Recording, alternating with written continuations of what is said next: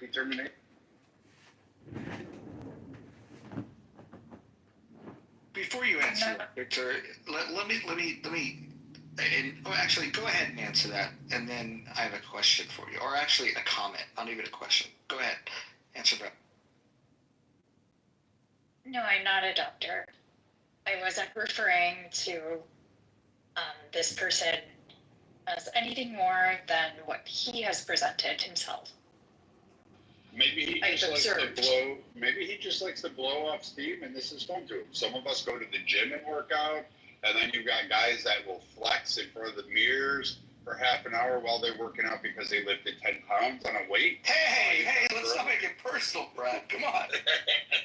You've got other guys that think they're outdoorsmen because they went camping at a recreational park one time, and they're all of a sudden now fucking Bear Grylls. I mean, there's all sorts. There's people that on this app have told me they know all about climbing, but the only place they climb is been in a gym. They only climb the little prefab walls that are there for their safety on the rig vine. I mean, I think Edmund is just doing what he finds fun, and this is fun for him. So, again, as somebody that has, and we had this conversation with him last night on the stage, he has trolled me harder than he's trolled anybody on this app. He created many fake profiles with my image and my username, created YouTube channels.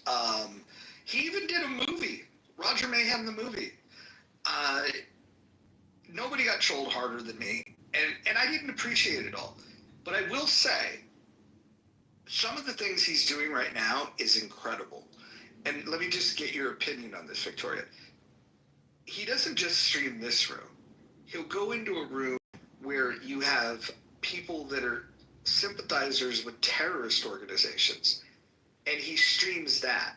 Not only does he stream it, he sends this off to news outlets as well as government agencies for law enforcement to review it, to figure out, who are these people that are sympathizing with the terrorists? Are they giving aid in terms of money? Are they terrorists themselves?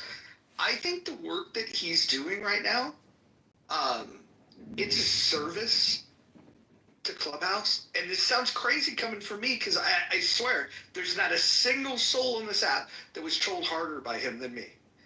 A close second would be Dr. Jordan. And Dr. Jordan and I were both in the room last night, and we agree that the things that he's doing right now outweighs, whatever discomfort we may have had with being trolled.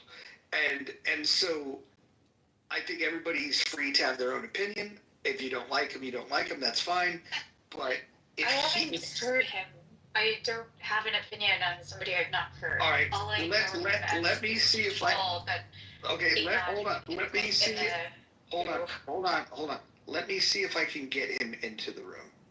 Can I add, while you're doing that, in one of our other rooms that we gather, someone has his home address, which is on Edmond Street, I believe in Illinois. And when we see him as a non at the bottom recording the room, we announce his full home address, and he leaves. Doesn't like that. Wait, who are we talking about? I'm not Edmund. We're talking about America. We're talking about someone with 50 burner phones who's recording people and putting our voices on YouTube live. We don't actually know if his name is Edmund. We know his name is John Kitover. Yeah, we know his name is John Kitover. He's running for Congress. And in a district he doesn't live in. And yeah, definitely not a great guy. Somebody that we would typically just label as a douche and hope that he can encourage him to be better as a human.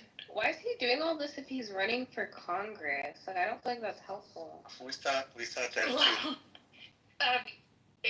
He's been doing it for 6 years. We live in a country with Donald Trump at the helm. These aren't like good or moral people. Do your best, Victoria.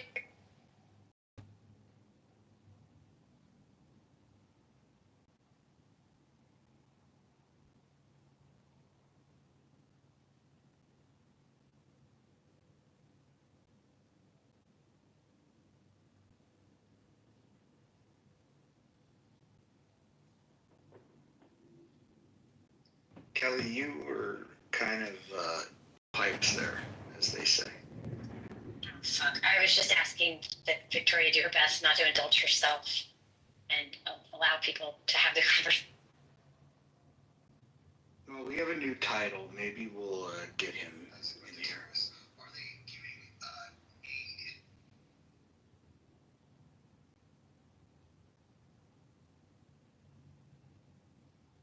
Y'all said he's from Michigan? No, he's from Chicago. Chicago.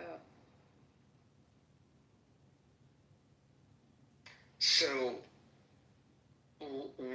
my request to him was to make the videos that he uploads onto YouTube more easily searchable in ways that we could find relevant content, because he streams this room, which this room's boring as fuck. We all know that. Like, I mean, we like each other, but at the end of the day, there's nothing too sensational going on in here. But in the lefty rooms, they're like talking all kinds of crazy shit.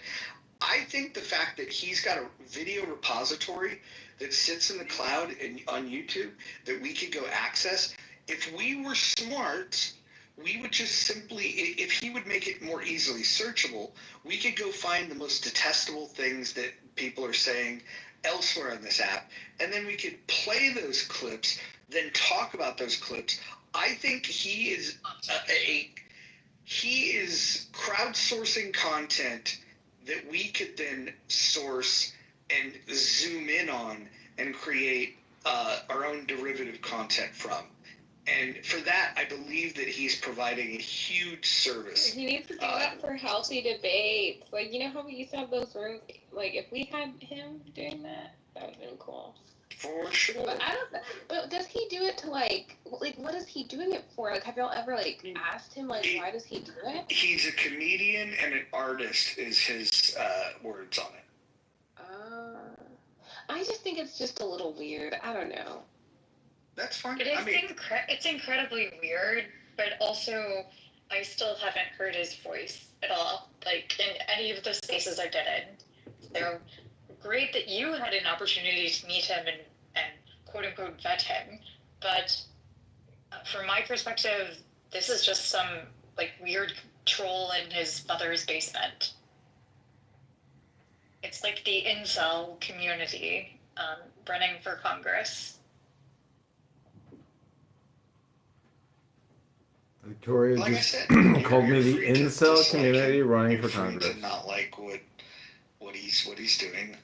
All I'm suggesting is that now that Clubhouse has made it clear that they condone this type of thing, we just have to get used to it. And I think that part of adapting to that is to figure out, okay, if it's inevitable that it's going to be done, how do we work together to make it better? Maybe if somebody started crashing out really hard here, it would be really nice to have like a bat signal to be like, dude, where the fuck is your phone? Like right now he's recording this, but if he wasn't, it would be very nice to be able to get a message, say, dude, you got to get in here, you got to record this. And some of the stuff he captured is really fucking good. He's got a clip of Dr. Jordan getting yelled at by these Jewish women, and it's some of the best content ever. He's captured some great shit, and I'm looking for the clip. Somebody owes me. They said that they're gonna find it, where there's something where Goat got shut down pretty hardcore, and so I'm waiting to get that content. Well, once I get that clip, we'll definitely play them.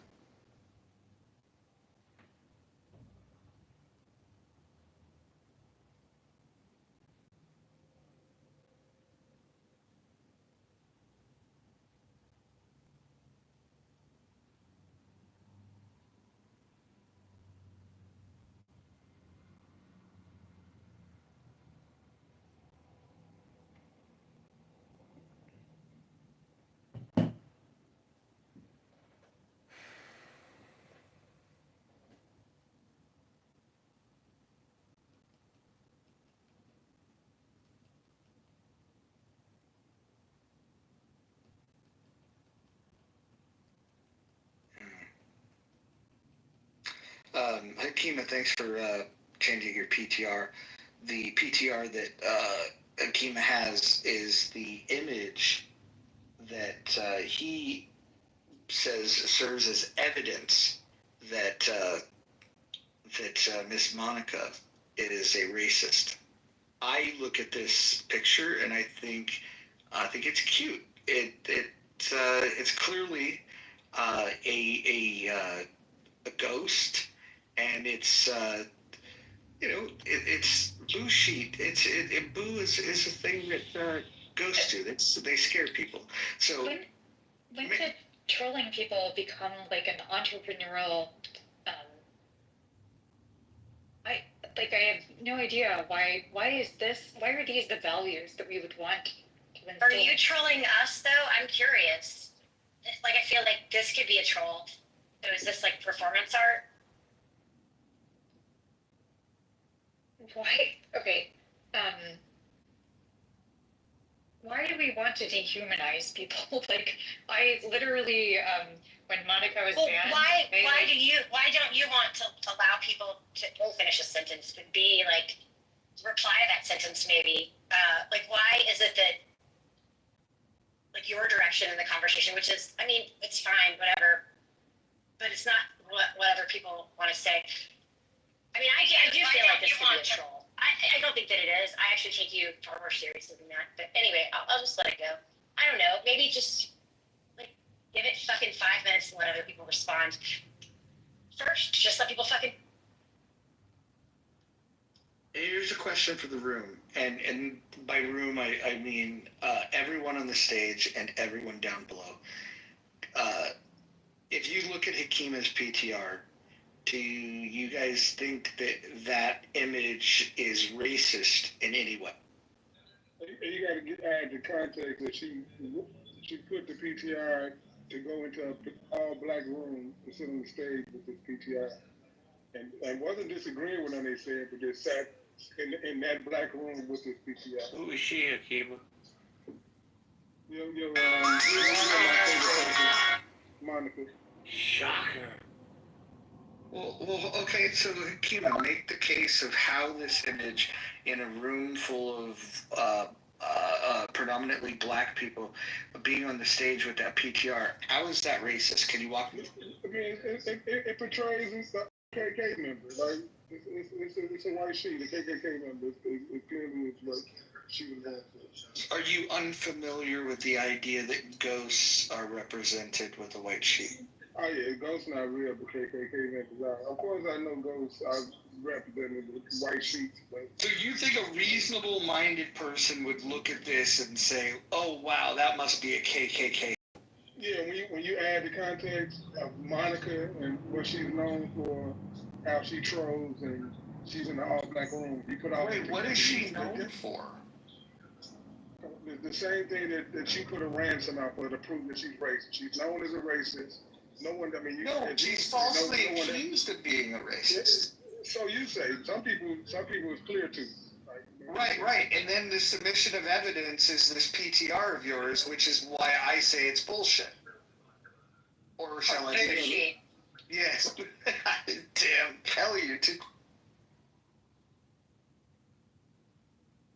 We have to disagree to disagree. It's all good. All right, well, let's put it in the chat then. It's really shameful. Hold on. Not funny. Hold on. You'll get a chance to respond. Put a 1 in the chat if you think that Hakima's PTR is racist. Put a 1 in the chat if it's racist. Put a 2 in the chat if you think that that's absurd. I also wouldn't want to assign it to Hakima, who I think disagrees with it. And so saying, is his PTR racist is also problematic. I think lots of people in this room, maybe a stranger to all of us, but the assumption is that we're not retarded, Victoria, so I think that we get that. So JB, you put a 1. So walk me through the PTR that Hakima has and tell me why you think that PTR is real. Honestly, well, I hate Monica, so anything associated with her is racist. I like that show. I defend Monica. I understand why people don't like her. I understand that. I do believe she's a troll. I've told her that to her face. But I absolutely disagree that she's a racist. And I've put up cold hard cash for anyone that could prove evidence that she's a racist. I'm gonna say this. I think she's the most misunderstood person on this app. I agree with that. And again, she doesn't have to be your cup of tea.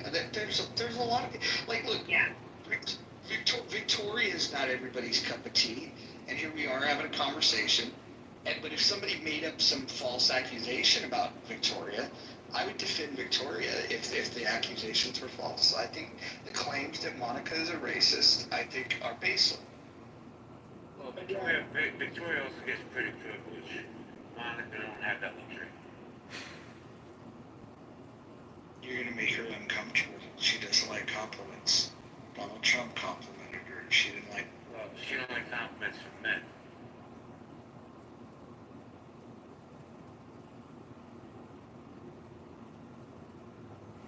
Ron, you say Monica is misunderstood. So what is she? Like, she's not a racist. Like, people that misunderstand her. I think. What is she then? Like, Happy to explain. I think she's. I think she's bored. I think she's lonely. I think she's a troll. But I also think she's highly intelligent. Not borderline, but highly intelligent. And I think that she knows how to get a reaction out of people. And she enjoys doing that, hence the troll label. And for people that get triggered easily, they tend to like they exaggerate the claims about her. And I'd love to entertain, what is the most ridiculous thing that she's ever done on this app? The thing that you find is beyond the pale? Because I've yet to hear anything that's that bad. The worst thing that I can say is that, she's co-modded in rooms with guys like Sean Coleman, who I think Sean Coleman was a piece of shit. That's my opinion. I also think that Sean Coleman was an intelligent guy, but I think Sean Coleman legitimately had, let's just call it some controversial views. And I would call him out for it. And I think her modding rooms with him, people did the guilt by association thing. And I'm not sure if that's fair, because if you were to ask her about her opinions, I don't think that she should have the same opinions that Sean Coleman had.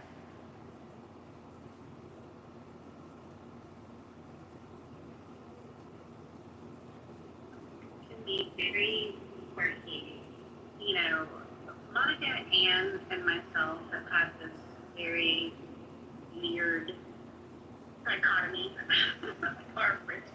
We have been friends, we have been enemies, we have been frenemies, and we have been friends again. There's like this long historic dynamic with the three of us, and she's definitely an acquired taste for some. She will argue until she's blue in the face. She thinks she's standing on a principle, and I mean, she and I have had these arguments where I'm just like, but Monica, do you just not see where this is not logical? And no, I don't. Like, I agree with you. I do think she's incredibly intelligent because she reads a lot. I think that she does have an obsession with race discussions. Can I just say this? An appeal. I don't think it's an obsession with race discussions. I think she understands that race discussions create opportunities for a troll to trigger people that are overly sensitive. And I think that if there was another way to trigger people as a troll, she would do that. And so I don't think it's the fact that it's about the race. It's about those are the discussions where you find the overly sensitive people. Yeah.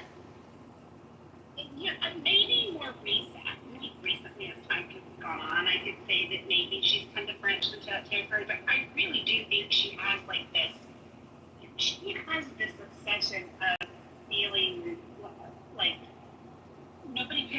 feel white guilt? Why do I have to feel white guilt?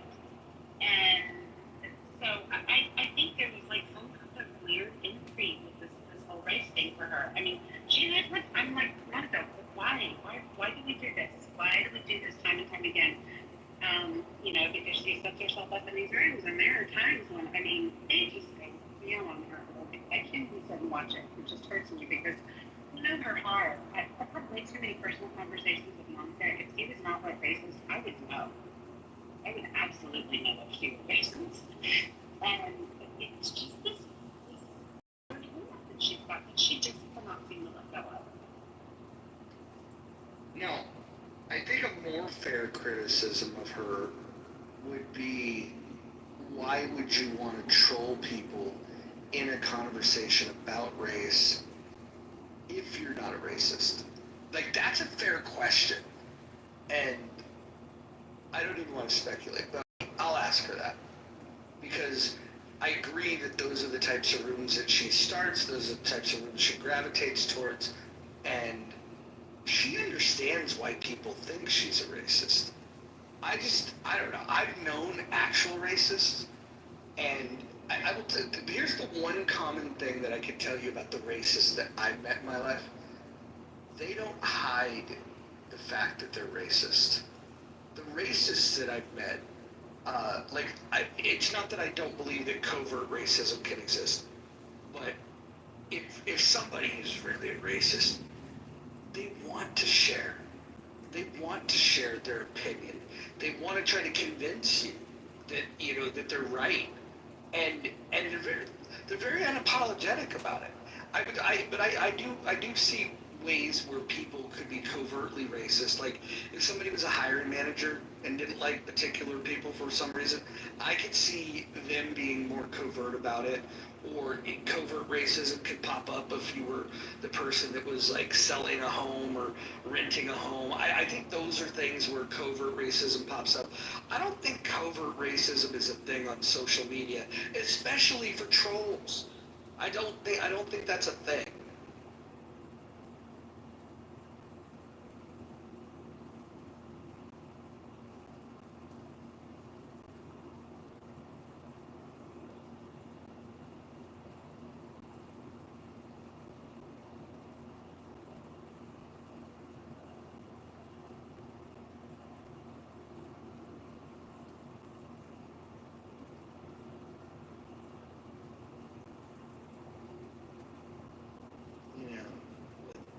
Victoria here, I don't know how we're going to continue. You need Victoria.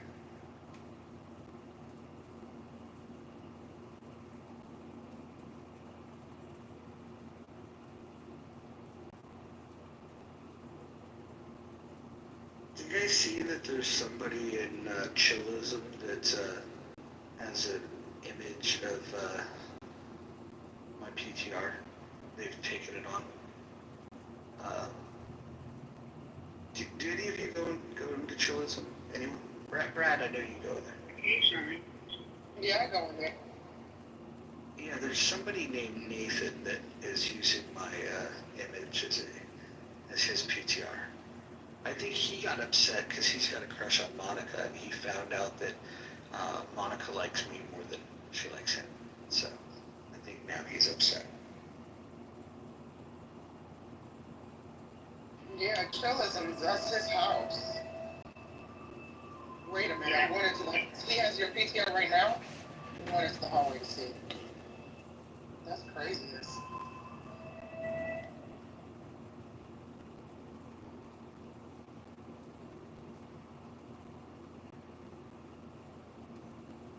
A second, Roger, I was in the store. You were asking about chillism. Jane, I don't see color. Wait, Roger, were you asking about chillism? Because I was in a store for an outdoor store for some men.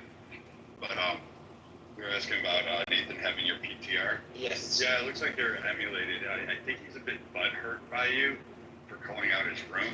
And I was going to suggest to him today that if you felt that way, he should challenge you to a debate or have a discussion on stage in one of the rooms. and he seems to think that he's got the better moderator picture. I don't know. He's got an ego a bit, but he's a good lad. He's a little troll. He trolls a lot too, so I think it would be fair. It'd be interesting to have a debate between the two of you. On what? What's a topic that he like? I've never heard him like. Philosophy seems to be his main crux. He's a clubhouse philosopher. That makes sense. In that room, there was a discussion about Hegel. Did I tell you guys this one? Stop me if you've heard this. Yes, I've heard it. Yeah, I was Okay. there with you. Okay. I won't repeat it then. Reader's Digest version. 2 people, 45 minutes, discussion about Hegel. Come to find out, neither of them had read Hegel. And this is in a room led by somebody that's interested in philosophy. It's a clown job.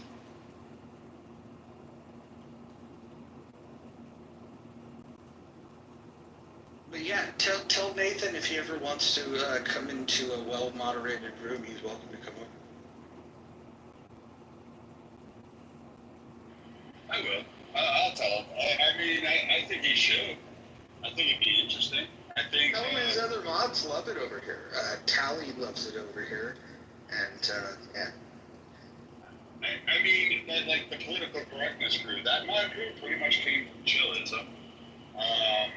Like Cora came from chillism, so they had a good discussions. It's just, I mean, I'm going to be honest. Some of the people do not understand politics. They take Twitter headlines and they don't actually read beyond it.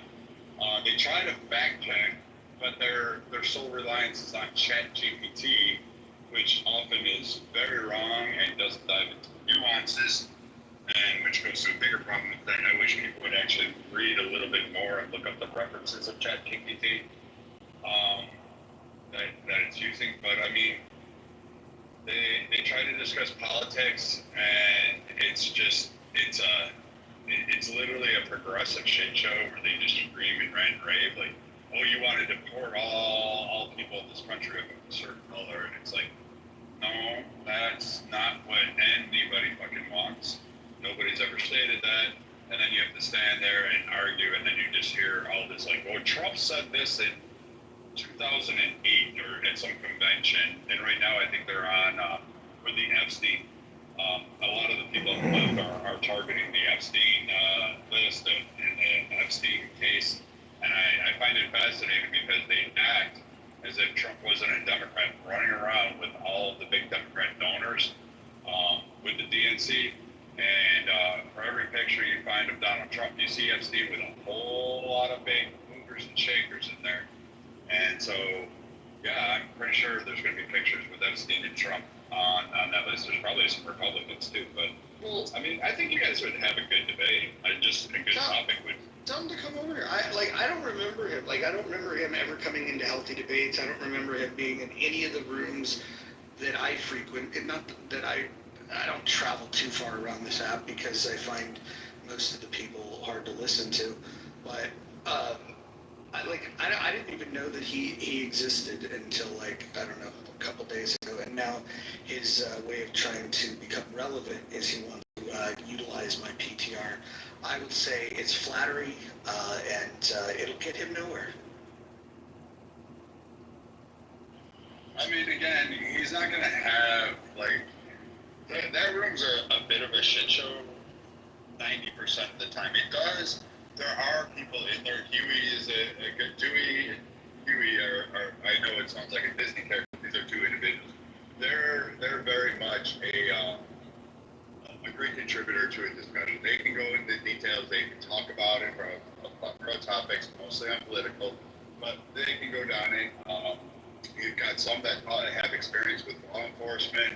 They were officers. They have, their own views and nuances on it. Don't necessarily agree with all of them, but they can articulate it and point to disparities or point to issues and then concede on points where they're showing that, hey, this isn't necessarily the case. So there are some good people that pop in there from time to time. It's just there are others that just dominate the stage, and you can't. Arguing with them is like trying to change paint on a wall to a different color by screaming at it. It's just it's just an exercise in futility. Yeah, I don't bother arguing with them, but after listening to them argue about who had the better understanding of Hegel, 45-minute discussion, I went up there and I asked them a few basic questions. It was clear that they'd never read. So then I asked them, and the only thing I give them credit for is they both acknowledged, and this was Ike and Concrete, they both acknowledged that they had never read Hegel. And so then, as you can imagine, I, kicked their ass a little bit over that, did some gloating and grandstanding, the shtick, right? You can imagine, don't even have to listen to it to know like how that conversation went. But the more interesting part of it was afterwards, their excuse. Oh, hey, Monica, darling, let me get you up here. Hold on, let me send you an invite. This is my friend. All right, hold on, let me get you the mod badge queen. Here you go. Okay. Let's see. So no, the more interesting part of it that I thought was fascinating was afterwards the discussion that they had about how you don't need to read something to understand it, and that because they had listened to a podcast or read some third-party analysis of it, that was sufficient to understand the subject matter. Which, before I even asked them if they had read it, like I was listening to them, and it became clear to me because they kept repeating themselves, and like they knew books and they knew chapter titles, but they had no content. And so when I just got up and inquired about a few things, it was like, that just poked holes, deflated the whole thing. And, they acknowledged they never read it, but they would still argue. If they were here right now, they would say that I'm stupid because I'm saying that they can't get a good understanding of Hegel, despite the fact that they haven't read it. It's the fucking craziest thing. If somebody came to you and started lecturing to you about the Bible, and then you said, hey, let's turn to chapter blah blah blah, and then you found out that they never opened the book and they've only maybe they went and listened to John Hagee, right? All of a sudden that makes them an expert on the Bible. Same shit. It's just fucking weird. Anyways, Monica, how you doing?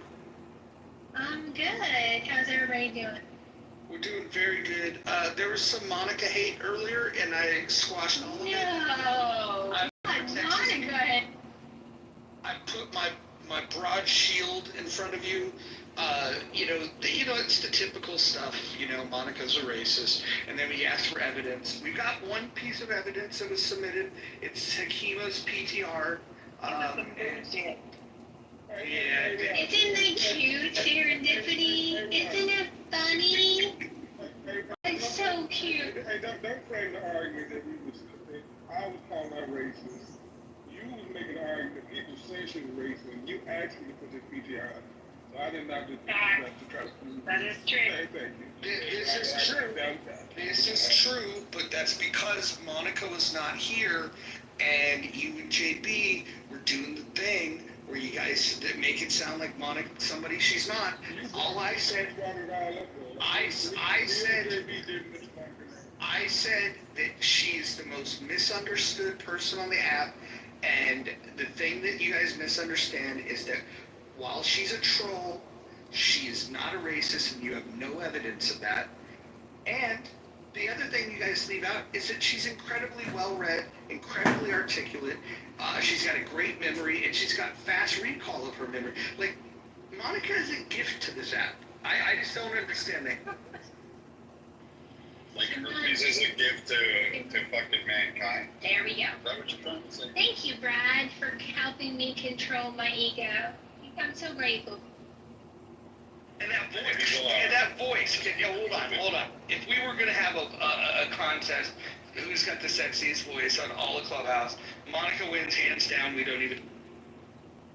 You need to get out more in the world, son. I like Kelly's voice better.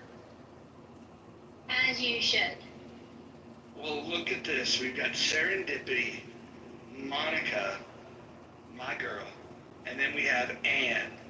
This is the trifecta of grace, class, and beauty. If should have just stopped at serendipity. Hey. I'm crying. And this is Truth with Brad. I love and hold on, before you call your truce with Brad, I want to just warn you that this is a Monica appreciation room. Are you comfortable? Yeah, completely fine. You know, add Kelly to your list. Can you say something nice about And Monica? mine. Can you say something nice about Monica? Ann? Yeah, Monica's very intelligent. There you go. Monica, can you say something nice about Ann? She perseveres. Okay. All right. Okay, Ann, go ahead. Make your amends. Well, you and Kelly are the best at, squashing bees between people, so I'm gonna let you guys make them. Well, hold on. Hold on. You want me to change the title to Ann and KK reconcile? I could change the title. Wait, why would you do something like that? That would be a lie. You don't want to apologize, sir? So, anyways, about Brad. I like Brad. Yeah, there you go. That would be the power couple for 2026. You guys should work this thing out. I'll pass. So I'm also confused why people who have disagreements with other clubhousers are so invested in other clubhousers squashing beef. It's a puzzle, but the matchmaking is a lot. And it's like, you get to hate who you get to hate. Like, it's not okay for people to have personality differences that they just don't get along. Exactly. See, Mojo and Kelly, they dipped their toe into some fire, and then they were like, oh no, I shouldn't have done that. But we just thought that, you guys would work it out. Some people tend to hold grudges on this app. Like, I'm not a gossip guy. So I won't name any names. But the other day, You can mention me. I'm Irish. I hold a grudge for fucking eternity. There you go. Well, don't hold a grudge at me if I buy you a pint next time I see you in the face there, Rat. What'd you say? Well, you're always a welcome overall. We'll figure out a way to get dinner. I won't cook, but I promise you, you'll have a good bourbon. We'll have a good time, and it'll be great. Innocent whiskey. I like it. For some reason, an Irish accent has always been my favorite accent to do as a voiceover guy. But so anyway, the greeting that I saw in this other room, and I was like, am I the only one who just saw that? It was a female in the chat. She joined one of these rooms. It was one of the typically conservative rooms. And this particular female put in the chat, hey everybody, love to everybody, and blessings to all the non-hoes in the room. And I copied the message and put one of those thinking, emojis, huh? And then somebody else also caught that too. They're like, yeah, Moose, I thought that was a weird greeting too. I have an idea that comment might have been directed towards, but I thought that was a riff from season 1 on Clubhouse. It is wild how grown-ass adults can hold grudges for so long thinking that you're actually getting from somebody. The only energy that you're sucking out of someone is yourself when you hold the grudge. No, I like holding grudges. For instance, if you volunteer to put your life on the line to help somebody, protect them, the shit that they shove to them, and then they turn around and right mere act as a negative on you, and I try to put it on full display to people, take advantage and to kind of get a clout along with chlamydia. I think I'm entitled to hold a grudge, and like I said, I'm Irish. I will hold a grudge even after I am dead. It will not matter. Grudges are forever. Brad, would you say that's we don't forgive and forget? Like you don't forget, like you forgive, but you don't forget. And he doesn't forget. But what I'm saying is that, like, you know, when you have like a friendship with someone, you actually care about them, their well-being. You know, and there's gonna be times where you might butt heads, and you do it behind closed doors, and then like sometimes things don't go that way, or the other person that you thought was your friend wants to expose it to everyone and make it everyone's business, and that's unfortunate.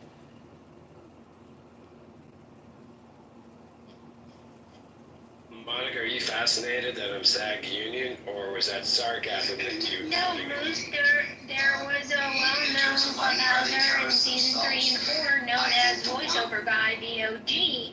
So when you say when I play voiceover guy and I'm like, oh, you are a voiceover guy. Thanks for clarifying.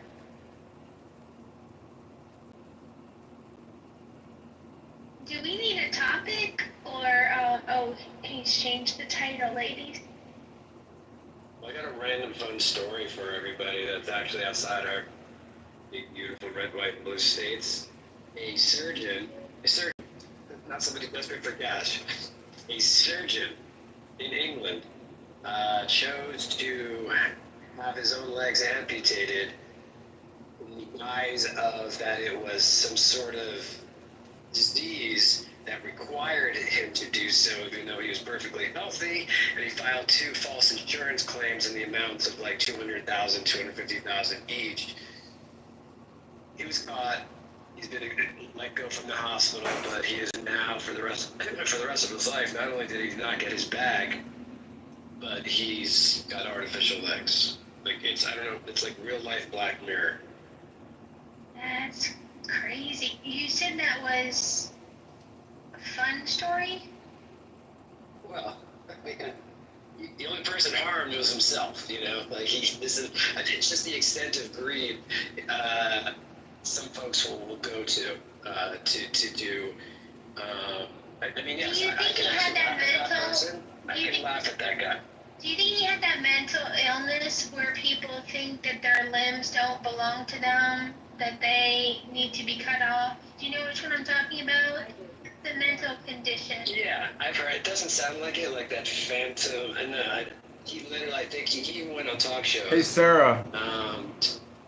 You know, Sarah, if you could go in the room and tell them, hey, American is blocked from the room. It's probably Kelly, Heckama, no, it was not Serendipity, like this. who knows. But if you could go into the muff in Roger's room and say, hey, John Kitover tried to get in, but somebody on stage has him blocked. Did they? Maybe I should buy. I'm sorry.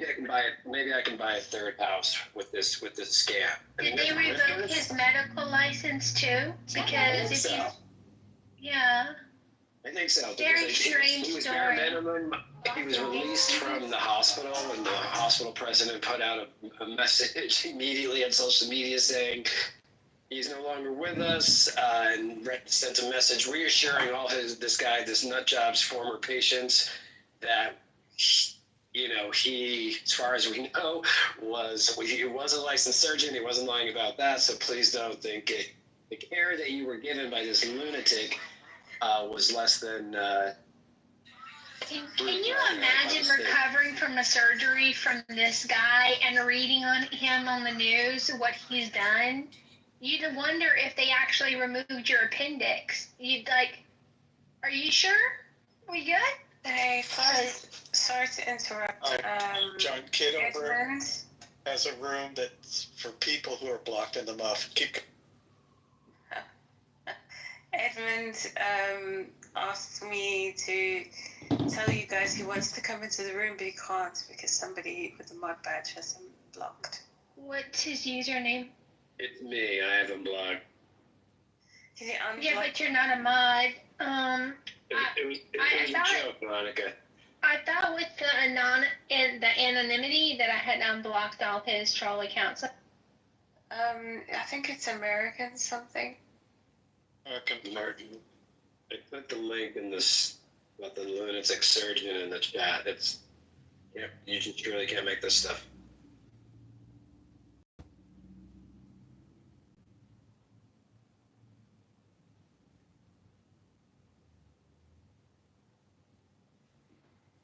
It's not me. So, I mean, y'all can, if you want to send me the profile he's using right now, I can double check, but I just checked. I don't see any of his accounts in my block. He was in the room with me yesterday, and I haven't changed anything. American Party. I think that's the one he's on. Thank you, Sarah. So yeah, with the new features rolling out on Clubhouse, you can block people, but it really doesn't. If they're in the room before you get in the room and are a mod, really it's not stopping them from accessing you. Which, okay.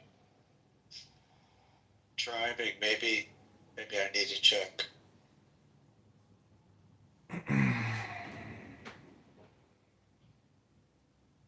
This stage reminds me of the bumper sticker Coexist.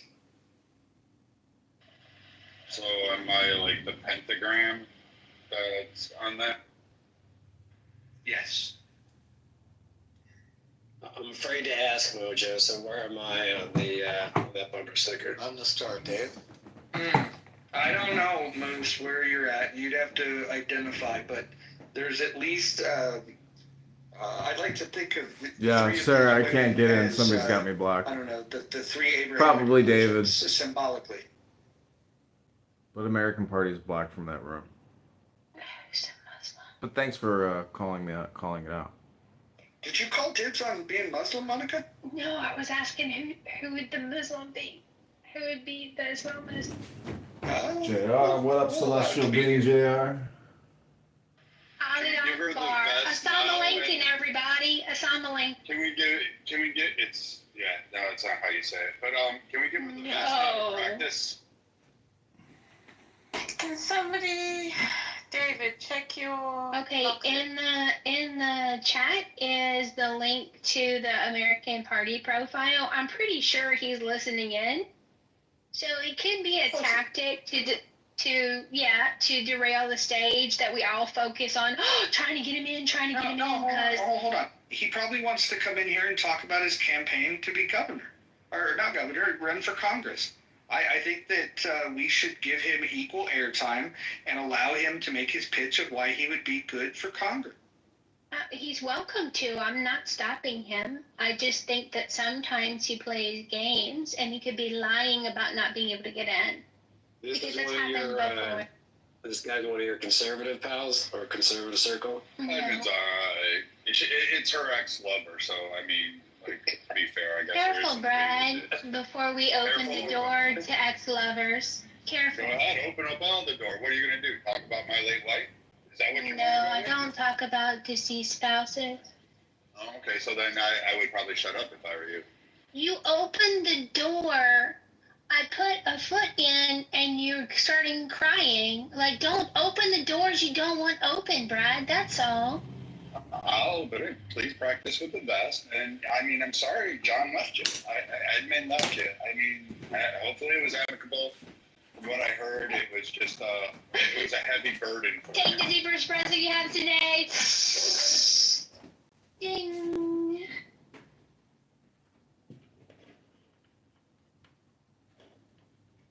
All right. Do we want a topic? That was Hey, Bren.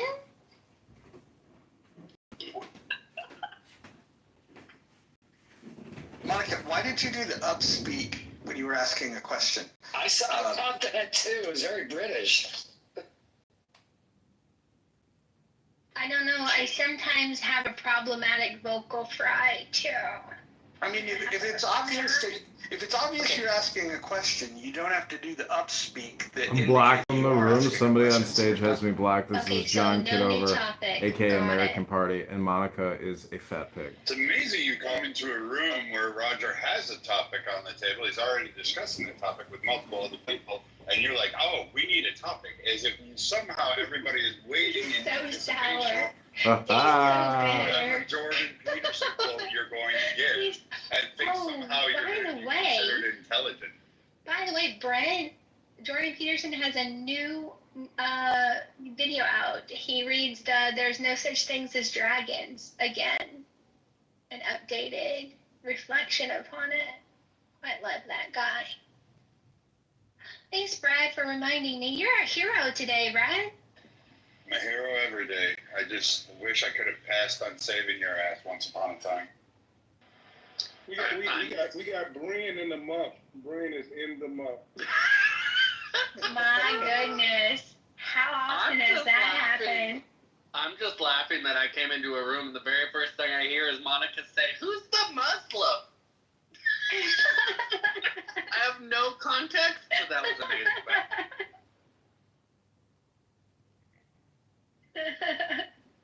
Better run, Hakima. She's hunting us now. That was Mojo's joke. Bryn, this is not your first time in the muff. We've established that you have children, so some people might be surprised by that, but I am not. The only person who was uncomfortable about the title of this house was, is she here? She's not here. That was Victoria. Victoria is not comfortable within the muff. I tried to explain to her the etymology of the term. She didn't accept that. She found it offensive. But I think the rest of us adults, we can enjoy being in the muff. You tell her nobody wants her ginger muff anyways.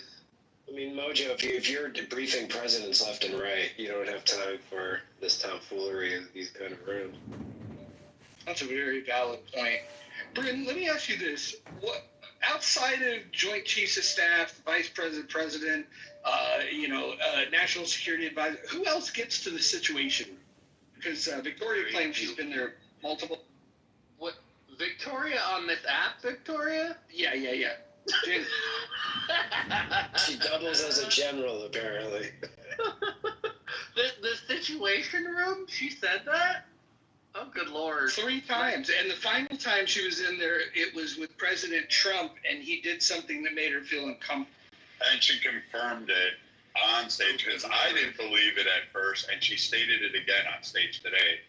And what makes me nervous is the fact that if she was true, that chit woman was like in the Situation Room advising what exactly on military operations around the world, because that would scare the fuck out of anybody. Does she not, like, I get people have made some crazy claims on this app, but does she not understand, like, how tight of an entry list that fucking room is? And it's not somewhere they just go take a coffee break because they feel like it. Like, you've not ever been in there, bitch. Like, but that's not. She's in the Situation Room, and the president's asking her a question, and she's like, "Oh, just got a Clubhouse ping. I gotta take this. I'll be right back, Mr. President." See, that's where people are just out of their fucking minds, though. Like, she could say that she, briefed a president or spoke to a president. They get spoken to in a lot of places. Now, I don't think anyone would believe Donald Trump listened to 2 minutes of her nonsense, but the Situation Room, she doesn't understand how that works. I think Trump would have secretly had her killed if they even met. What was she? Here's my question, Roger. What was she saying she's an expert in that she was consulting on? She wouldn't tell us because she didn't want to dox herself, but it all started with she talked about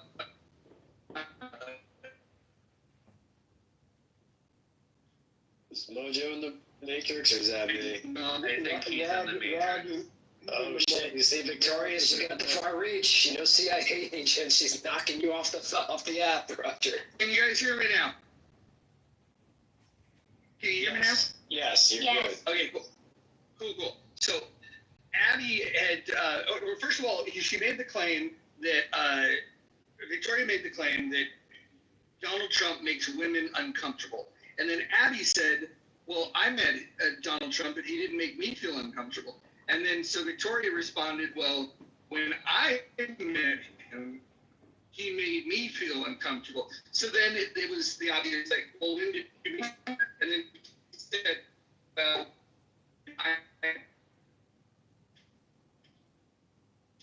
Oh, no. And then when we started drilling into it, she's like, she'd start down and said, Roger, you're cutting out. You're cutting in and out.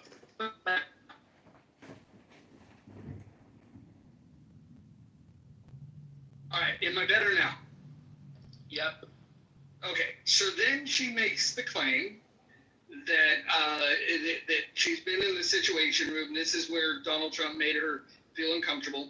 And then when we started asking questions about the Situation Room, she started making up this story about how, well, that's not the first time I've been there. In fact, I've been there for 3 different administrations. And then we're asking her why, how, and like why they would, what she's an expert in and that they would want to hear from. And she didn't want to talk about that because that would reveal too much information about her.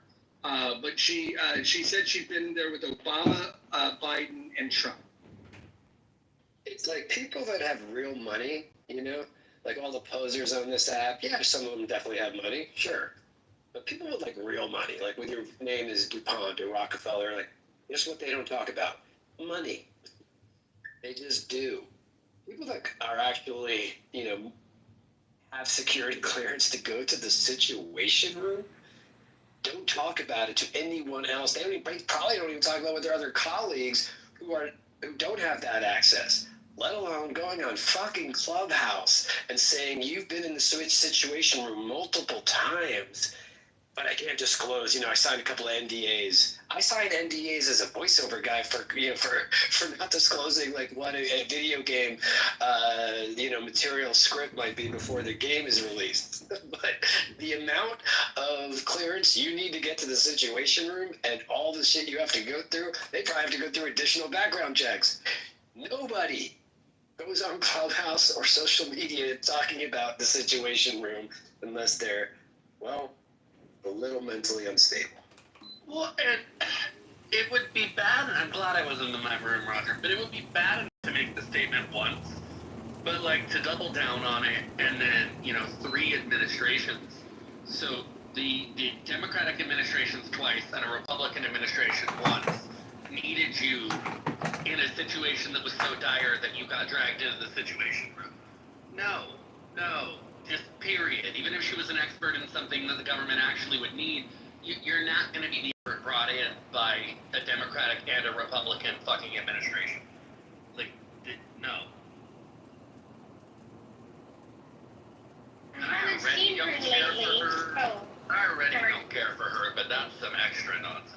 And I don't even think that you'd be allowed to bring in coffee as an intern or as a page or whatever the gophers are at that level. I don't even think you'd be allowed to do that, let alone briefing the fucking president on war games. So something that came out of that conversation in a back channel was somebody sent me a message that said it must have had to do with China, and then I responded like, how would you know that? And they told me, I have no idea if this is true, but they said that she's fluent in both Mandarin and Cantonese. Maybe as a translator? I mean, like the only thing I could think of if there were any truth to it. But does anybody know if she's fluent in Mandarin and Cantonese? That I think she is. Indian Tiger. But I think she is. I remember back season 1, she was in these rooms that I think was only, Chinese or Mandarin speaking. But again, let's say that is true and she's just a translator. I mean, that would have been an easier, actually I'm just there as a translator. It would have been more believable, but either it's a chip on the shoulder and she's trying to impress everybody, but I still don't think there's actually someone on this app that I used to go into these comedy improv rooms. She's also a little borderline cuckoo, but the things that she's alluded to for her job working at, she's like, oh yeah, I've been in the Pentagon, I've been here and there.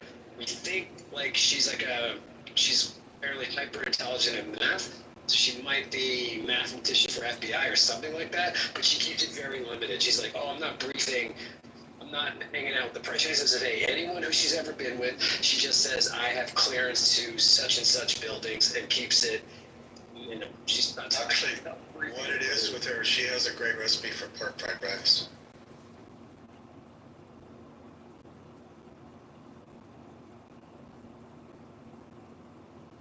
But even then, she wouldn't be advising the president on any translations. That would be handed up to senior levels. Yep.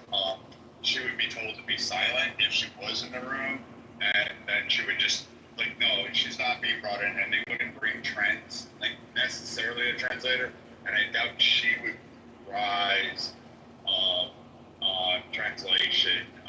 I'm just going to say that out loud. I don't think she would pass the clearance background. I think she's just a cat lady. That's the exception. They're definitely not bringing in a fucking civilian translator. That's not happening. Like, that's not it. That's correct, because we have translators in the military and in the CIA itself.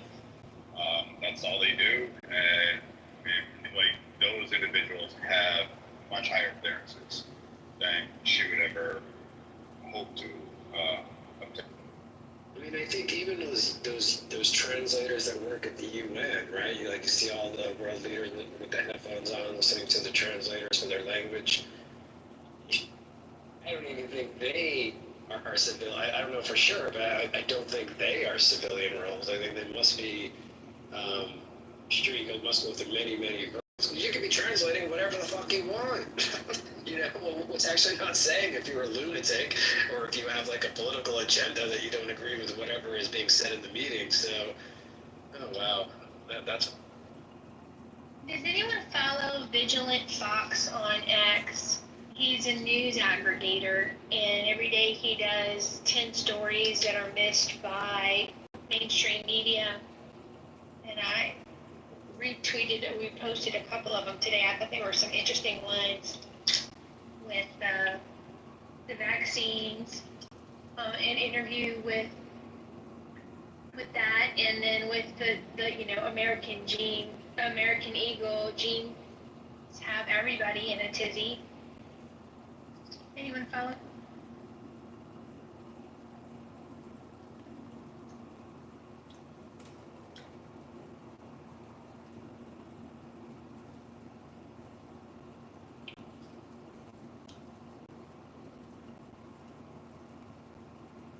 Sorry, I thought that. Is he okay anybody? There are some people, when I post a news link from X, automatically dismiss it because it's from X, and I don't know why they don't understand that X is where all the breaking news is now. They're relying on mainstream media. I'll even post articles from mainstream media from X, but when they see the X link, they dismiss it. And I'm like, you guys don't understand that that's the news organization that you like?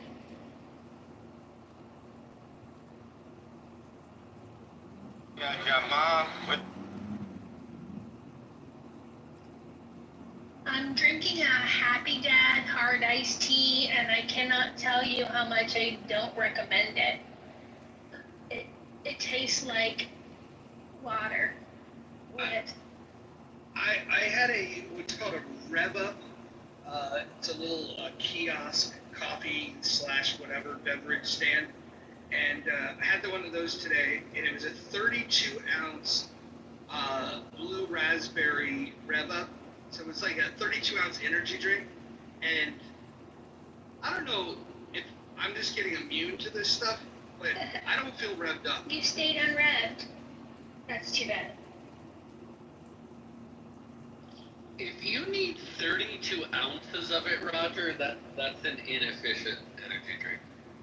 Yeah, I typically like the 300 milligram Black Rifle coffee, iced coffee in a can, or the Celsius. Those are good. But the Black Rifle coffee, that one's really good. I like the Black Rifle coffee. I just make it in a pot and grab a cup, but I like whatever happened to just plain old fucking coffee. With you on that, I just enjoyed a nice afternoon cup of coffee. I can't do, to each their own, I cannot do those energy drinks, all that chemical. I mean, coffee's not, does increase your heart rate, but those energy drinks, I mean, at least there's actually some antioxidants in coffee, but those energy drinks, man, ooh. No.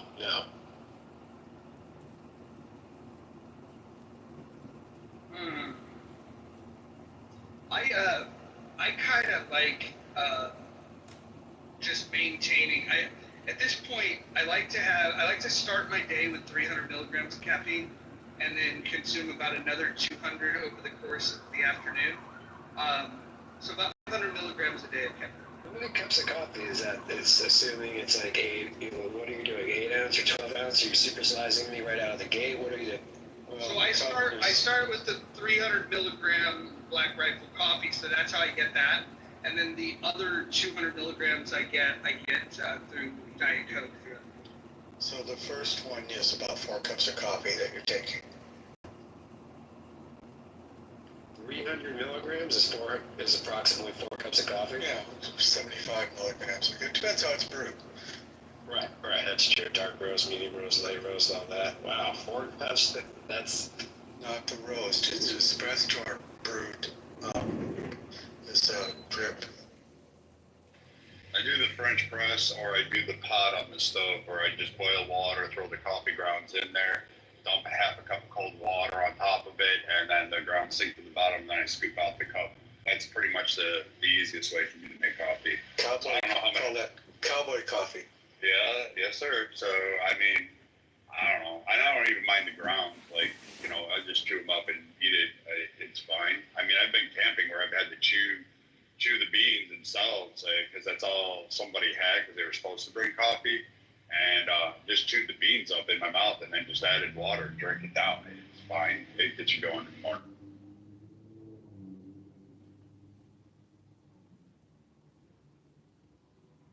I've just gotten to the point where if I don't get enough caffeine, then I'll get a headache, like a withdrawal headache.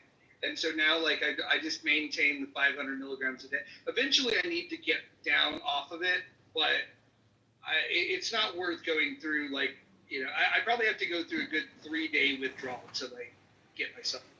Mojo, I guess are you one of those guys that, are you one of those guys that can drink coffee, like, 5 minutes before bed and sleep like a baby?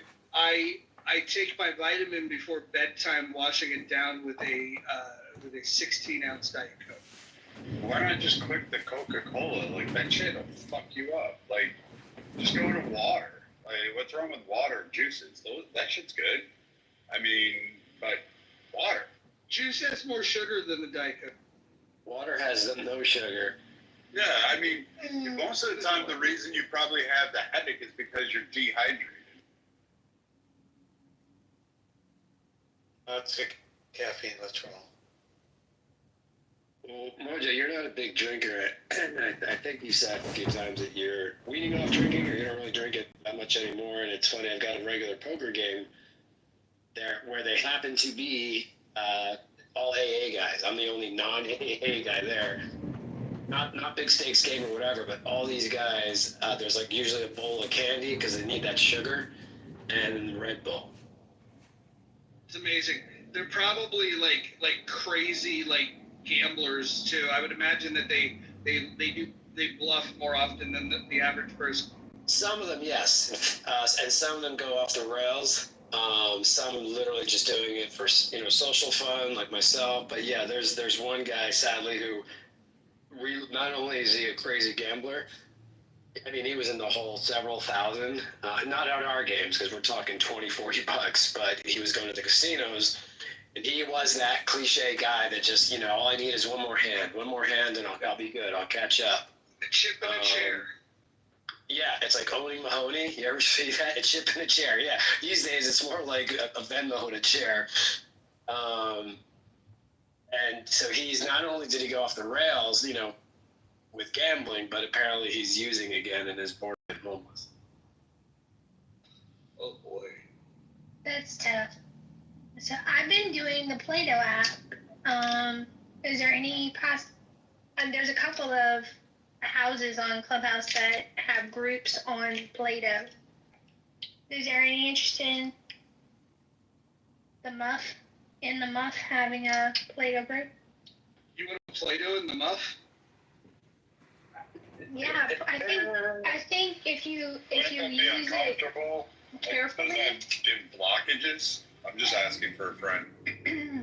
Well, I would recommend in the Muff Play-Doh, but whatever works for you guys. Is there really an app called Play-Doh? Plato? Yeah. Yeah, it's a gaming app. As in the philosopher. Yes. Wow.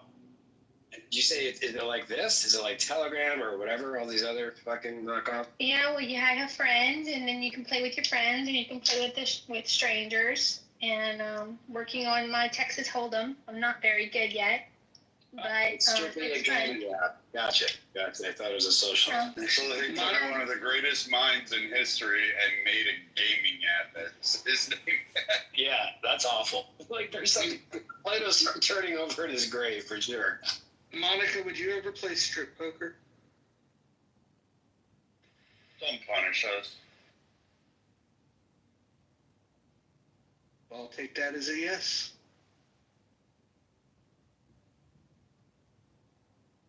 In the Clubhouse movie, who would play Brad and Moose? I think we decided that a young Robert Duvall, essentially the same character that he played in Apocalypse Now, he plays. I would have gone with Liam Neeson. Nielsen? But okay. No, he's a British guy. Brad's not a British guy. You see, I think we pick our characters differently. Like, you're going for resemblance or what you imagine is resemblance. I'm going with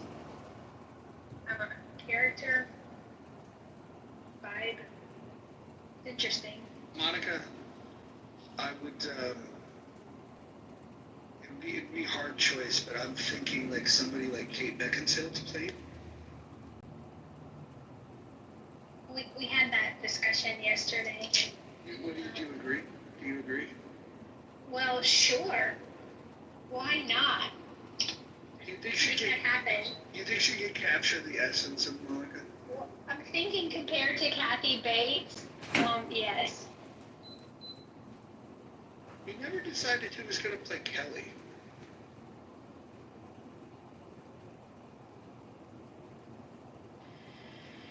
Are you kidding me? Kelly would have half the fucking women in the cast fucking shot before the opening scene ever began. John Voight's daughter, whose name is escaping me, who played in Tomb Raider. Angelina Jolie. Kelly left. She did not want to be cast in her movie.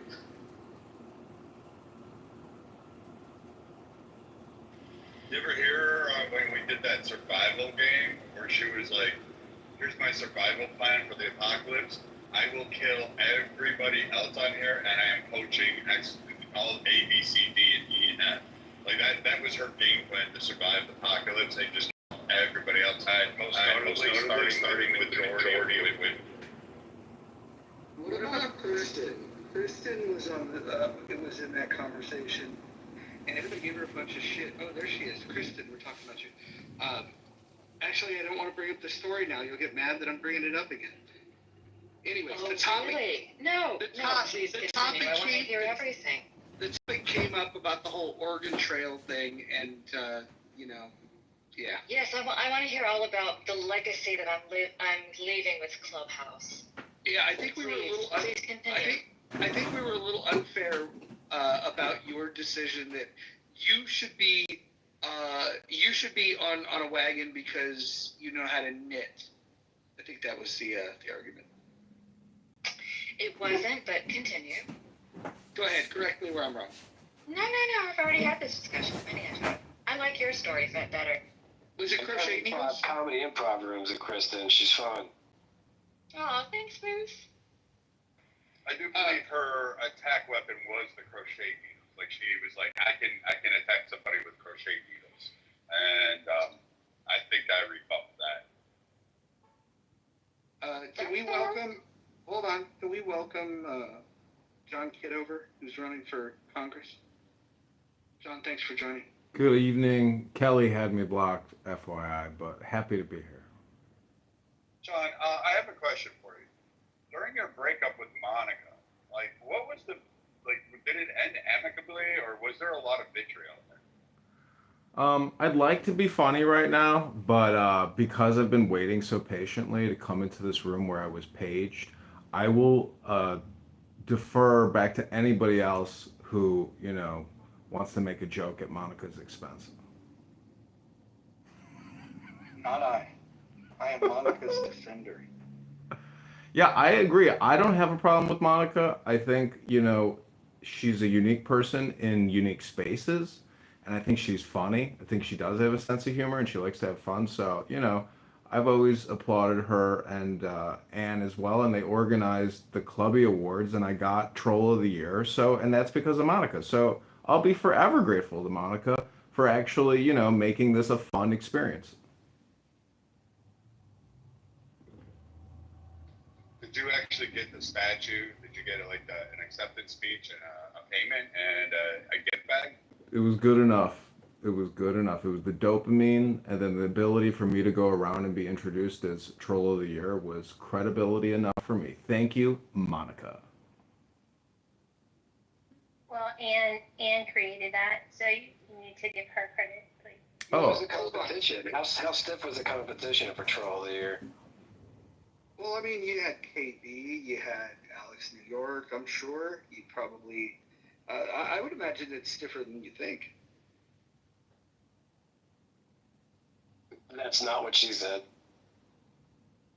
It was a lot of work. It was during COVID. It was during, peak COVID when the worst of the worst on this app were holding daily shame rooms and encouraging everyone to take the Pfizer, Moderna, or J&J. And it was a dark time. Nobody was leaving their house. But at the same time, this app became a game, and you would get kicked from rooms. You'd have accounts deleted. I mean, it was a lot of work. And, I got recognized for being funny, for using voices, for trolling people, for embarrassing people and shaming people who are worthy of derision and shame. And they are, we can call them out by name, and, they're not here right now because they're charlatans. They're snake oil salesmen. They're low IQ. They had no credibility. They hide behind anonymity. And it was toxic communication. Edmund, I will say. Didn't Brad get an award for most likely to survive a zombie apocalypse or something like that? Yes, he did. Probably. Drop him in the volcano. Yep. Edmund, I did stick up for you earlier. There is a young woman who was, I guess, an advisor to 3 administrations, particularly for the presidents. She hangs out in the Situation Rooms, and she stated that you need to be exiled. I know, I heard. Online platforms, and I stuck up for you. I know, I heard. I'm in the audience right now as anonymous live streaming this, and she claimed that I should either be put in a psychiatric facility or put in prison. And to me, I think all communication is projection. So that Situation Room advisor, whoever she is, and I know she loves abortion, and I know she loves her liberal whack job concepts, but God bless her, health, wealth, love to her, and everyone else on this app of incredible people. Going down memory lane here with the trolling part. So that, if I'm not mistaken, was when anyone on stage, you didn't have to be a moderator. If you had somebody blocked, they were not getting in the room. True or false? I think that's true. I remember many stage being sent to the goo to get people in. I believe the term was, I'm not here to talk, I'm just shadow banning.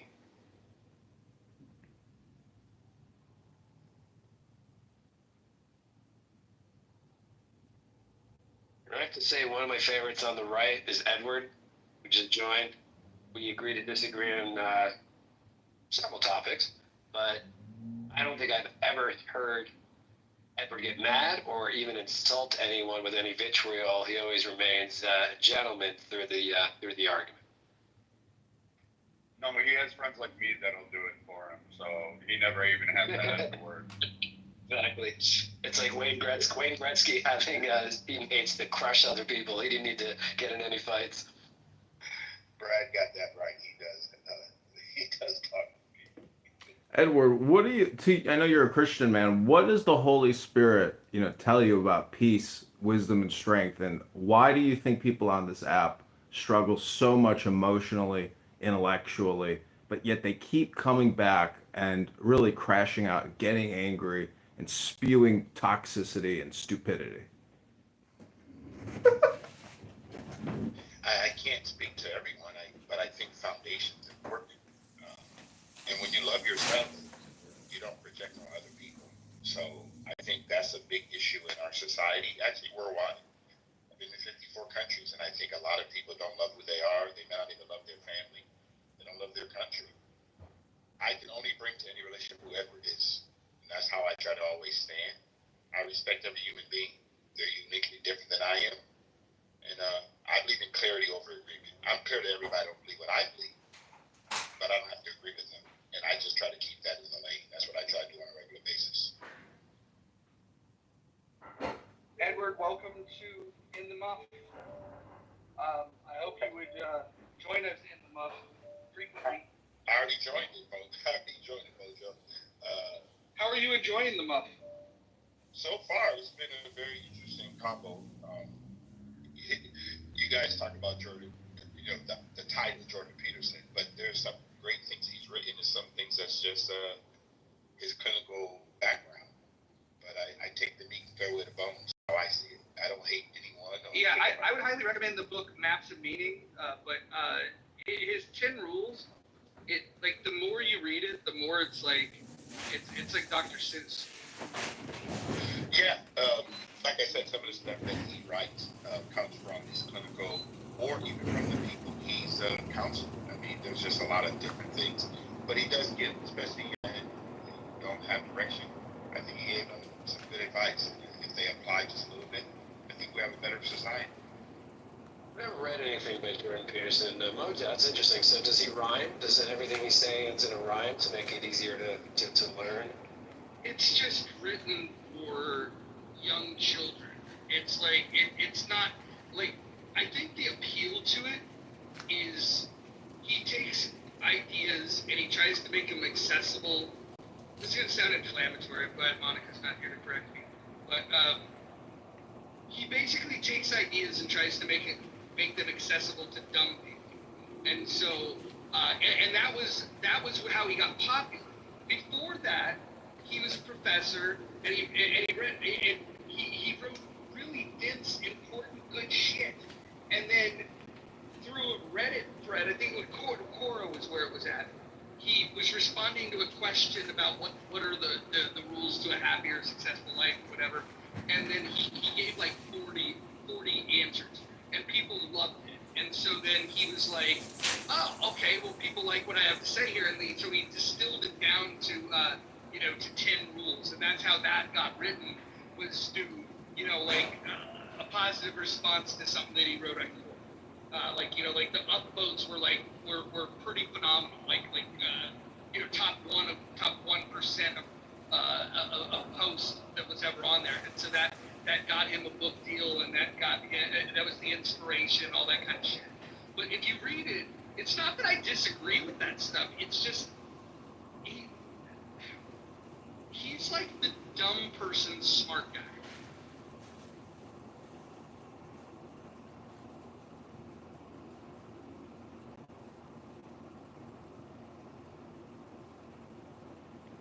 How much money do you think David Luke gets in the chat? Which, by the way, I was like, wow, I was modding a room recently, and how was he in here? I got it blocked, but he's got more burners than a CIA agent, and I realized he spelled his last name differently, with a U instead of an A. I mean, he's got to be grifting, right? Isn't it just law of averages with these grifts? We laugh at it, we delete it, but somebody is paying him for giving him their money. This is correct. Those Nigerian Prince emails, they wouldn't go out if nobody's ever responded to them. So.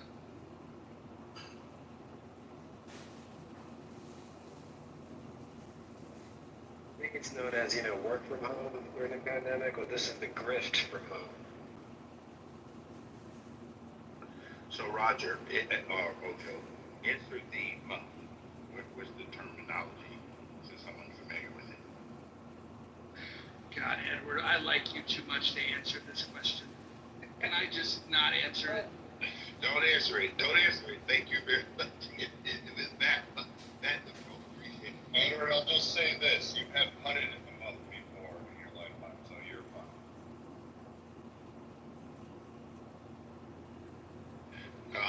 find it interesting that what is the reason why people love to hate you? Jordan Peterson. Yeah, Jordan.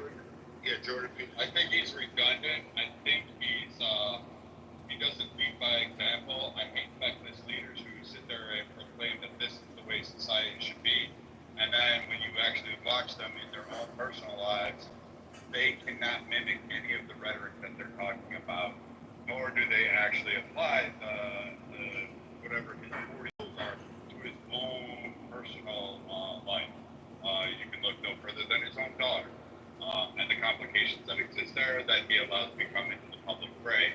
I think the fact that he enjoys the notoriety and in the group of followers that he does appeal to, the Monicas and the frog fanciers, I think are enough to warrant a cautious glance into how he's like really trying to generate any kind of traction.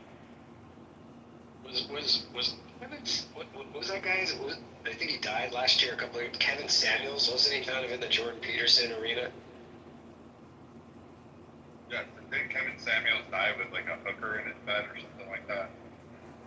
Smile on his face. Not a bad way to go. You gotta go. Unless the hooker killed him.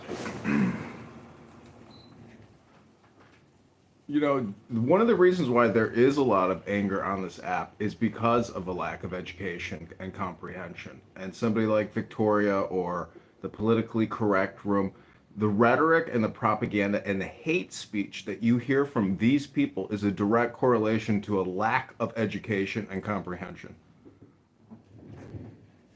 American, I would say, is actually, are we talking about university education or home life education? No, wisdom. There's an expression: to understand all is to forgive all. Most of these people on these apps who are liberal retards who project their propaganda do not have a solid comprehension of education. There's no solid education in these people's brains.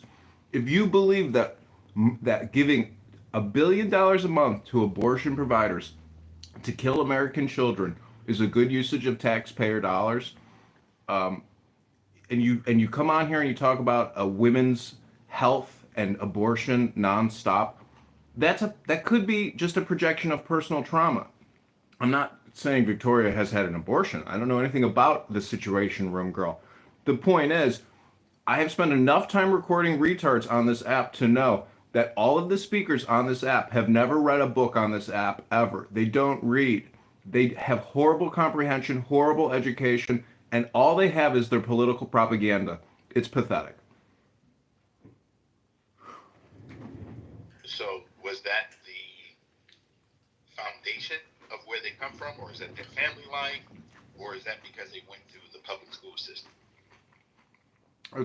It's the now, meaning that it's a compression of their entire lives coming on this app now and spewing their vitriol, their hate speech, and their lack of education, and really their culture in many ways. So it's comprehensive. It is nurture and nature.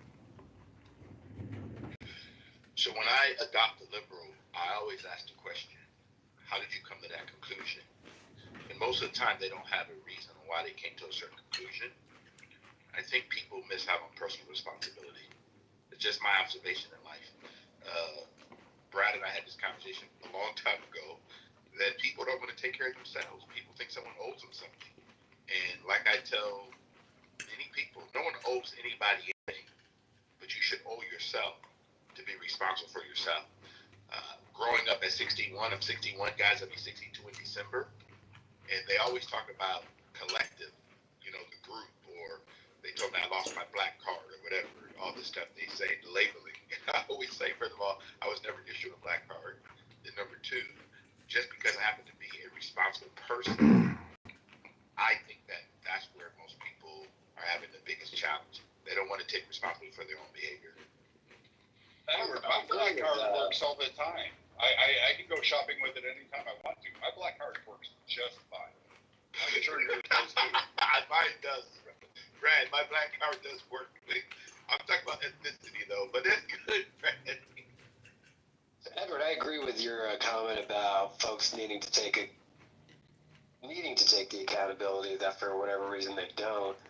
But I think you're referring to liberals. Would you say that is exclusively liberals or the left side, and most of the right and the conservatives are just taking accountability all day long? I think it disproportionately is a problem of the left. I'm not here to absolve the entire right-hand side of the spectrum, but I think in the current state, it's more of a left problem. I agree with that statement. I think that, and for me, that's another thing. I was born in America, not by choice, but I do believe in our founding documents as we hold these truths to be self-evident. So this is when I talk to liberals. I live in California, guys, so I talk to a lot of them. And I always say, why should I go to work every day, own a company, and you benefit from it because you didn't even earn anything? They don't comprehend that we live in a society where you are personally responsible for yourself. Our founding fathers never wanted us to have big government. And right now, bureaucracy have given people some sense of entitlement, which I can't comprehend. I just don't understand it. But it is what it is. And like people even ask me, did you vote for Donald Trump? I said, no, I voted for Edward. I don't know Donald Trump, never met him. Don't know anybody in this cabinet, never met him. I'm an American. I get to cast a vote. What happens in my house is much more important than what happens in the White House. That's how I live my life, guys. No one's coming to my rescue. I don't care if they're Republican, Democrat, what they call liberals, or even Roger and I. What's the group again? I forgot it again. Libertarian. The Libertarian. Everybody wants a label. My only label is I love God and I'm an American. That's my label. And I hear you there, and to the point of, yes, I'm in California too. I talk to lots of liberals, obviously, and I also, like the Godfather said, keep your friends close, but your enemies closer. And I'm not saying, you say that in gist, I'm not saying conservatives or anyone on the right is necessarily enemy. It's a strong term. But, you got to get outside of our political bubbles and see what is their perspective versus this perspective and such. But what stands out, though, Edward, respectfully, is you're saying it's mostly the liberals that are not taking accountability, that are not taking care of themselves and sucking on Uncle Sam's nipple for welfare. However, ironically, 7 of the top 10 states in this country that rely most heavily on Uncle Sam's handouts are red states. And I don't disagree with you. I think that's only because of the demographics of those states in the structure.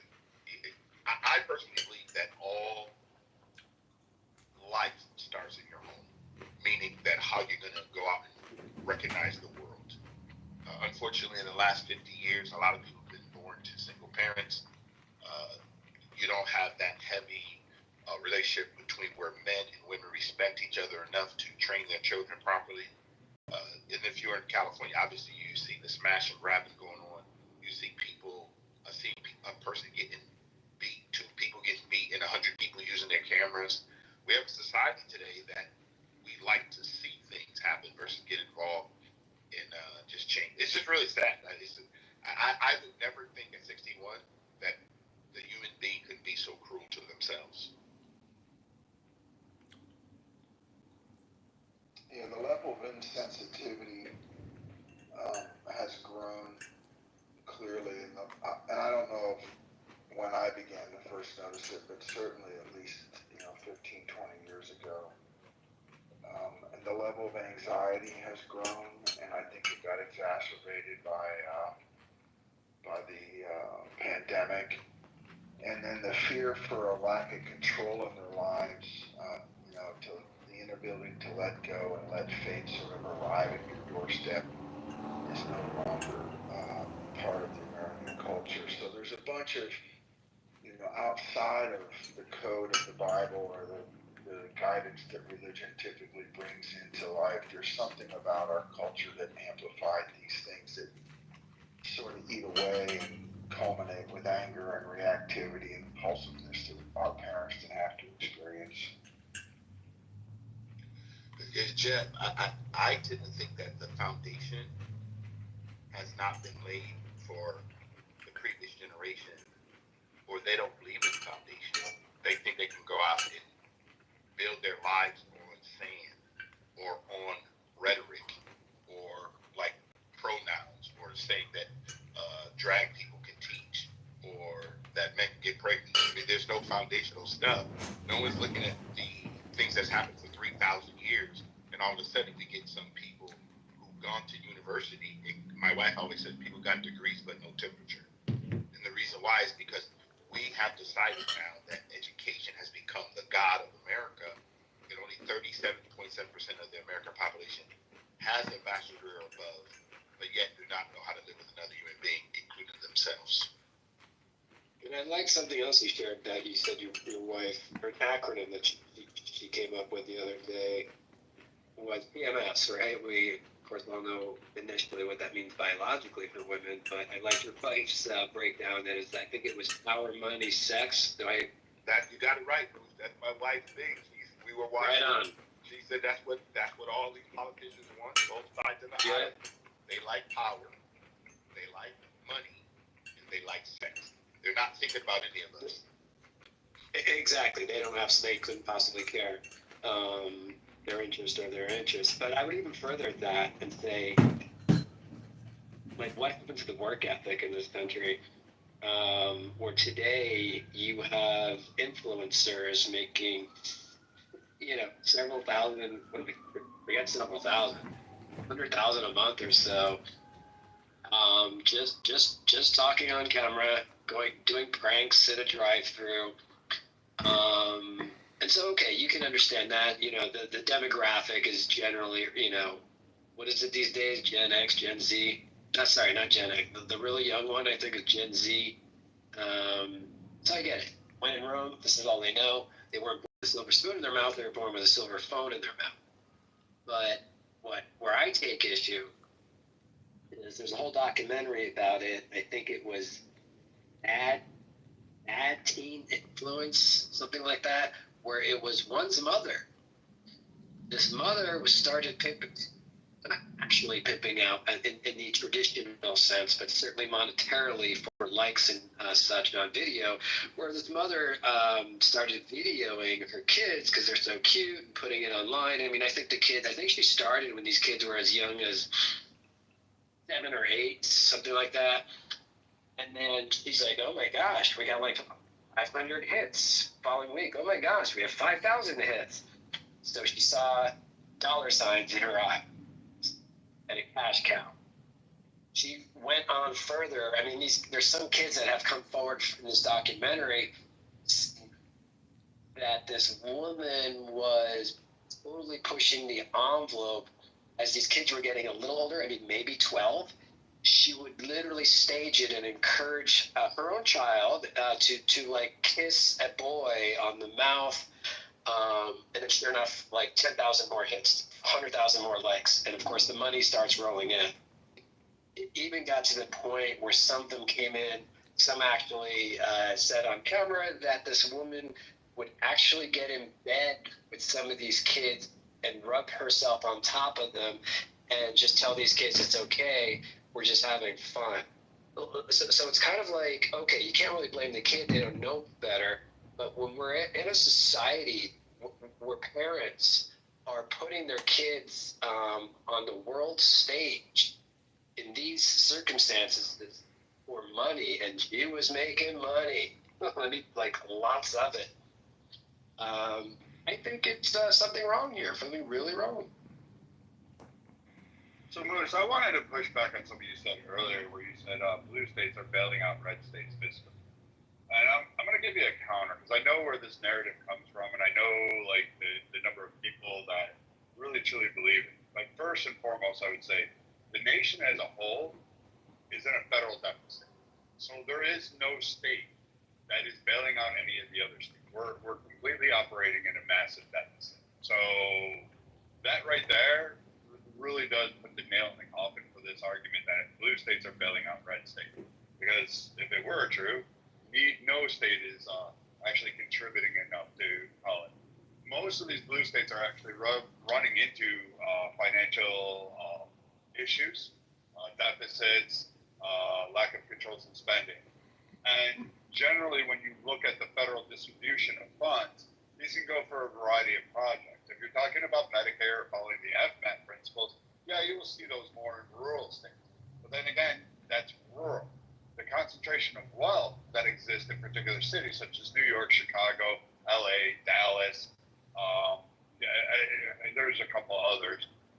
Those generally will have mixed reviews because they will have enormous wealth, but they'll have massive taxation programs to actually garner that wealth, while the rest of the state is actually dependent on it.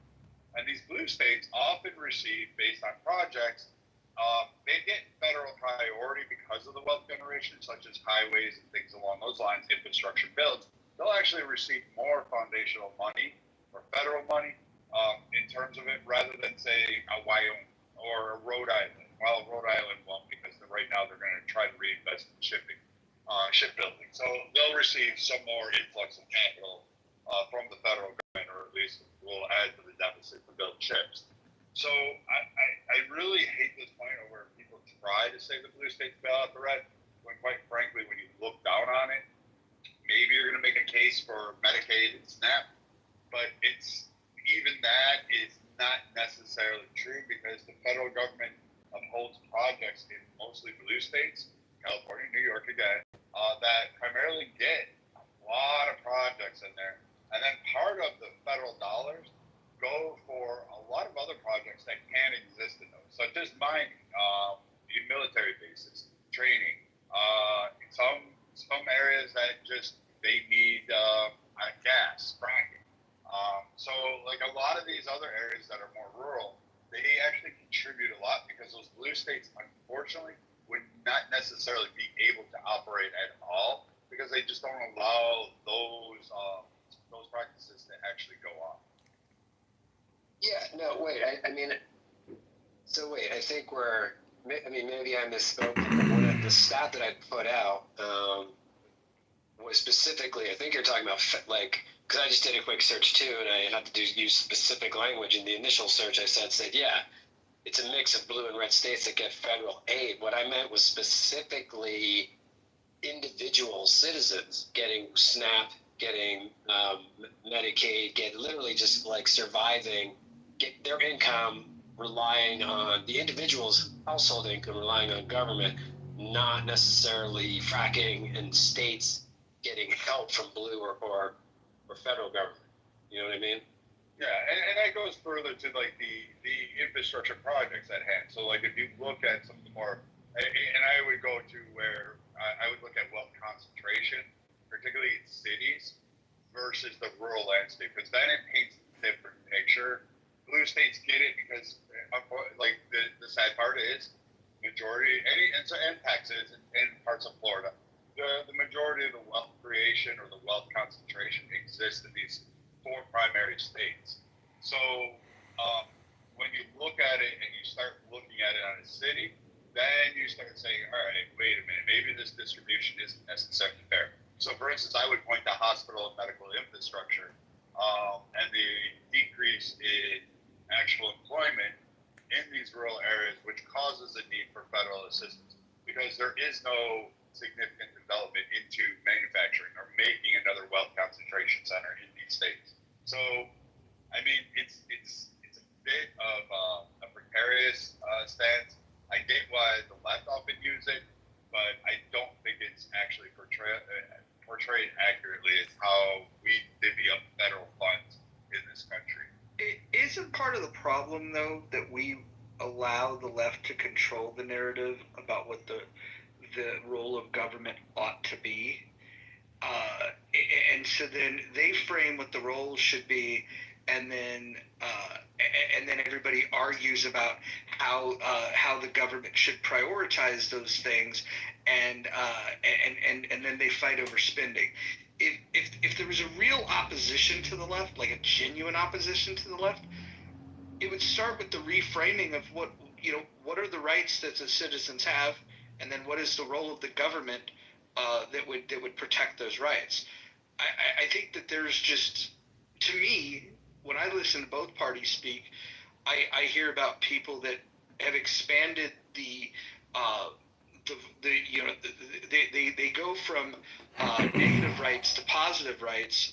Then they have this, I guess, misunderstanding of why government was created in the first place, and then they just expand it to do everything in everyone's lives. And until you roll that conversation all the way back and have a conversation about what the role of government is, I think that conservatives are going to get destroyed every turn, because you're allowing the framing to be done on the left, and then you're playing their game. And even if you got your way, you won the battle of who's the least leftist.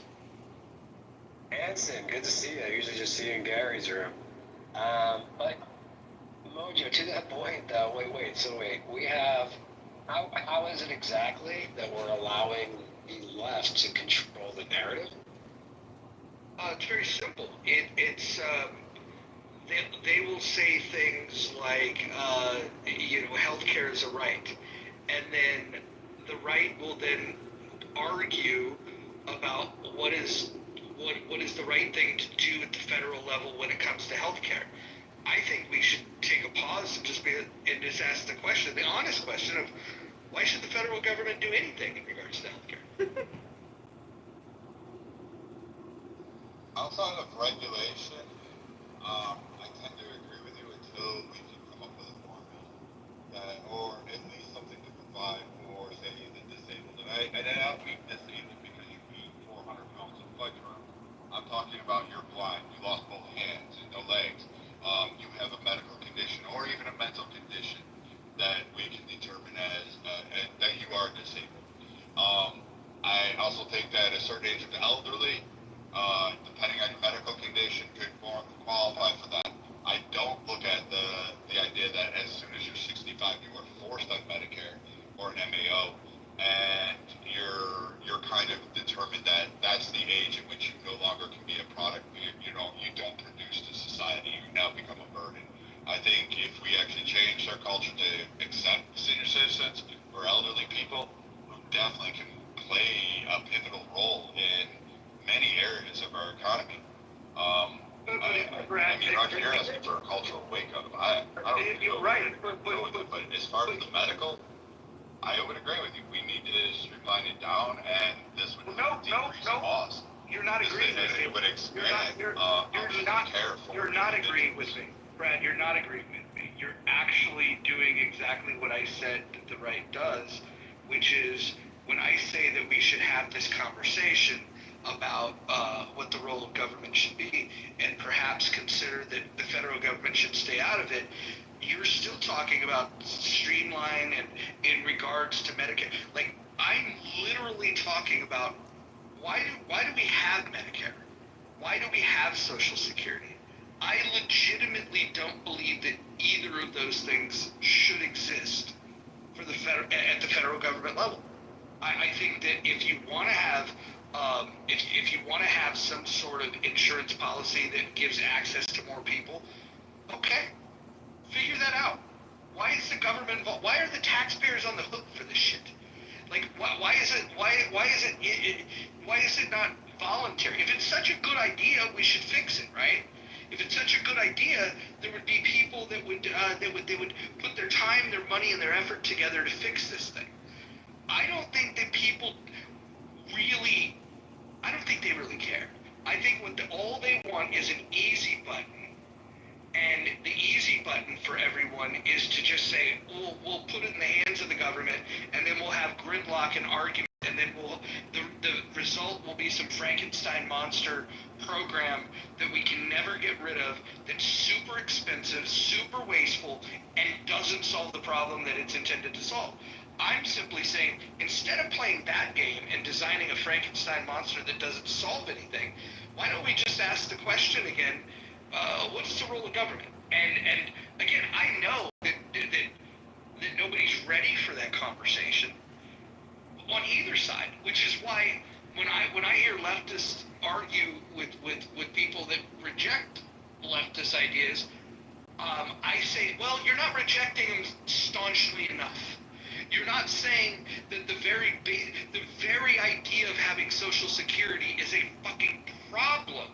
Like, you'll have Republicans that are afraid to talk about it that'll just capitulate and say, oh, we'll share some ideas on how to fix it, because they're afraid of what the revolt might be. I would say, grab some principled ideas and draft a conversation around, here's what getting rid of Social Security would look like long term. I think that if the Republicans don't have the balls to do that, in my opinion, all they are is leftists that are in the slow lane. The Democrats are the leftists that are in the fast lane.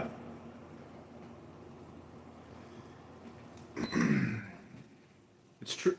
It's true. They're running the government as if it's a race to the bottom to see who can, implode it faster, and that's the way they spend. 10 billion a day. If we take in 150 billion in tariffs since January of this year, that funds only 15 days of federal government. We're borrowing 2 to 3 trillion a day and spending, or 2 to 3 billion a day and spending 6 to 7 billion a day. It's totally unsustainable. And it's a giant fucking contraption. It's a game. I mean, the way that Trump interacts with Chairman Powell spoke today. I don't know if he lowered rates, but there is a relationship which is rather unnatural between Congress and the Federal Reserve, who is more than willing to do whatever Congress tells them to do. But we have spineless Congress people. We have propagandists like AOC, who backs Mamdani, Sanders, who backs AOC. These people are big spenders. They've never run a pizza shop in their fucking life. They are hypocrites, they are frauds, and they're very dangerous to our overall way of living, our culture, and our future as American people. They are domestic terrorists, in my opinion. They are dangerous to our way of life because they're borrowers and spenders. You don't live your life like that, but Congress wants you to live. They want to live that life for you. It's sick. They are addicted to borrowing and spending, and it never seems to end. So people have to speak up and say, stop borrowing, stop spending. This is not sustainable, and you're wasting it. You're wasting our precious reserves. So I think what Roger said earlier, I don't think we have courage anymore, guys, in our elected officials. I don't think there's courage at all. I'm going to go back to VMS, power, money, sex. These people have gotten into the blender of using other people's money. They want to spend other people's money versus allowing the 50 independent states, like what Brad said earlier.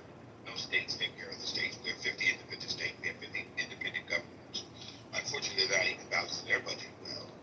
And because we've gotten away from everything should be local, close to where the people live. Everything should be read by the cities, by the states themselves, not by the federal government. And right now, like Roger said, I'm going to say it again, this social living, this social security, the social experiment isn't working. Just isn't working.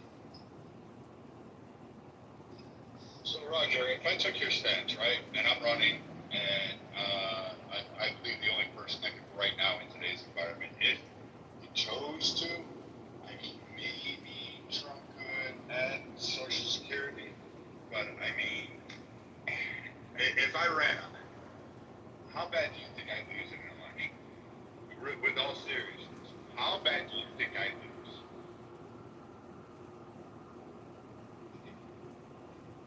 I can answer that question if I can.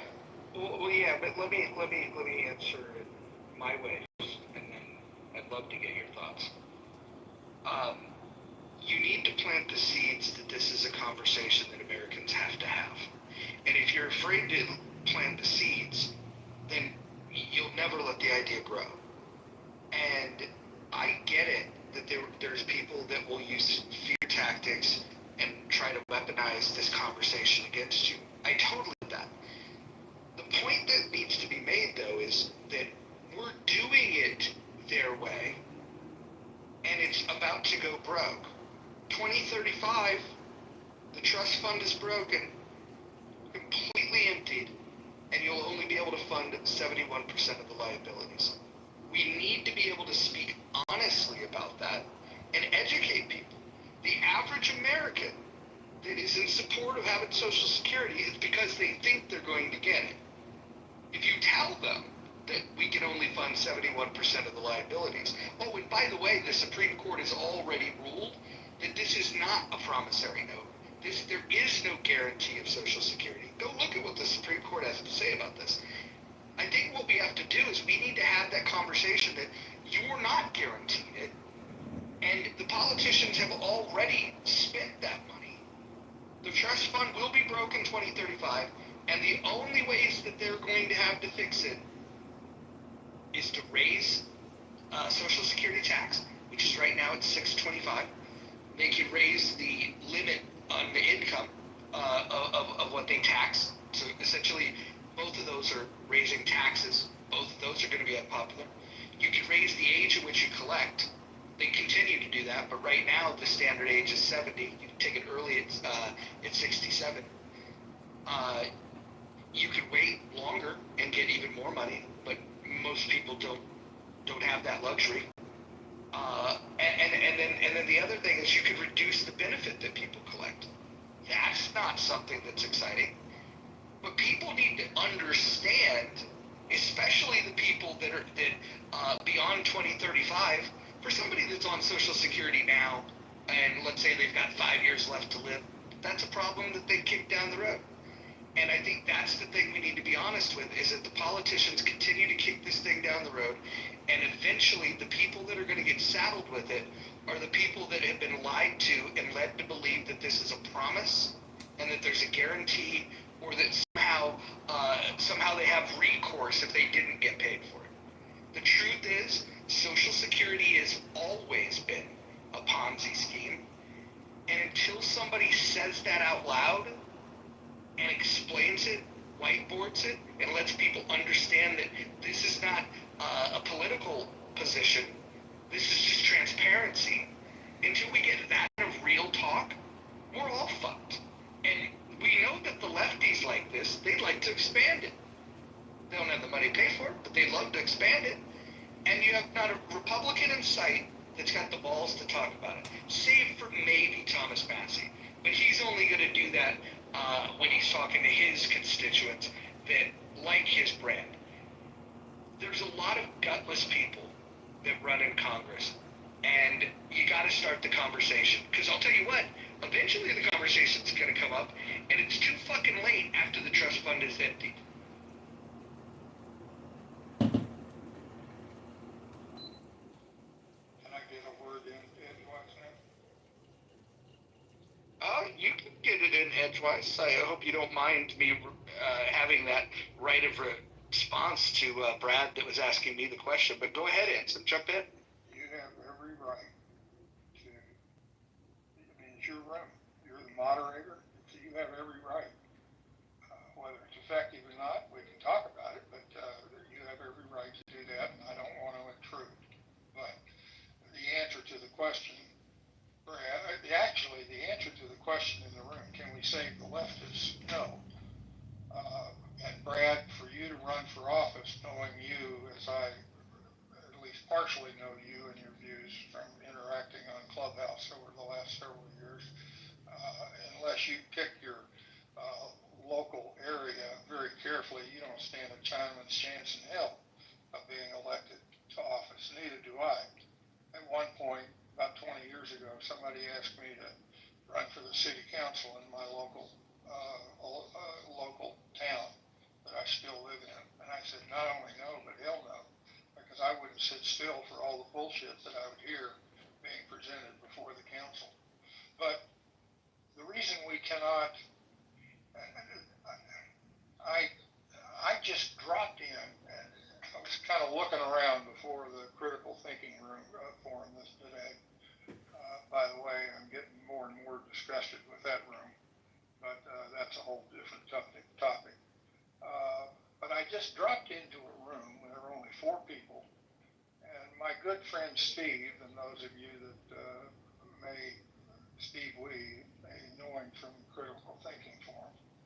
really like his views. You know, he and I are sort of similar. But in the room, this small room, 2 women and Steve and myself, and the question was, what must you do in order to preserve freedom? And what I said was an old Rickover quote, is that I said, in order for freedom to prevail, every individual within a nation of freedom must be able to accept responsibility, first for themselves, second for their family, and third for their country. And if you don't accept that personal responsibility and you become a victim, then you have not exercised the essential element to preserve freedom. Because if you're a victim and you call on government to solve the problems for you, then as every empire that's ever risen and declined, at some point, every one of those governments goes bankrupt, deeply into debt, and lose their ephemeral power because they can't pay for all the demands of all the citizens to make them happy. So without personal responsibility, you're never going to defeat the, I mean, leftists, you know, they're the ones that look to government to supplant personal responsibility. And that's the downfall of empires. Well, what business does Mamdani have in opening up low-income housing? I mean, this is just wealth redistribution through taxation. In Chicago, they spent $50 million on a low-income housing project with perpetual tenants and perpetual tax payments to the developers or the lessors. So we're living in an unnatural economy. 40% of our overall economy is through borrowing and spending. We are on a totally unsustainable path, and the fact that how we have gotten here, if we accept the personal responsibility of it, we have no choice but to speak out about the radical borrowing and spending and how it doesn't seem like it's ever going to stop. It's just linear. Well, you have that going on right now, where you have Newsom permitting low-income housing, but hasn't passed any permits for any of the people in the wildfires. So those people are sitting there waiting. It did come out. Someone tried to challenge me yesterday and had to acquiesce to their fact-check snoops. But then it was released today that, yes, Gavin Newsom is partaking through an NGO, through a charity event or whatever it is that his wife has set up. What is it? Fire charity, some stupid shit. That he is taking that money and not even distributing down to the people in need. There's a prominent individual who's like going into the sources and doing all the fact checking, and he's stating nobody's received a penny that he is aware of that he can find. So if that redistribution that you're speaking of, Edmund, is it's going on right now, and it really exemplified based on this one that I can't figure out why the left won't fucking at least acknowledge it and then do something to at least stop their own side. Instead, they just want to go Newsom for president. Acknowledge what exactly? Sorry, I hopped in late. Oh, that Newsom is blocking permits of people to rebuild their homes, and that he was basically taking from charity money, or his wife was. I'm sorry, it wasn't him directly, but his wife has been in terms of the California wildfires. I mean, state governors do some pretty stupid shit. I mean, Floridians all started chanting DeSantis for president, even though we got hit with a fucking hurricane and we had no money because he spent all of it sending quote-unquote legal immigrants over to sanctuary cities to prove a political point when we were literally in the midst of an impending hurricane, right? And we got fucking shit on by it, especially the coast. They got absolutely fucking mobbed by that shit. But I would say, yeah, I mean, state governors 24/7, as stupid as the people may be in the state sometimes to keep putting them in, et cetera, I mean, it's on both sides of the aisle that we've always seen that, yeah, even if they do some stupid shit, being there once kind of almost guarantees you a second going unless you really, really fuck up. Brad, I wanted to also include for Pacific Palisades, that area, the residents have complained that they are not able to get the permits to start building. Just a couple, I think there was like maybe less than 10 permits. So what has happened since that time? The California State Senate has passed that they can purchase that land for low-income housing. So it makes you wonder, like, is that the reason why you're stalling? Because then you're gonna force these people into stall them out as long as possible, make them so uncomfortable that you are forcing their hand to sell their land. It's problematic.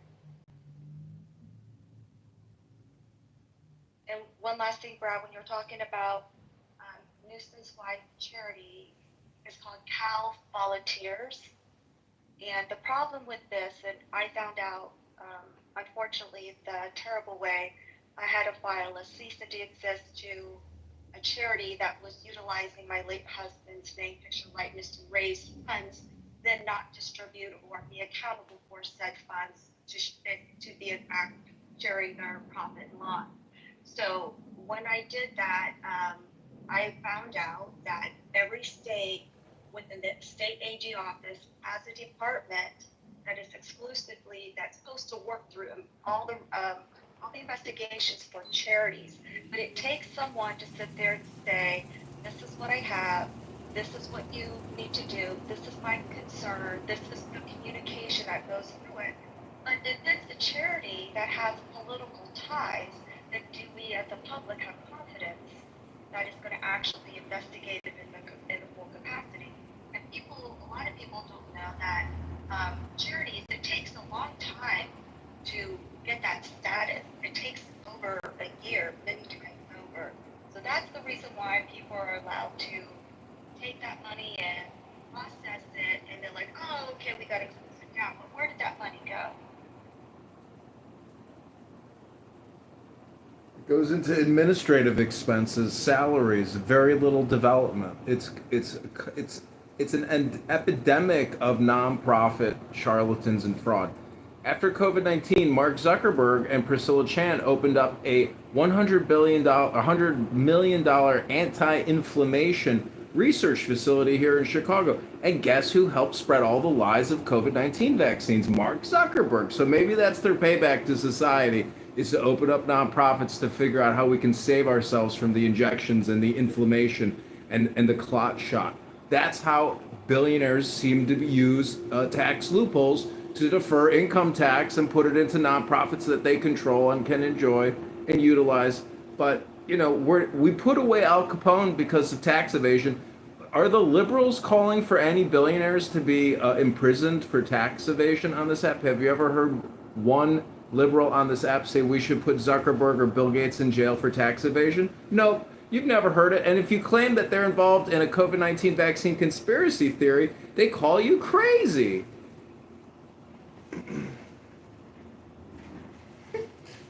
Well, that does sound kind of crazy.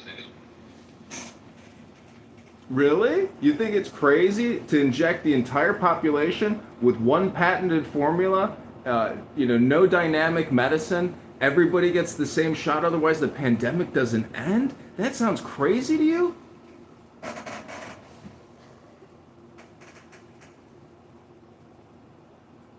that doesn't sound that crazy. What's crazy is left liberals who want to tax you to death through your property tax, through your income tax. Danelle, what do you think we should do? How should we solve the financial crisis that's brewing in America today? I think we're just screwed regardless. I think we've reached a point of countries where the institutions become locked up. I think people don't really believe it anymore. I think we're just screwed. I don't think there is a magic wand to fix it. Sorry. Well, apparently you don't believe in education because, if you're getting fucked over and you just keep voting for the same cocksuckering asshole who keeps fucking you over year after year, maybe it's an awareness problem. And through education, you can enhance your awareness. Yeah, but that's gonna take it. There's this great book on scientific revolution about how science evolves over time and new ideas. They might have extrapolated this idea to kind of everything: politics, sociology, and by kids. And you just have to wait for a lot of people to die for that to happen. You have to have new ideas get popular, and it's just it would take a while. Like, you're not just gonna what is this, like the Wizard of Oz? We get a fucking piece of paper and it, changes your mind about everything. Like, it's unfixable, man. You're cooked. Get over it. Hello, KK. Just want to say hello. Hey, Dave. I want to, hello. I don't know how to pronounce his name or Dan. Fidel. So how do you think we can save the left? Do you think we can save the right? Do you think we can save the right? He just said it's cooked. It's over. It's fucked. Apparently, this guy doesn't know how to fix anything. He doesn't clean anything. His house probably looks like shit. Apparently, he just lets things just fall apart and not actually replace or repair anything. That's Danel's perspective on America. It's un-American. It's pathetic. It's weak. And it's not based on wisdom. Danelle, I'm sorry, but you've lost, you've gotten an F- if this was a report card.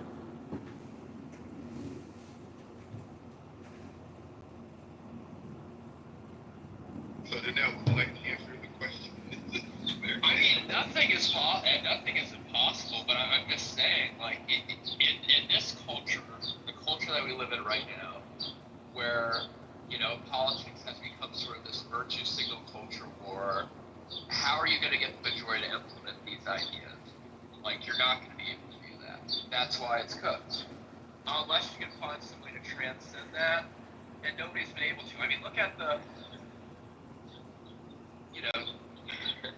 we had two presidents back to back that barely won a majority in Congress after winning.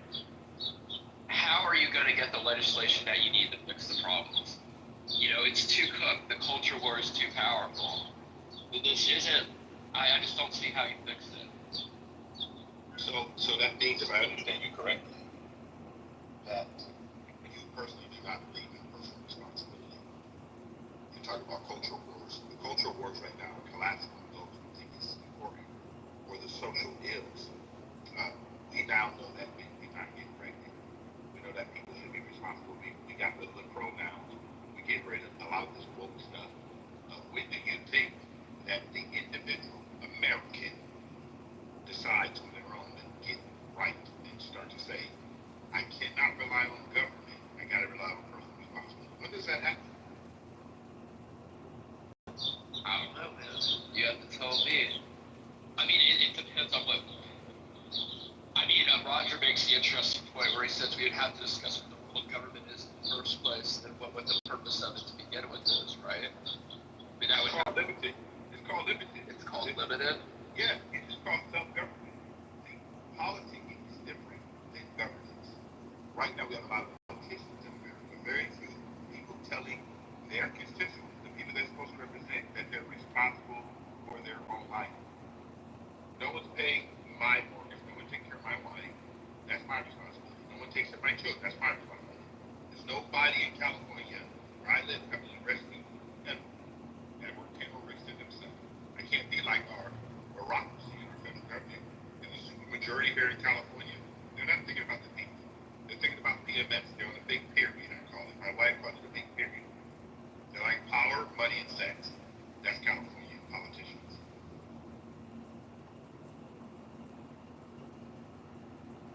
Well, I think you can leave the sex part out. The borrowing and the spending, again, is the problem. Let me repeat that for people who don't seem to understand the financial crisis. It's called borrowing and spending and giving it away to Medicare, Medicaid, Social Security, the NDAA.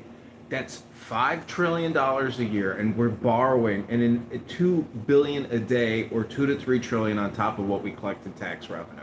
So again, for people that don't understand the crisis, it's called borrowing and spending. It has to stop. But what does Social Security and Medicare have to do with the debt?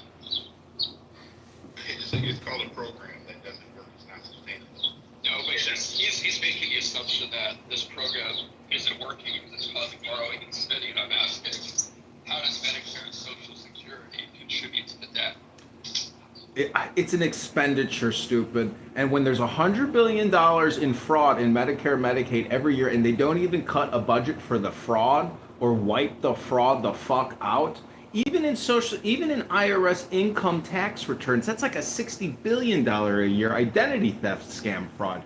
We have so much fraud in the system that if we don't shut it down, reanalyze it, reconfigure it, we just keep kicking the can down the road, borrowing from the Federal Reserve and international lenders. We are driving ourselves into a debt death spiral. And if the people of this country keep voting for Congress people that keep borrowing from the Federal Reserve and spending like drunken sailors, you can kiss your American dream the fuck goodbye, and it's all over.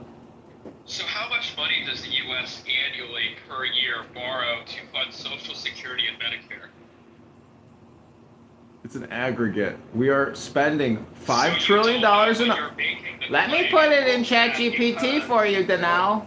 Hold on. I'll give you the most important piece of this is that the top two expenditures in the line item are, the line items go like this: Social Security, Medicare, and then interest on the debt. And the interest on the debt is because of the Social Security and the Medicare spending. So the top three line items are directly related to Social Security and Medicare.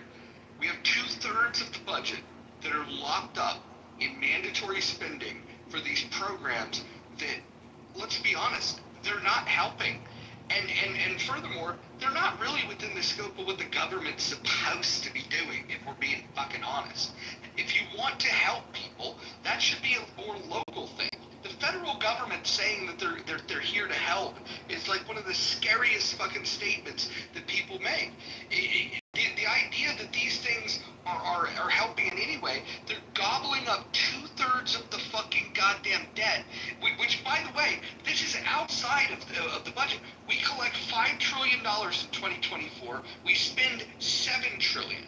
2/3 of that was spent on the interest, on Medicare and Social Security, and then the next biggest line item is the interest on the debt. At some point, we have to address it, because what's going to happen is eventually the interest on the debt is going to become the biggest line item. And then the only way that you're going to be able to address it is to address the big line items outside of the interest on the debt, which is going to be Social Security and Medicare. The only other alternative is that we could just default on the debt and we can roll that out and see how that plays out. At this point, I'm up for anything that doesn't continue to pretend that somehow this is a good strategy. I want a shock to the system. I would say the first practical thing would be to pass a balanced budget amendment so you cannot spend money that we don't have budgeted. That way, if you collect $5 trillion in tax dollars, then you spend $5 trillion, and that's the maximum. And if we were wise, we would spend less than that. That way we can begin spending down the debt, which, by the way, at $37 trillion, if you were to run a $1 trillion surplus every year, you still wouldn't pay it off in 37 years because of this little thing called interest. So it would take us about 70 years, if we did no additional deficit spending, to be able to pay off the debt that we have now. And that's assuming that we could find a way to save $1 trillion every year. So here's the point. The problem's fucking out of control. At this point, I'm of the opinion that we make a radical plan to fix it, right? Or we make a radical plan to break it. Because once we break it, then we'll be forced to fix it. So, Roger, are you saying I can't write a check to cover it? I would say nobody can write a check to cover it. Although they will take your share to try to pay for the interest on it. It's just a fucking game. It's very fucking irresponsible. And the problem is it doesn't help any of us. It doesn't help any of us. All we've done is we said, we're going to kick this fucking problem down the road because we don't want to deal with it in our time. We want our kids and our grandkids to be burdened with this fucking problem. And I think that's crazy. What problem in your personal life, in your family, do you want to say, I don't want to deal with this today. I want my kids and grandkids to deal with this problem. That's what the government's doing. I don't understand why we let them get away with it. It's a lack of awareness, a lack of education. It's corruption. I mean, in Illinois, they just put the Speaker of the House in jail for 3.5 years because he's doing price fixing with ComEd, the utility. They put executives from the utility in prison. They've put political fixers in prison. But the utility bills just keep going up. We have to have real forensic accounting, real courageous leadership, and people who aren't going to deflect and always go back to climate change or how there's white supremacy and racism that's inherent in the system. The people that do that, you have to start paying attention to, and you have to call them out every time they do it because they are corrupt and a part of the borrowing and spending problem. Right, and it's not just race, and it's not just gender. They use those as tactics to get people to stop talking at all. They feel like if they put a label on you, that somehow that's going to shut you up, and it stalls all your progress. The other thing that we should absolutely think about is the lack of conversation that we have in this country about what's happened in Europe when they've opened their borders to Islam. We should talk about the fact that Islam is a pedophile death cult. We should talk about the fact that once they get the numbers, they are going to institute Sharia law.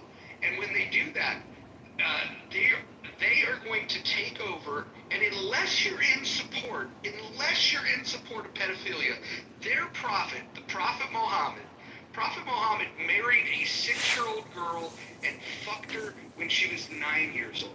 And now, if that's what you want for your country, then go ahead and allow people to get away with shutting down that conversation. You know how they shut it down? They won't even let you talk about this subject. If you bring up, if I even said, hey, let's talk about Islam, they'll say, here comes the Islamophobia. No, I'm not Islamophobic. I'm actually just pointing out that I'm anti-pedophilia, and we should play that game back on them. Why are you people supporting pedophilia, or why are you afraid to confront pedophiles? And if you're not willing to deal with Islam honestly, then you are aiding and abetting pedophilia. That's the conversation we also need to have. But you guys aren't ready for it. I'm looking at the age of consent laws in the Middle East, and I don't see the correlation for this pedophile cult that Roger's talking about. I know you don't. Hold on. I know you don't. Turkey doesn't. So where do you think the majority of Muslims Hold on. Let me explain something to you. That's an explanation. Okay. You can interrupt me all you want. Again, this is the tactic. Shut people down. I want you to go ahead and look at the age of consent law in Iran. I want you to go look at the age of consent law in Yemen.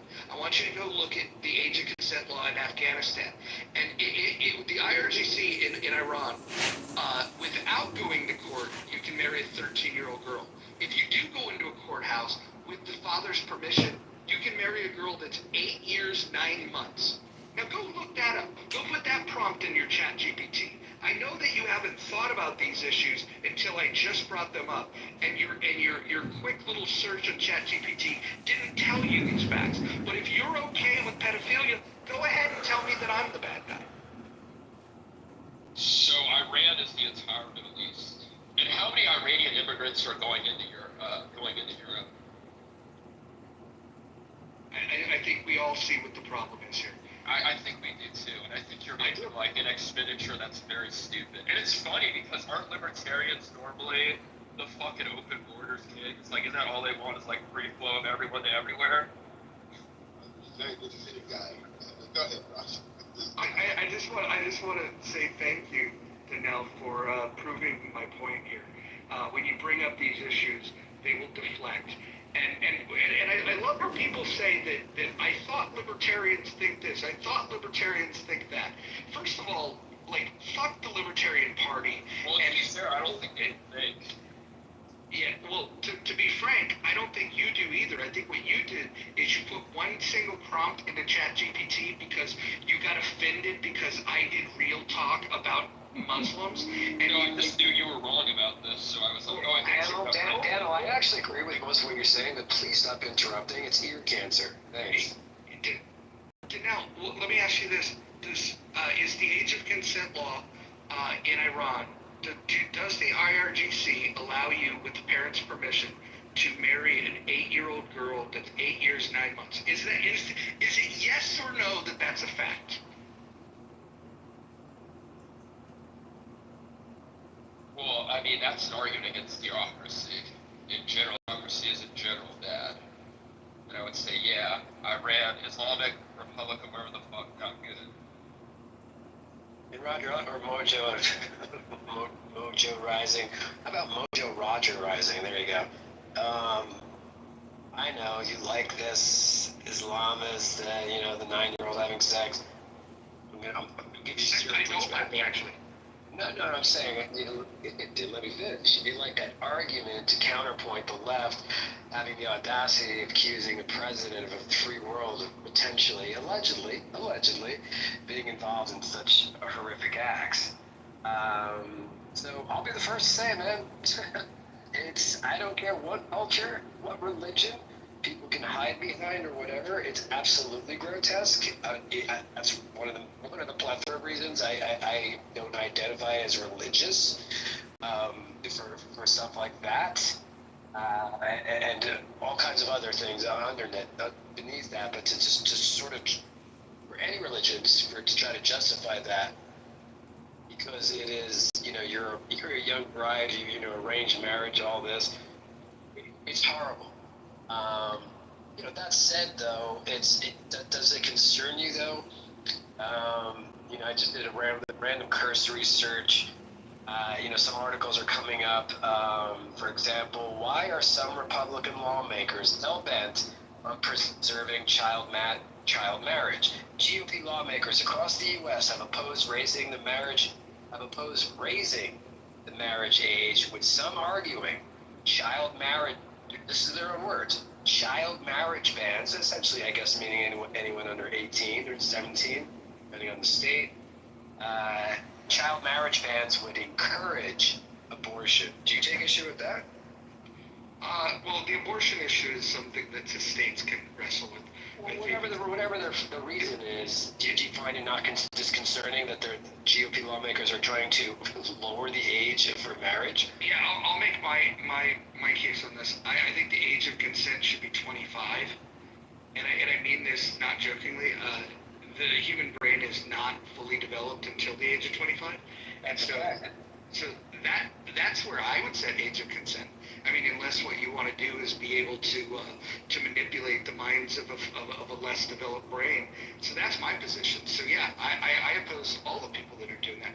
But as far as you bringing up the president, the implications that a lot of these powerful people, whether they're in politics, whether they're in business, the elites that were going off to this pedophile island, I think that's very disturbing, and I don't think any administration has the gumption to literally go after these people.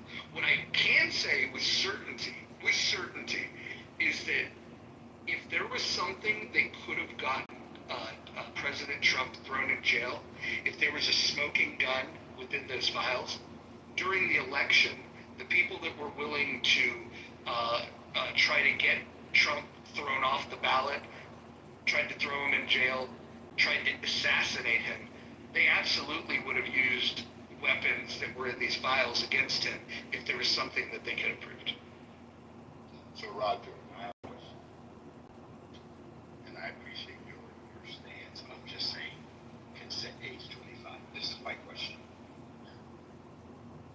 When do we, as a country, think that our morality or the, what's the word I want to use? Well, let me say it this way, because my parents, my dad was 21, my mom was 16. They've been married 58 years. I'm the 15th of 17 children, but they were married. And I do agree that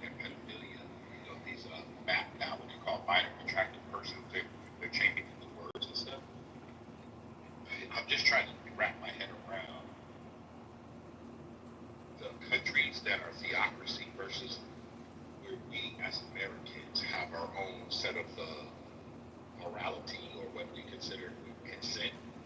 Where do we, Sharia law just discussion? It's disturbing, guys. I can't even wrap my head around it. You said so much, I'm trying to figure it out. But it's pretty sad. That's all I can say. That's my point. It's pretty sad that men would even think that they want to engage with a 9-year-old, 11-year-old, whatever. It's just pretty scary. Yeah, no, it's very disturbing, and then the common thing that comes up when I bring up this topic about how we should crack down on these things and do it fearlessly. We shouldn't be afraid of being called Islamophobic by pointing out that the Prophet Muhammad was a pedophile. We should not be afraid to call it out. What typically gets thrown out there is this idea that, back in the day, even here in America, Delaware had an age of consent law of 7 years old. The point of why that's not relevant is that if you were to go conduct man-on-the-street interviews in the state of Delaware and ask the people in Delaware, what do you think of age of consent being 7? They would all say, that's absurd, that's abhorrent. If you ask that same question of Muslims in 2025, and we've done that on these stages, they will say, she was old enough. Their words, not mine. What did you say this? Okay, and that's horrific, agreed. But what about, again, going back to our fearless leader in the White House, who is actually trying to ban, I'll be happy to find the article, it's not that hard to find. He's trying to ban, I believe, a federal law. So I think, as most of us know, right, with therapy, there is therapy and priests. Two toughest people to get up in court on a witness stand to talk about their people that come to them in confidentiality. My understanding in both those scenarios, however, is that what reigns supreme over the confidentiality agreement is if they think that their person or persons is at risk of harming themselves, or more apropos, harming someone else, that completely absolves that confidentiality agreement. President Donald Trump is attempting to ban a federal law that allows priests, because you're talking about the Islam, well, as equally as bad is modern day Catholics. Many priests, I can't think of one who's ever been held accountable and sitting behind bars for child molestation of altar boys and such, and Trump is trying to now ban the ability, the federal law that allows for priests to speak to law enforcement if a child has come to them in confidentiality saying that they have been abused either by another priest or by any adult on this planet. Why would the president try to do that? Put it in the chat, Moose. I don't believe that for a second. Yeah, well, you don't believe, I don't blame you, American. I'll put in multiple links. Stand by. Go ahead, Mojo. Yeah, put the link in the chat so people could follow along. But I'll speak to this idea that, like, I'm the wrong person to ask to defend Donald Trump. I didn't vote for him in any of the 3 elections that he ran. I don't have a lot of pleasant things to say about him. I do like the fact that he ordered those strikes on those terror sympathizers, the ones that sponsor terror around the world. I thought I thought hitting the nuclear sites was a good idea. The only thing that I question about that is the wisdom of only doing it once. I think that we should set our clock and probably do that every 3 days just to make sure that that program never gets off the ground. I'm not going to sit here and defend Trump on any of this stuff. like my condemnation for this type of behavior and policies that would condone this stuff, this can apply to anybody. I'm not in a camp. I'm not part of a God club that says that I want to protect this group or that group. I think that God exists, and I think that that's evident. I think anybody that's paying attention can recognize that. What I don't think is that we necessarily need to join a God club and make truth claims about the characteristics of God. If you want to do that, you're totally, that's on you. I respect people like Edward. I consider Edward a friend. I don't think that he's wrong for owning the beliefs that he has. I personally find it more useful, though, to stand outside of that God club and to say, okay, if we're going to have an organized society, what are the rules going to be? And I like John Stuart Mill's take on we should be free to do what we want to do, provided that we don't harm anyone. I would set age of consent laws at 25. I think the fact that people want to have sex with children is fucking abhorrent. And whether or not they're Catholic or a fucking Muslim or any other religion or an atheist, by the way, we shouldn't let atheists off the hook. Atheists have killed more people than anybody. If we look at Stalin, if we look at Pol Pot, if we look at Mao, we can understand that the godless people, surprise, surprise, are the most deadly on the planet. So I have smoked for all of them, Moose. So yes, if Donald Trump is holding the door open for pedophiles.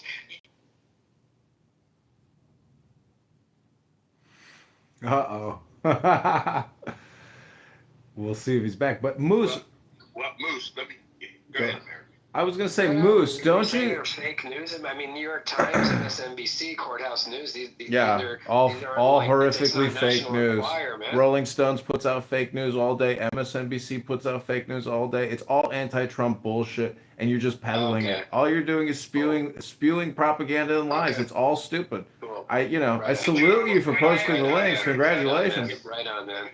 Wait, can I interject on this? Because, if you read even the first link, and then I just went through and looked up a couple of things, because I was actually shocked at this for a moment.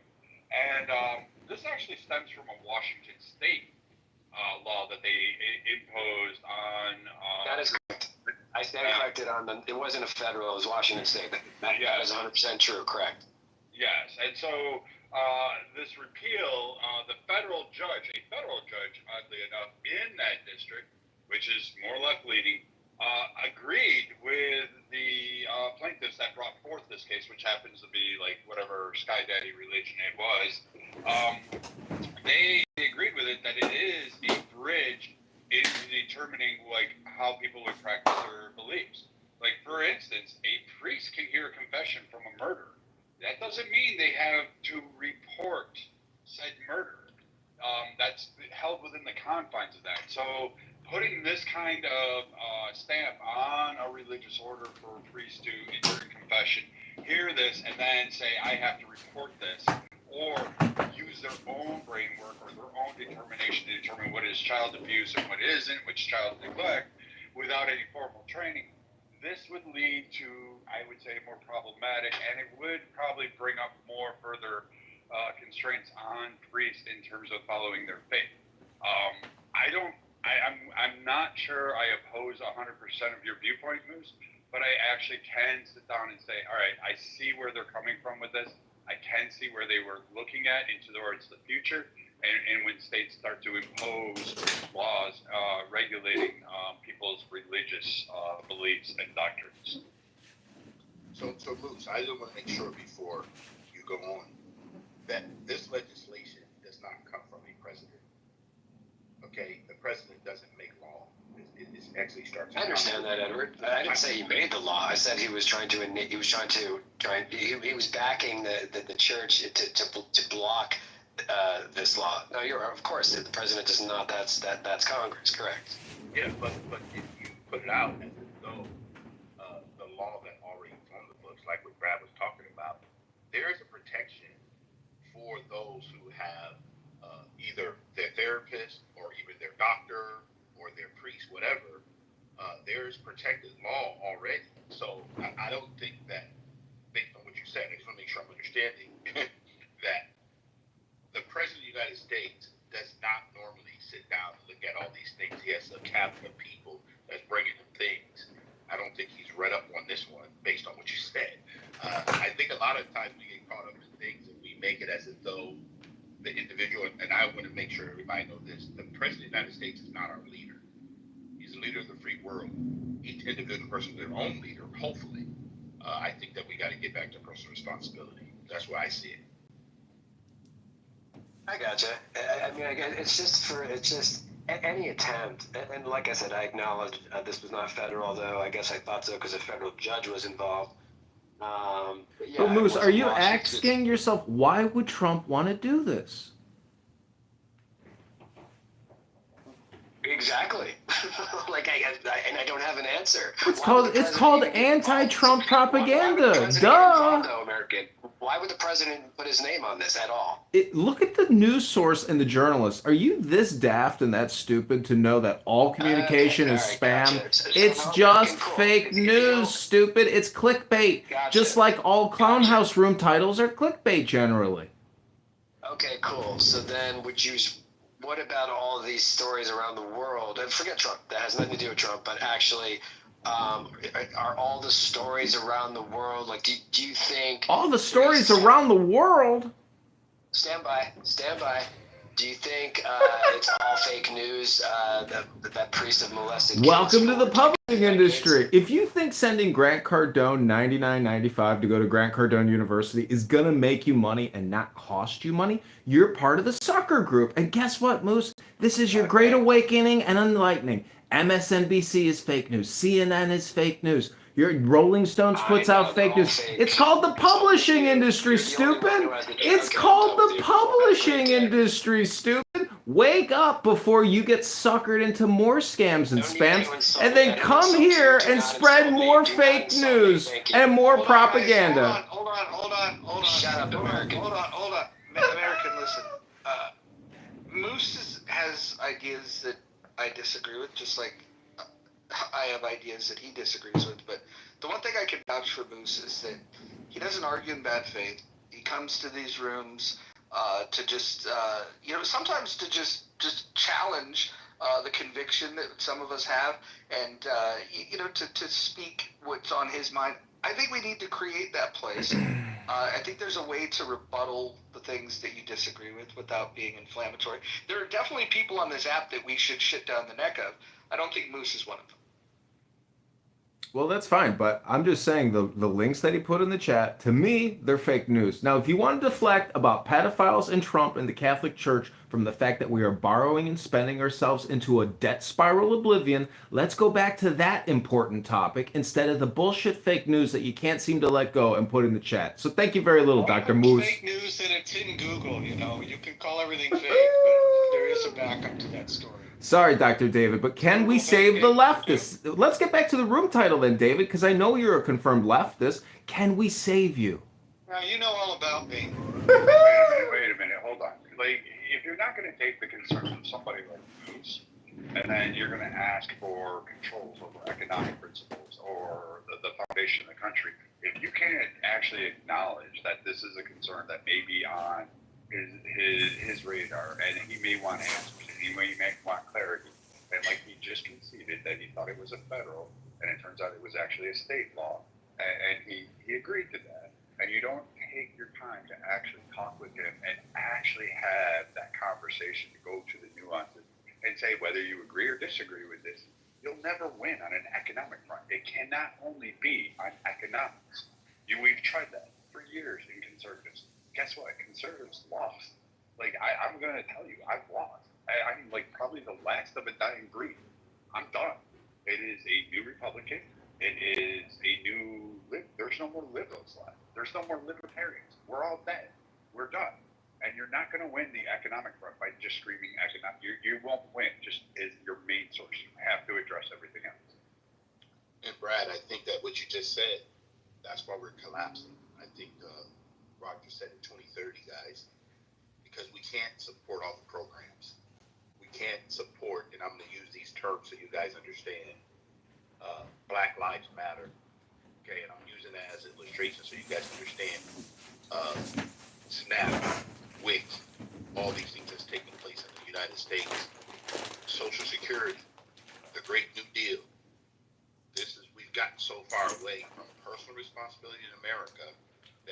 think there's some institution or some group of people that's going to save the individual. It doesn't work. And it's very unfortunate because now we're in a country where people actually think that someone's actually coming to their rescue. And it's pretty sad. I think America does need a political savior. They need someone to actually help them out and with their economic needs. And I do think that is the MAGA populist movement. I think that I disagree with you, Ed, a little bit that that we have to do away with like some of that stuff. Some of that stuff I agree with. Some of that stuff I disagree with. I think protecting Social Security, protecting Medicare, Medicaid, all these things. These are political wins because people want big government. People want government intervention if it benefits their personal lives. And I think that's actually a bipartisan view. I think that's a winning message. And I think both political parties should double down on that and say moving away from that because that's when Republicans become losers. When they actually focus on fiscal conservatism, focus more on the debt than helping individual people's lives, the working class, these people who are struggling paycheck to paycheck. You need the government to intervene to help these people out. Sure, there's personal responsibility. Wait, hold on. Why do you need the government to do this? See, you made this statement that you need the government to do this. What you've done is you've just accepted leftist rhetoric and you've framed it, you've got your own heroes that you want to see elected, but you've accepted their framing that the government must do that. And my question for you, Astro, is why have you accepted the leftist framing of what the government's role is? I wouldn't say this is a leftist framing. I would say, it's basically interventionism versus non-interventionism. It's not exclusively left or right. You had Democrats, like in the Bill Clinton era, who actually were less for government intervention in the economy and certain issues, okay? And you have right-wingers like Josh Hawley and J.D. Vance who are for government intervention in the economy and certain issues, okay? And they're not leftists. They're right-wingers. No. They LARP as right-wingers, but they're not. The new Republican Party is not capitalist. The new Republican Party, they do want to intervene in the economy, which by definition makes them non-capitalist. And the fact is that you guys have accepted this. You guys have accepted this horse shit. You guys have accepted this idea that Donald Trump, because you like him better than you like the other team, that his bad ideas are okay. That tariffs, putting a tax on fucking consumers is okay. You accept all of this shit that are bad ideas that I would expect to come from lefties, but because you have like a foul-mouthed fucking guy like Trump, you think that that's more edgy and it's more cool. I just want to understand, where the fuck did your principles go? Well, I would say this, I think you're right. The Republican Party is moving away from free market capitalism. I welcome it. I think that's a great thing. It doesn't mean they're a socialist at all or a leftist. I won't say that. But I do think the shift to economic populism, that's what I would call it, is good for the American people. But I would disagree with Trump on certain things. I'm not going to say I agree with him on every single thing.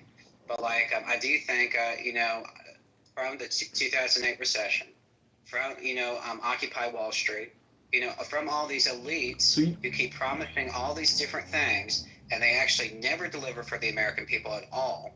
But Astro, you agree that borrowing and spending is the solution. You just admitted it. You think moving away from capitalism and moving to socialism, communism, borrowing and spending and wealth redistribution is the way that the Republicans should go? That's the way you think, Astro? Mr. MAGA? Well, I would say this. I'm not a socialist. I'm for economic intervention. Just because you're for economic intervention doesn't mean you're socialist. There's alternatives to capitalism and alternatives Economic to intervention is another term for borrowing and spending. Astro, I have a question. When you said there's an alternative or something, I'm 100% against big government in any form, including Donald Trump. Okay? All of them. I believe the responsibility should be back to the local level, to the state, and to the individual. That's why our Constitution, our Bill of Rights, these are our founding documents. We hold these truths to be self-evident. We are way too big on interventionism. Look around. It's not working. We got way too many Americans right now who can't even think for themselves. Because you know why? They're looking to government. When do the individual in America, Astro, decide that this is their America, not someone who's in some central area making decisions on behalf of Edward? I just help me with that. Well, I would say that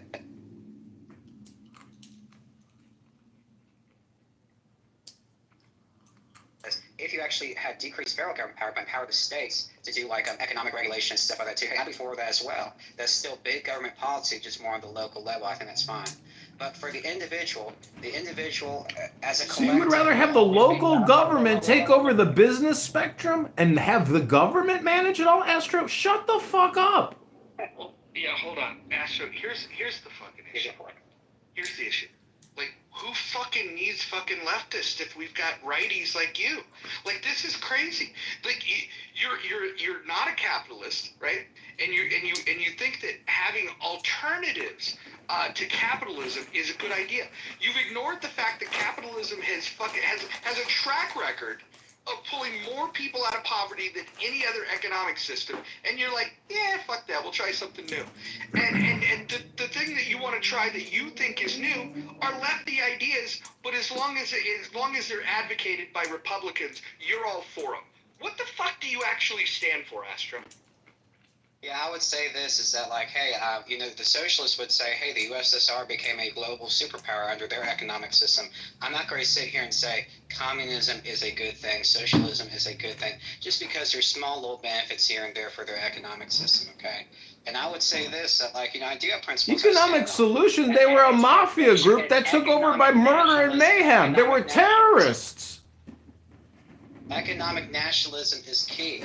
You don't actually give you don't give all your cultural values for the GDP for higher GDP. You don't actually decrease your sovereignty to give it to the mega corporation who doesn't care about your values, who doesn't care about your culture, who actually will sell you on a dime just to actually make a quick buck. That's what capitalism in the United States does already. That's one reason why I like Ron DeSantis going after Disney, because these mega corporations that go against conservative values need to be crushed by the state. Hold on. First of all, you don't possess conservative values. Let's be fucking clear on that.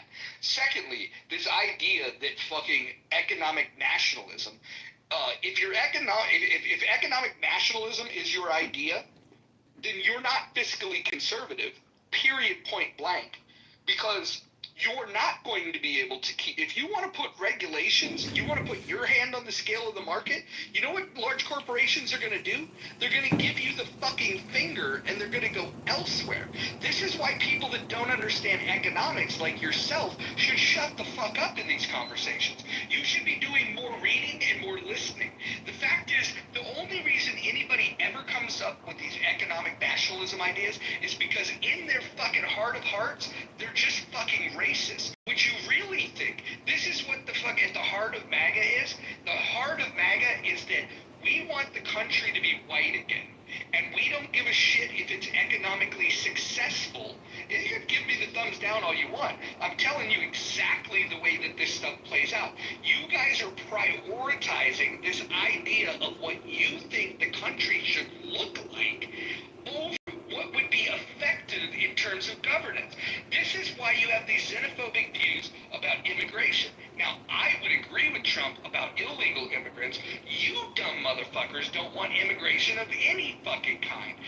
I guarantee you that if we were to continue down this conversation, we're going to get to some Pat Buchanan, David Duke horse shit where you can laugh all you want. You probably like those guys. Huh? Why don't we pause right there? Astro, tell me your thoughts on David Duke and Pat Buchanan. I disagree with David Duke. Pat Buchanan had some good ideas. I disagree with him on a lot of things too, but I think he's better than David Duke. Yeah. I bet you couldn't tell the difference between their policies. Here's at the end of the day, look, if you're not a fucking capitalist, then you're not a fucking conservative. Because if there's anything wrong, well, no, it's true. It's true. And by the way, if you're gonna be a fucking anti-capitalist, why not at least fucking go hang your fucking your coat with the fucking lefties? Like this doing, I honestly am starting to believe that the left's new tactic is to infiltrate the Republican Party, behave like leftists, and tell you that white capitalism is a bad fucking thing. This is fucking crazy. And I hope that the Republicans that are in this room that are free market capitalists can hear this horse shit and understand what this fucking guy is saying. This guy is not a conservative. He probably doesn't even follow politics. I guarantee he's never read anything when it comes to economics. He's probably never heard of Ludwig von Mises. He's probably never heard of Friedrich Hayek. He probably has never understood what the Chicago School was all about. I won't get into Adam Smith because I know that's above your reading comprehension level. And if I said School of Salamanca, you would think it's a character from Breaking Bad. So I won't get into any of those things with you because you're a fucking idiot. Astro, I'm gonna tell you right here. It's one of the more prominent voices in the conservative spaces on this app for 5 fucking years. I'm having a hard time wrapping my head around somebody who literally has espoused. Moose, apologize over your ears. This has been in no way any kind of event, but literally has been a wet dream.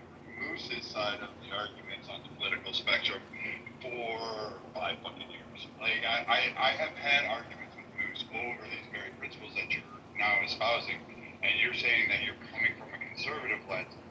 I wouldn't pick that up from you myself. I won't. And Roger and I go toe to toe, and he'll yell at me at times, and it's fine. I respect him and I admire him more for it. But I mean, your economic principles are nowhere near what any conservative I've ever read, heard, or even had a discussion with believe. If Astro is a mole or a Democrat shield, the guise of Republican or MAGA, you can have. Okay, well, what I was going to say is that, like, I'm not a fiscal conservative. But guess what? The Republican Party is not a fiscally conservative party either. I mean, it's a big... I've been saying that for fucking years. That's not a brag. That's fucking retard. Let me respond to you, Bojo. It is a big tent party. It's not the Libertarian Party. If you want pure libertarian economic theory, there is party for you. It's called the Libertarian Party. Go there, get 2% of the vote, and just and vote for them all the time. Okay, but here's the thing: the Republican Party is big tent. There's different, groups of people with different ideologies within it. Hey, do you think if they made fucking real for your dumbass? Well, that's how we won. Right there. Stop there. You can say it's a big tent party. I'll acquiesce. Yeah, Trump has allowed literally everybody in. I would say, though, you need to refrain from saying you're a conservative because that principle does not apply to you at all. Not even close. Not even on you may have one issue that crosses over so far. Maybe. I don't think you've actually stated an issue that conservatives would follow or believe. But I don't know. We haven't finished yet. Roger's going to tear you up a bit, but if you think's good enough, I would say stay in it. But he's going to tear you up. Astro, do you even know what's in your PTR? No more endless wars. Do you realize your economic policy is what guarantees endless wars, you low IQ nitwit?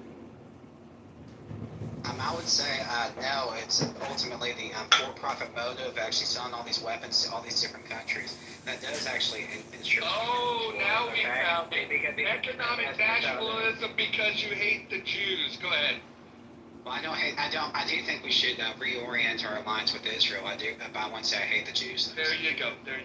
So Astro, that didn't take long. No, it didn't.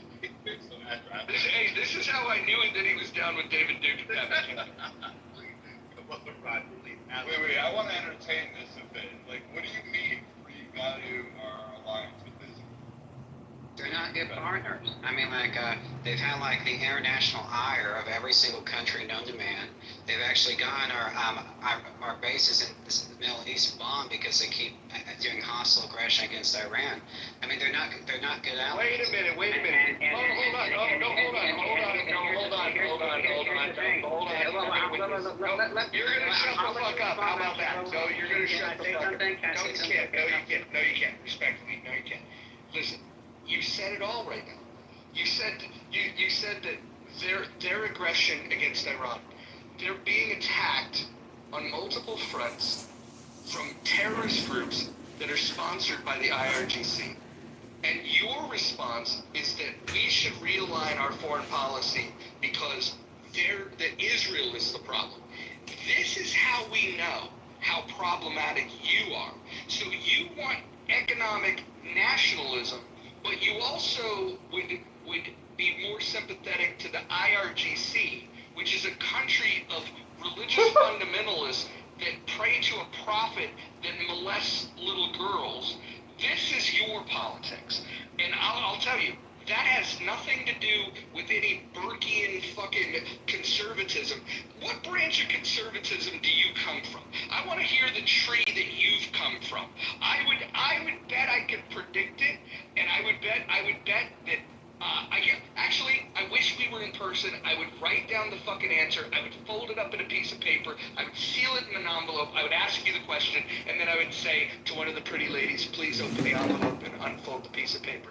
I guarantee you I know where your dumbass ideas come from. And I'll tell you right now, it's not conservatism. You're just a fucking bigot. But go ahead, you can speak now. Well, Mojo, how about you guess first and I'll take it. I'm just curious if you guess right. That's not how predictions work. Go ahead. Well, just guess. I'll tell you if it's correct or not. I think that you're probably a groiper. I would say that Nick Fuentes is probably somebody that you're very fond of. Am I close? Close but no cigar. I would say that I'm closest to the Christian nationalist movement. Got it. The Christian nationalist movement.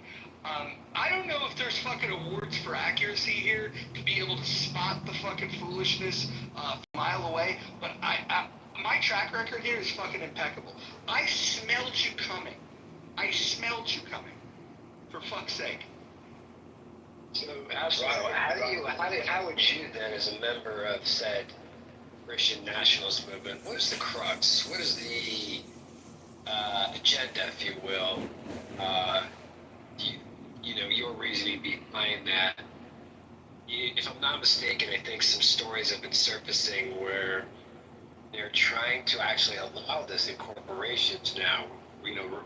Allow religion with a bigger hint, with a bigger bias towards what your identity, your Christian nationalist movement. What does that movement mean to you? I mean, I think it's the perfect balance on social issues and economic issues. Social issues are king, and then economic issues also reflect biblical teaching, which means the demographic as far as ethnicity breakdown roughly. So you mean going into a death spiral? Going into a death spiral reflects Christian values? Well, I would say this, simping for Disney, for Amazon, for Walmart, that exploit these people, that promote LGBTQ ideology, that promote abortion, that promote these things. I'm sorry, I'm not going to actually simp for these mega corporations. To Mojo's point, about what supremacy. Sorry, go ahead. But I will go back. Let me go back to what you said, basically. My personal opinion, it's all about ideology. It's not about ethnicity. That's just my personal opinion. I don't think. I'm not like these race realists, these racists, these white nationalists or white supremacists like the Goipers are. That's where I would disagree with them on. They focus too much on race. You wouldn't argue that those people that you just said you're not a part of, they make up a significant portion of said population of this Christian national movement, or at least in the guise and facade of calling themselves that. No. I would say that they're a separate movement altogether. I think the Groypers are, a lot of times they focus more on race than they do religion. Religion's more of an afterthought. It's more about saving the white race and stuff. And most of the Christian nationalists I've seen, they're not really ethnic centric. Maybe they're actually stricter on immigration policy, but that doesn't make you like a racist or anything.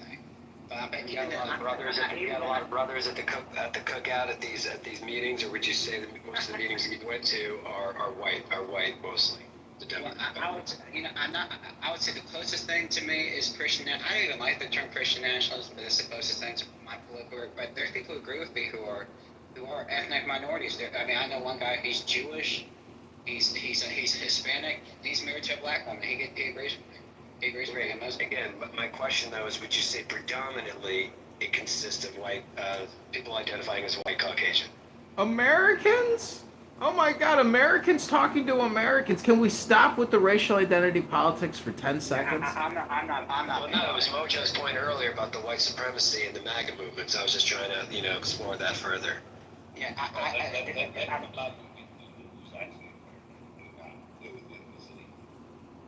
and like, You got a lot. You said a lot of it, okay?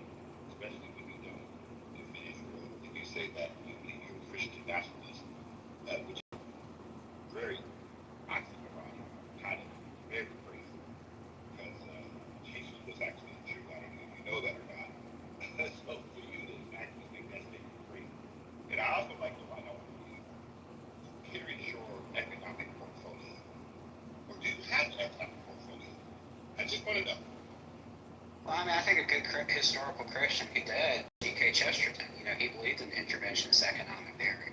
And he believed in, helping the working class, the average man. He believed in borrowing and spending and fiat currency? G.K. Chesterton? Wow. Where in G.K. Chesterton did you read that? Hold on, guys. What? I just want to translate this to people that are listening. When he says economic interventionist, what he meant to say was a fascist. But go ahead. No, I wouldn't say that. G.K. Chesterton was a fascist. And but I would say principles will literally Mussolini. Exactly. Thank you, Brad. I was going to say that, Brad. and also, hold on. No, hold on. I'm going to give you a chance to respond, believe me. And I needed to take a few deep breaths while I was on mute, calm myself down. Look, the foolishness from the left is enough for me to deal with. But when the foolishness from the right starts bubbling up like this, when your economic policies are just as dangerous, if not worse than the left, we've got a real fucking problem here. And the problem is this. The problem is that, A, you don't know economics. You don't study it. You have no fucking idea what you're talking about. And what you're doing is you're leading with this idea of what you think the country should be. You think your version of Christianity, your version of what America should be, is what should be. So what you're saying is that you're an authoritarian, right? You're an authoritarian anti-capitalist, but you think that the Republican Party is the vehicle for you. Now, this is the thing that should scare Republicans. If this guy is right and there's more like him, and they're just like cockroaches. If you see one, there's probably a lot more. If an authoritarian that's a non-capitalist finds safe harbor in the Republican Party, you guys have a lot of soul searching to do. And I would disagree with that characterization. I mean, Trump actually. Let me just say this one thing. You can go back. Go ahead. What I would say is that Trump is proof that modern economists are wrong. They're cringe. These free market Wall Street Journal people, they don't know what they're talking about. Tariffs, intervention in the economy is good and can bring about growth. And if I'm authoritarian for actually wanting intervention in the economy, then you have to say Trump is too. Go for it. Yes. Well, no, hold on. Yes, Trump is an authoritarian. And you know who was an authoritarian before him? Biden. And you know who was an authoritarian before him? Trump. And you know who was an authoritarian before him? I could keep going. You have to go back to fucking Calvin Coolidge to find a U.S. president that wasn't an authoritarian. But Astro, I get that you see in Trump, you see this hope that this guy that's threatened by foreigners, this is your old nationalistic thing, threatened by people that don't think just like you. And so then you try to wrap it up in some fucking wacky idea that you understand economics. And what's crazy to me is, and I'm glad you're doing this. I'm glad everybody can see this, because when I say it, they say, oh, well, you just don't like Trump. Here's a guy that likes Trump, right? He likes Trump, and he openly acknowledges that he's not a capitalist, and he openly acknowledges that he wants more control over the economy, which basically makes him an economic fascist. And so what I hope you guys are hearing here is that what Astro sees is an ally in Trump that is anti-capitalist and has fascistic fucking viewpoints when it comes to taking over the economy. I'm still like trying to wrap my head around where his religious ideology would warrant intervention in the economic sectors, like such as shutting down major employers such as Amazon, Walmart. Who else did he say? He said a litany of them. But We can't. and then saying that somehow this would promote economic prosperity, and then at the same time to reevaluate trade agreements on a global scale, and to somehow think we're going to get on top when you're really taking one of our top tier. Like there's tiers to like which nations we trade with that have like they help promote economic interests of the United States, and you're taking one of them that actually gives us safety, security, along with other things, and you're saying that is your first target. I don't know where the rest of your economic plan comes into play, but you're not sounding like a liberal. You sure as hell not a conservative. You sound exactly like the progressives, like an AOC, like a Kamala. Roger's right, and I'm sorry, but you sound more like that. You're just adding Christianity and thinking that somehow you get cover under the conservative. Astro, he's calling you a hypocrite and a fake patriot. Do you understand that your desire to borrow and spend and do economic intervention is anti-American and low IQ? It's stupid, Astro. Wake up. Wait, hold on. Let's hold on.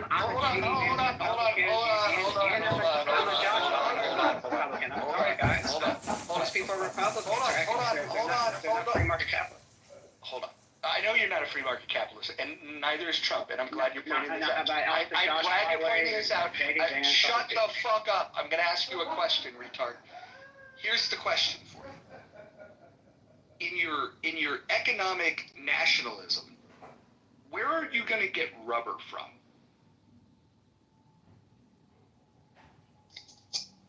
Trade. Regulate trade. Wait, hold on. So, you acknowledge that you might need rubber, right?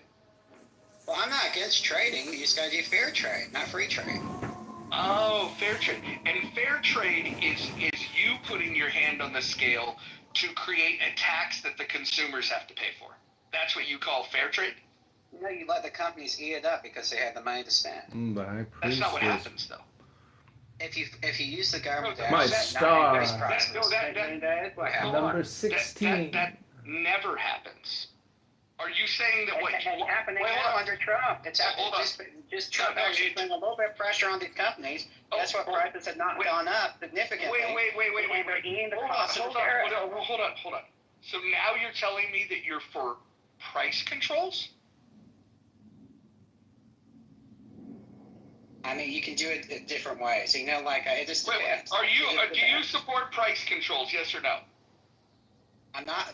I don't think there's anything wrong with the state pressuring companies to actually have affordable prices. Do you support price controls? Yes or no? I think that answers my question.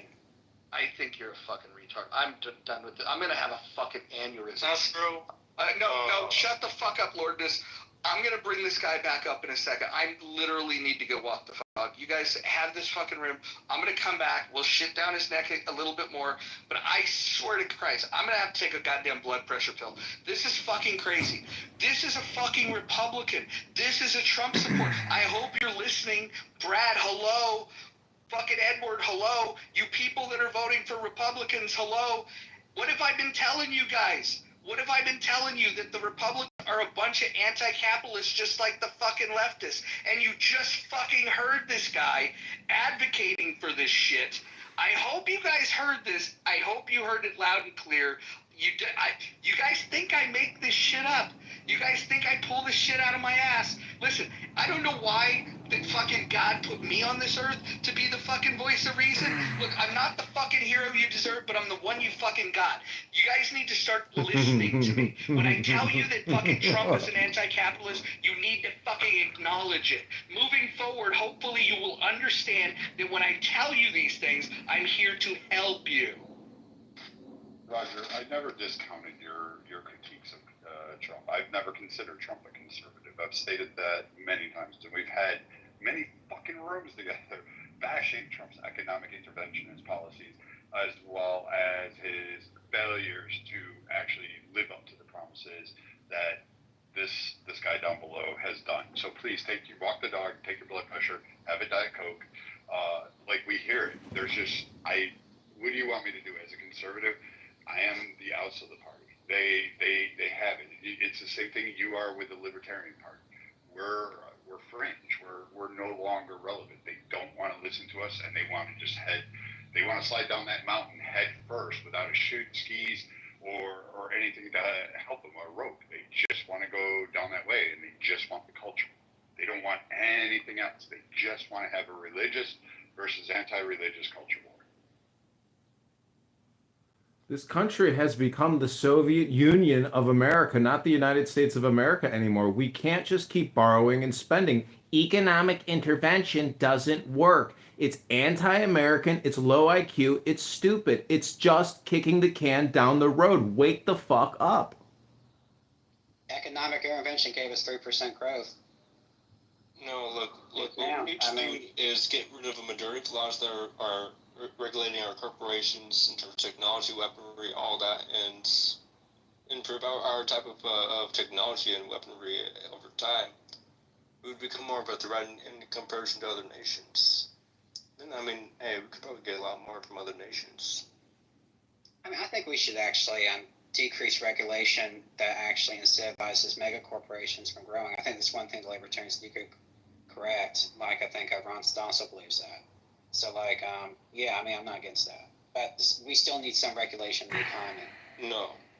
We shouldn't have any form of regulation on economy, no. Esther, in the Constitution, what agency is specifically called out? What is the one agency that the Constitution actually delivers to the American people? Do you know what it is, Esther? I didn't. Not enlighten me, American.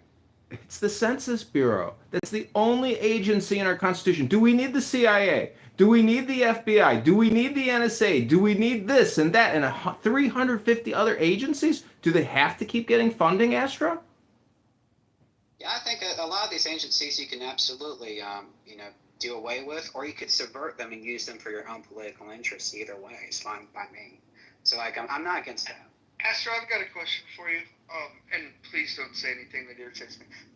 What is the 30-year period in U.S. history that had the most economic growth? Can you tell me? I'm guessing, if I had to guess, I don't know, but maybe under Reagan, I think that's what you're going to say. No, fuck Reagan. No, even earlier than that. So, like during the 20s, the roaring 20s? No, there was, at the end of the 20s, we had a depression, for fuck's sake. Well, I know that's what I was thinking. Oh, maybe that's when they had a massive crash, but go for it. No, yeah, I'll tell you. Zayn, why are you speaking while I'm speaking? I'm moving you down, I'll move you back up, learn some fucking manners. So, the 30-year period of the most economic growth in this country was from 1870 to 1900. And do you know what led to that prosperous time? Any idea? Explain away. Deregulation. I rest my case.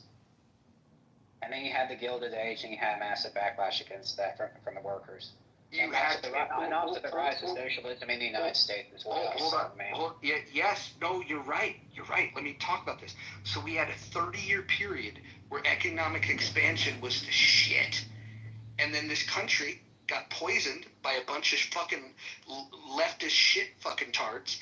And they come in and they unwind all this stuff and they start getting romanced by these fucking leftists in Europe, and they decided to start moving in the direction that you want to move, where you want to control the economy. And then look at this. You go from the most economic growth from 1870 to 1900, and by 1929 there's a goddamn collapse. And the worst economic time comes for the between then and then the end of the World War II. And then by the end of World War II, then we were prosperous again. So I want to just explain something to you. We have a track record in this country. We can see, we have a long history, 249 years. We can look at the history and we can see the economic prosperity under controlling the economy, and we can look at the economic prosperity when you let the economy go. The most production that we've ever done was in the least regulated time, and what you're calling for is not an easing of restrictions. Actually, I want to eliminate almost all regulations. You don't even want to ease them. You want to go the other direction. You want to take your fucking fascist fist, put it on the goddamn scale, and you want to put it down. Look, all you have to do is read fucking history. Your ideas have been tried and they fucking failed. They've been tried multiple times and they've failed multiple times. This is the funny thing, though. For those of you listening, he's not a Democrat. These wacky ideas, he believes he could achieve these goals through Donald Trump. This is a guy that does not believe in free market capitalism, and he wants to push these ideas through the Republican Party under Donald Trump. You guys need to get your shit together. Clean your fucking backyard, guys. Yeah, what I would say to that is that, if FDR, if Teddy Roosevelt and all these other people who were more economically liberal didn't do what they did, the socialists would have gone in power. They would have revolted against the United States in the early 1930s, and we wouldn't have our way of life at all. So sometimes appeasing the populace, even at the expense of economic development, is a good thing, especially if it means, helping average individual people's lives, okay? The GDP is not supreme. Wall Street is not supreme, okay? And ultimately what actually is supreme is the average American. That is the way to go. Now, I think most people will agree with that. We just have different ways of actually achieving that. I think Mojo would say it's deregulation. I would say it is more economic interventionism. That means stimulus checks. Give me my $1,000 rebate. There you go. There you go. This guy. That's what I'm saying. And that's how you. Now I'm moving this retard back. You guys can bring him back up if you want to fucking have a say. Look, this guy's not a fucking Republican. He's not a conservative. He's not a capitalist. He's none of those things. That is a fucking leftist, okay? That is a leftist. And what he's doing is he's trying to get his ideas passed because he doesn't think that the Democrat Party, because they're out of power, can get any of these ideas done. You have let this guy into your fucking camp. I can't believe it. Why do I have to be the one to police this shit? Can I please have a real fucking conservative stand up and say, Donald Trump's a fucking idiot. That fucking guy that supports Donald Trump's policies is a fucking idiot. Tariffs are a fucking tax on consumers. And stand up. Where the fuck are the capitalists in this fucking room? If there is a single capitalist outside of me in this room, please fucking speak now. Well, the owners of this stupid app aren't capitalists. Where's the ads in this fucking room? Where's the rev share?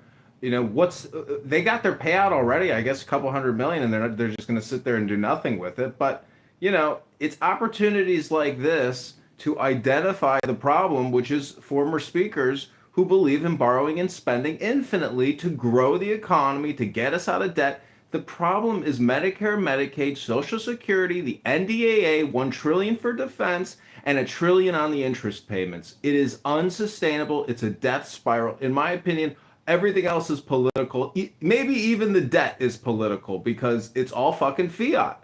So, like Mojo said, either we break it or we fix it.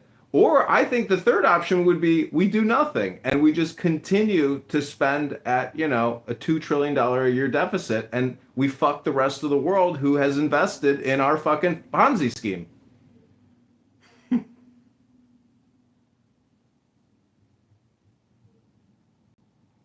what we do need is an improvement on innovation and technology.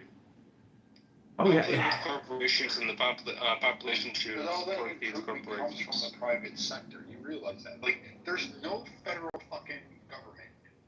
There's nowhere in the federal fucking government that creates, a fucking new rocket. Elon Musk for SpaceX created more advances than NASA did since the fucking Challenger explosion. I'm still confused.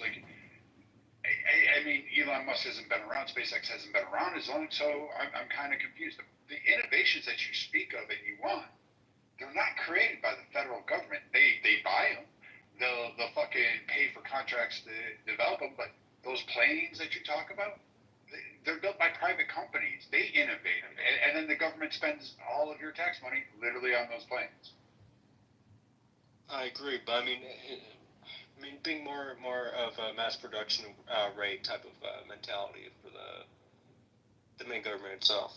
Wait, hold on. Can we get back to the fact that the guy fucking said that what we need to do is send out more stimulus checks? Like, he said we should send out more stimulus checks. And then I'm sure that you guys have voted for Trump are just like, oh, that's nonsense. That sounds like something Democrats would do. Well, I don't know if you guys remember. That motherfucking Trump, he was spending like a drunk fucking liberal. That guy was giving out stimulus checks. This guy just wants more of them. This is what I honestly think. I think that the stimulus check that dude got is probably the fucking biggest check he's ever been handed in his fucking life. And he's like, fuck, Donald Trump fucking cut me a nice little check. Hopefully he'll cut me some more. And I just gotta say, you fucking Republicans, man, you better do better. If in 2028 you don't fucking get a capitalist in here, we're all fucked.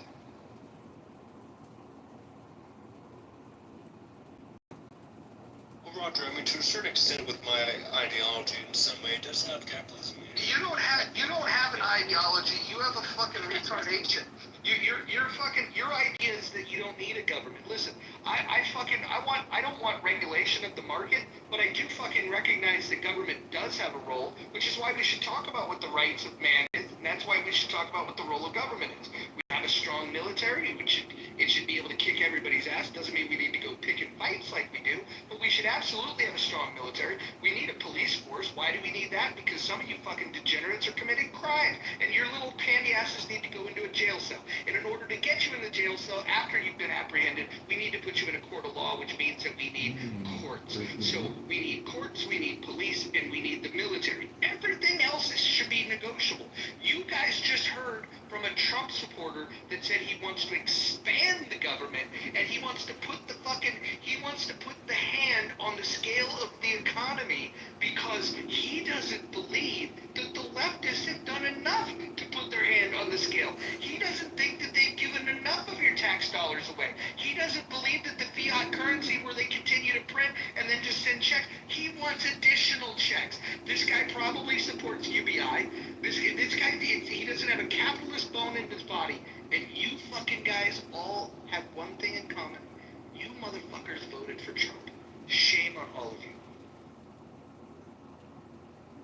It's either him or Camilla. I mean, you do realize that Kamala and Waltz would have redirected the money and expanded the debt dramatically compared to what Trump and his administration are doing. And the fact is, the borrowing and the spending is unsustainable. I don't know if you watched Chairman Powell's remarks yet today, but he kept rates fixed.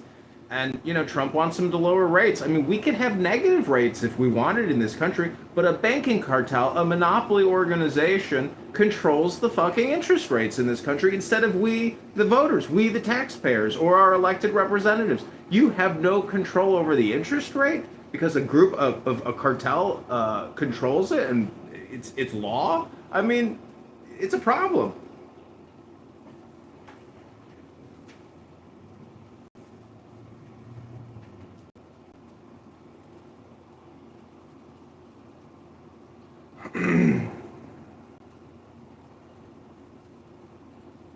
Yes, I'll take the blame, Roger. You're right. It's my fault. I allowed it. I didn't take a stronger stance against preserving the conservatives or sheltering them. You know what? It is my fault. It is my generation's fault. It is men like me who did slap back ideas like this. You can only do so much. I wouldn't put him at the table with us just because he voted for Trump. I wouldn't put a lot of guys at the table with me that voted for Trump. There's a whole lot of people. Some people just voted for it because it was popular. I don't think they could articulate one thing he actually, one piece of legislation, one executive order that he signed that he could articulate it. So, I have them. Progressives have them on their side.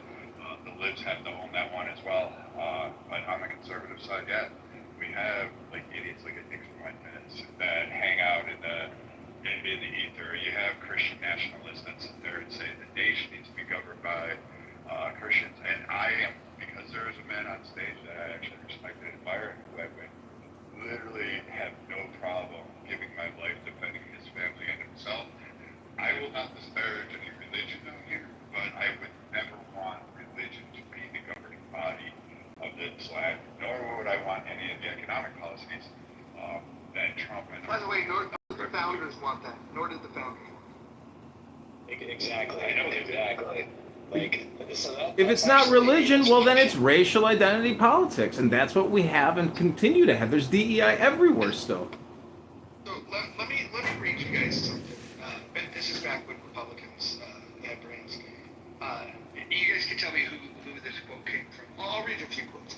The benefits of free trade are clear, and the arguments against it are always made by those seeking special privilege. That's quoted. Number two. The appropriate answer to most problems in trade is not to add restrictions, but to eliminate them. Here's a third quote. The case for free trade is as close to a scientific consensus in economics as you can get. Anyone want to guess where those three quotes came from? Anyone? John Smith. No. Somebody way more bitchin' than him. Friedman, Milton Friedman. Friedman. There you go, Milton Friedman. Friedman. Yeah, Milton Friedman. And you know why he said that? Because he understood that free trade is the fucking answer. Deregulation. So any of you, for whatever reason you're doing it, is simping for tariffs, you are going against the most fucking basic principles of free market capitalism. You are fucking simping for the wrong side. So just because your fucking guy is in office and said tariffs are a good idea, and because you're cranky with China because they were kicking your ass because we weren't as innovative as we should have been, you guys can't sell out your fucking principles in a generation just because Trump became president. Milton Friedman should be your guiding fucking light, not Donald Trump. And those of you that sit here and advocate for tariffs, you are not fiscal conservatives. You're not even students of economics. Look at the numbers on the tariffs. They've only taken in $150 billion. That's 10 days of federal spending. That's not a reduction in spending. That doesn't pay down the debt. That does nothing. It moves the needle nowhere. So it has been the lamest and longest conversation about tariffs. It's meaningless communication. There's a lot of exceptions to it also on the tariffs. I was trying to figure out. Are you pro-tariff, Abby? No. I am ordering a new freaking car from Germany. It's been a pain in the ass trying to figure out what it's going to cost me. So right now, I'm definitely not in favor of it. But right now, that was wrong you were before you were impacted? No, I've never, that's not something, no, I wouldn't say I was in favor of them. What he's using with strategy right now, I definitely thought it was interesting how things played out with Canada, though. I do want to say that. But I just want to say, I think there's exceptions in these tariffs with the different countries. And definitely with Europe, and I'm trying to read it as it's happening in real time. And maybe you guys have more insight into it as to what the carve-outs are on what will not be governed by it. Well, we're going to 40 trillion in debt. With Europe in particular, I'm curious, the carve-outs. So here's the important thing to consider with free trade, right? That moron, he's back on the stage, by the way. He likes to use this word that he borrowed from the left called fair trade. Fair trade just simply means that you get to control what happens with the trade, so you don't like it to be free, which, by the way, free trade is the biggest weapon against war. Everybody knows that. Nebraska. But here's something to think about. Within free trade, if you find that there's a country that you don't like the way that, that they're, let's say you don't like their stance on human rights, or whatever the fucking excuse you're going to come up with of why you don't like them, right? Let's say they're a bunch of commie bastards. Let's say they're building a war machine against you. Let's say they sponsor terrorism, right? There are ways within free trade that you can just say, okay, I'm not going to get my rice from them. I'm not going to get my rubber from them. I'm not going to get my steel from them. You just have to go seek it out elsewhere. If you want free trade, doesn't mean nobody says we have to trade with China, but the idea that you're going to put a tariff on it is stupid. If there's something that China exclusively has, whether it's a fucking mineral or finished good, really, what China does for the world, and you should recognize this, what they do well is they manufacture, right? They are a manufacturing engine for the entire fucking globe. Now, if you don't want to do trade with them, or if you think that there's a trade imbalance and you want to fix this, then what you have to do is you have to find a different country that you're going to have free trade with that gets you what you want. You don't sit there and put these fucking stupid tariffs that raises the prices on consumers. Because the price that it raises on consumers works in two ways. It's not just simply on the products that were imported because you've slapped some tariff on it. It's also the companies within your own country that are now going to have to compete, right? They can then raise their prices because they know that the foreign goods are more expensive now because of the tariffs. So even the American stuff is going up. You know what's not happening? American goods are not going down in price. They're going up. They're going up in price. Don't the American companies, but there is positive, the American companies are getting the benefit of the purchasing. I mean, you can't negate that wouldn't be a fallout from it, that they will choose to purchase domestically. Not necessarily. I mean, that's the point he's trying, is that it incentivizes keeping the business.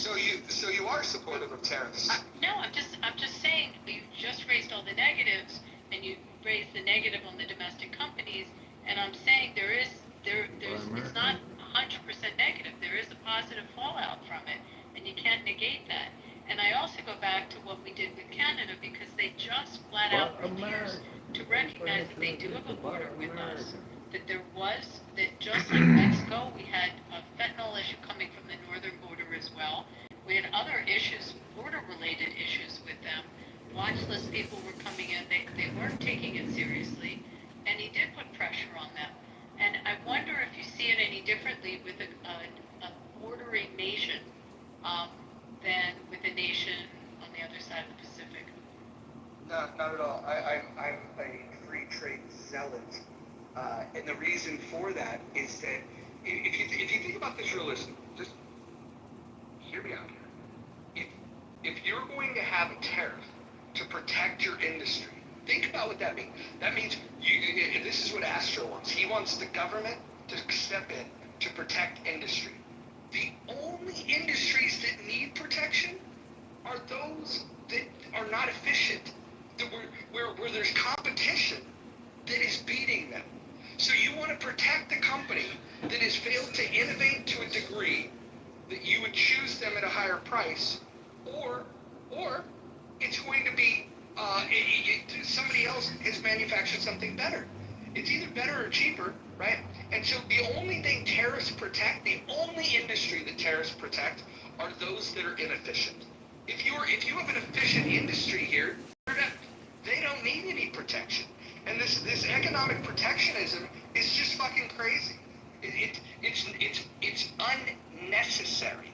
What we should do is we should take the burden off of these companies. We should lower their taxes. We should deregulate them so they can spend more money becoming more efficient, innovating more, and releasing more products, and being able to get the price down because of economy of scale, like increasing their manufacturing capabilities. The way that you can do that is by deregulating the market and to tax them less. But instead of that, what Astro wants to do is he wants to put more regulations on them. This is fucking crazy. Well, that's not. You're worse than a leftist, you fucking retard. Respect you. You're putting words in my mouth for half the things I didn't even argue for. I already said John Stossel's right. Over-regulation sometimes produces these mega corporations. I mean, you have to deregulate in some instances. You have to regulate in more instances, okay? I'm not against deregulation entirely, okay? So stop saying that. That's not my position. Another thing is, too, like, are you okay with foreign companies having a dominant, like, a market share in America? Like, if they were more... Yes, I am. And I'll tell you why. Hold on. You asked me a question, I'm going to answer. Yes, I am.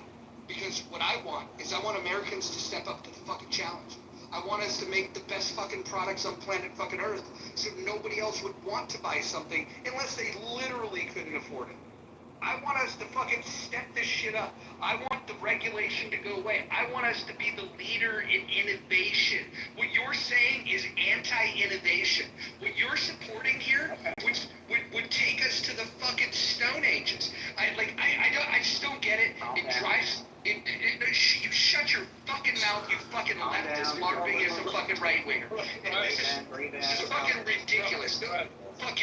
little fucking whore. She was right about that. Right.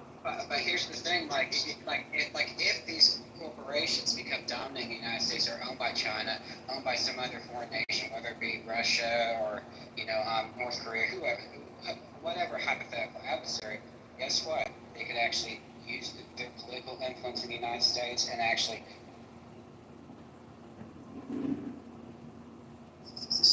they could use. Astra, where'd you study political science? Astra, where'd you study political science? I didn't get a political science degree because it's a fluff degree. I'm sorry. Okay.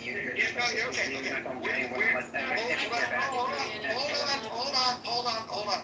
Look, I'm not going to. Hold on. I'm not a credentialist. I'm just asking where you got that degree. You acknowledge you didn't have. I'm an autodidact. I didn't go to fucking school either. But I did read quite a bit. It's kind of obvious that that's something you should try. Where did you study economics? The internet. You studied economics on the internet. And who's the economist that you go to? Who's your go-to for economic theory? Good question. There's a lot of different thinkers out there. I mean, Name one. I did earlier. I said G.K. Chesterton. He's pretty influential, I'd say. And he was good. He was good back in the early 20th century. Did he win a Nobel Prize? If he did or didn't, it don't matter. The Nobel Peace Prize is completely. I didn't say the Peace Prize. I said a Nobel Prize in economics. No. Does that mean anything? You said you're not for the credential class. I'm trying to figure out, because what you're saying, first of all, is not rooted in any economic school. Either the communists would disagree with you. Shut the fuck up. The communists would disagree with you. The capitalists would disagree with you. The only people that agree with you, is Nick Fez and the Growers. No, I stand with President Trump's, interventionist economic theory. I stand with him on that. I think he's done a great job with it. He's proved that the free market capitalists are wrong, and the modern economists are wrong. And guess what? America's prospering so far in his second term. I think he's actually it's been massively successful. You think Trump is a brilliant economist? He's a great politician. That's why I would say. You just said you agreed with his economic plan has been solid. Right. But it's not just him who's in charge. He has a good team with him, like Scott Bassett. He's good. You think tariffs have actually been good? You think tariffs have actually made the voters happier? Yes. So far, more. The voter opinion on the economy has gone up since Trump got. Hold on. No, that's not hard to do. You had a fucking guy that tanked the economy. We're $37 trillion in debt. I want to go around the room. I want to go around the room to everyone not named Astro, and I want to ask a question. Brad, I'll start with you. Do you support tariffs? No. Nye, do you support tariffs? I didn't hear that. No. Akima, do you support tariffs? Yeah. Edward, do you support tariffs? Yes. Jesus Christ. I love you too much to argue with you. Serendipity, do you support tariffs? You gotta go by though. Hold on. The Serendipity, do you support tariffs? No. Abby, do you support tariffs? No. Shirley, do you support tariffs? I don't have an opinion about this. I do know that I don't know enough.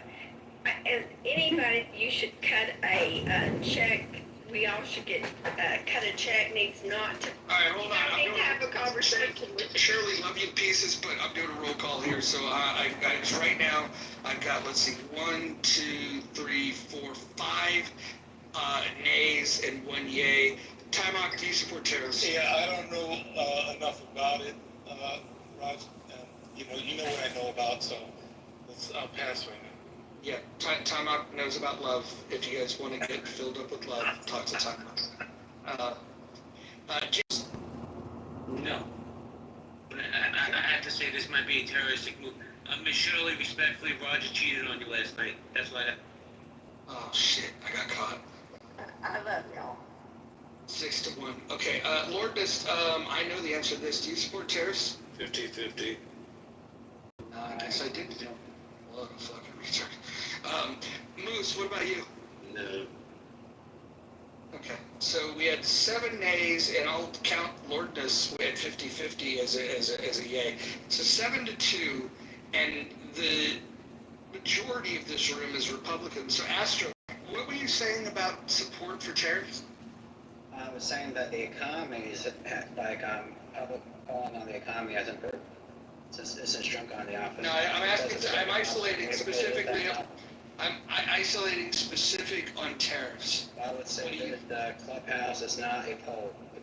It's not like a real poll. We established it's not the gas. I'm very open about this. Let me just say that, Clubhouse has niche politics, including myself, including you guys. I mean, this is not a good representation of the whole. Just play along. Just play along.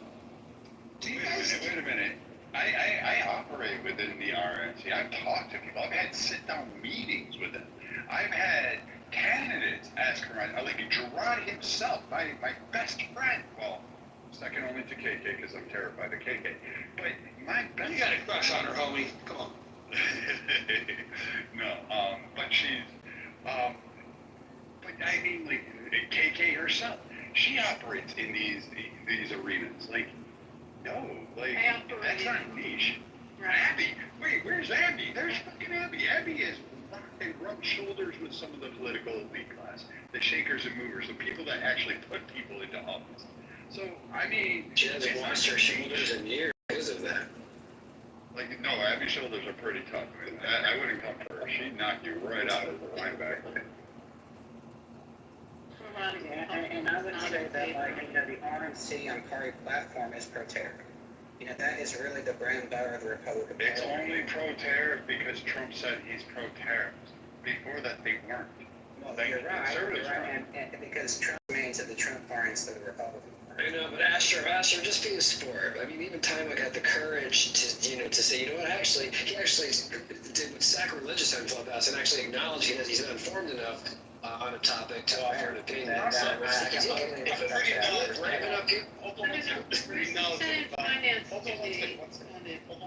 pretty knowledgeable about negotiation because I've done that throughout my career. And I'm actually in that now. My film's coming out again in AMC theaters around the country for a week. So I'm in negotiations with AMC Theater.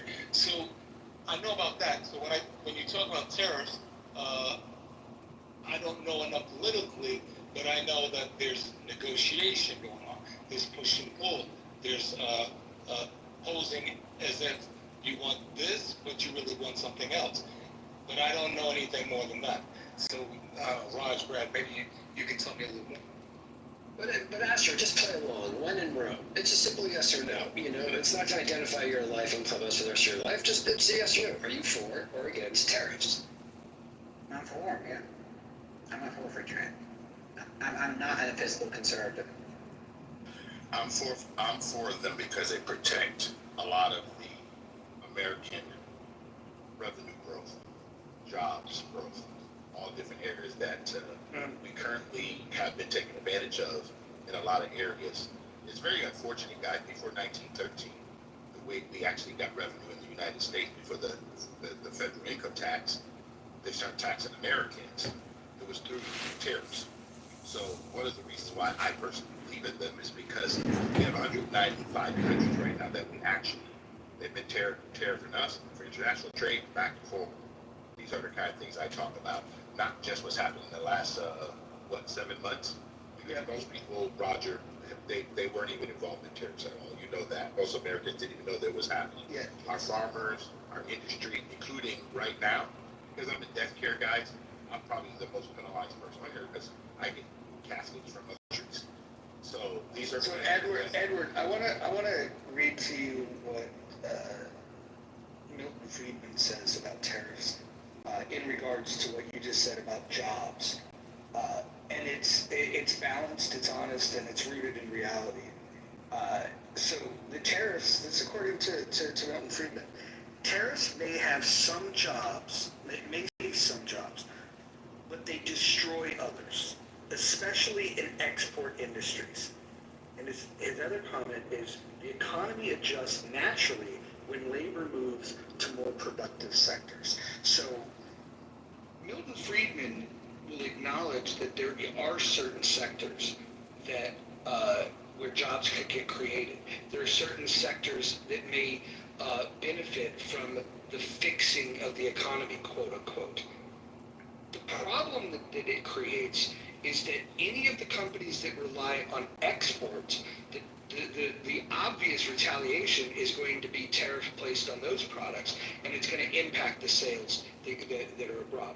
And so these are the things that people need to think about.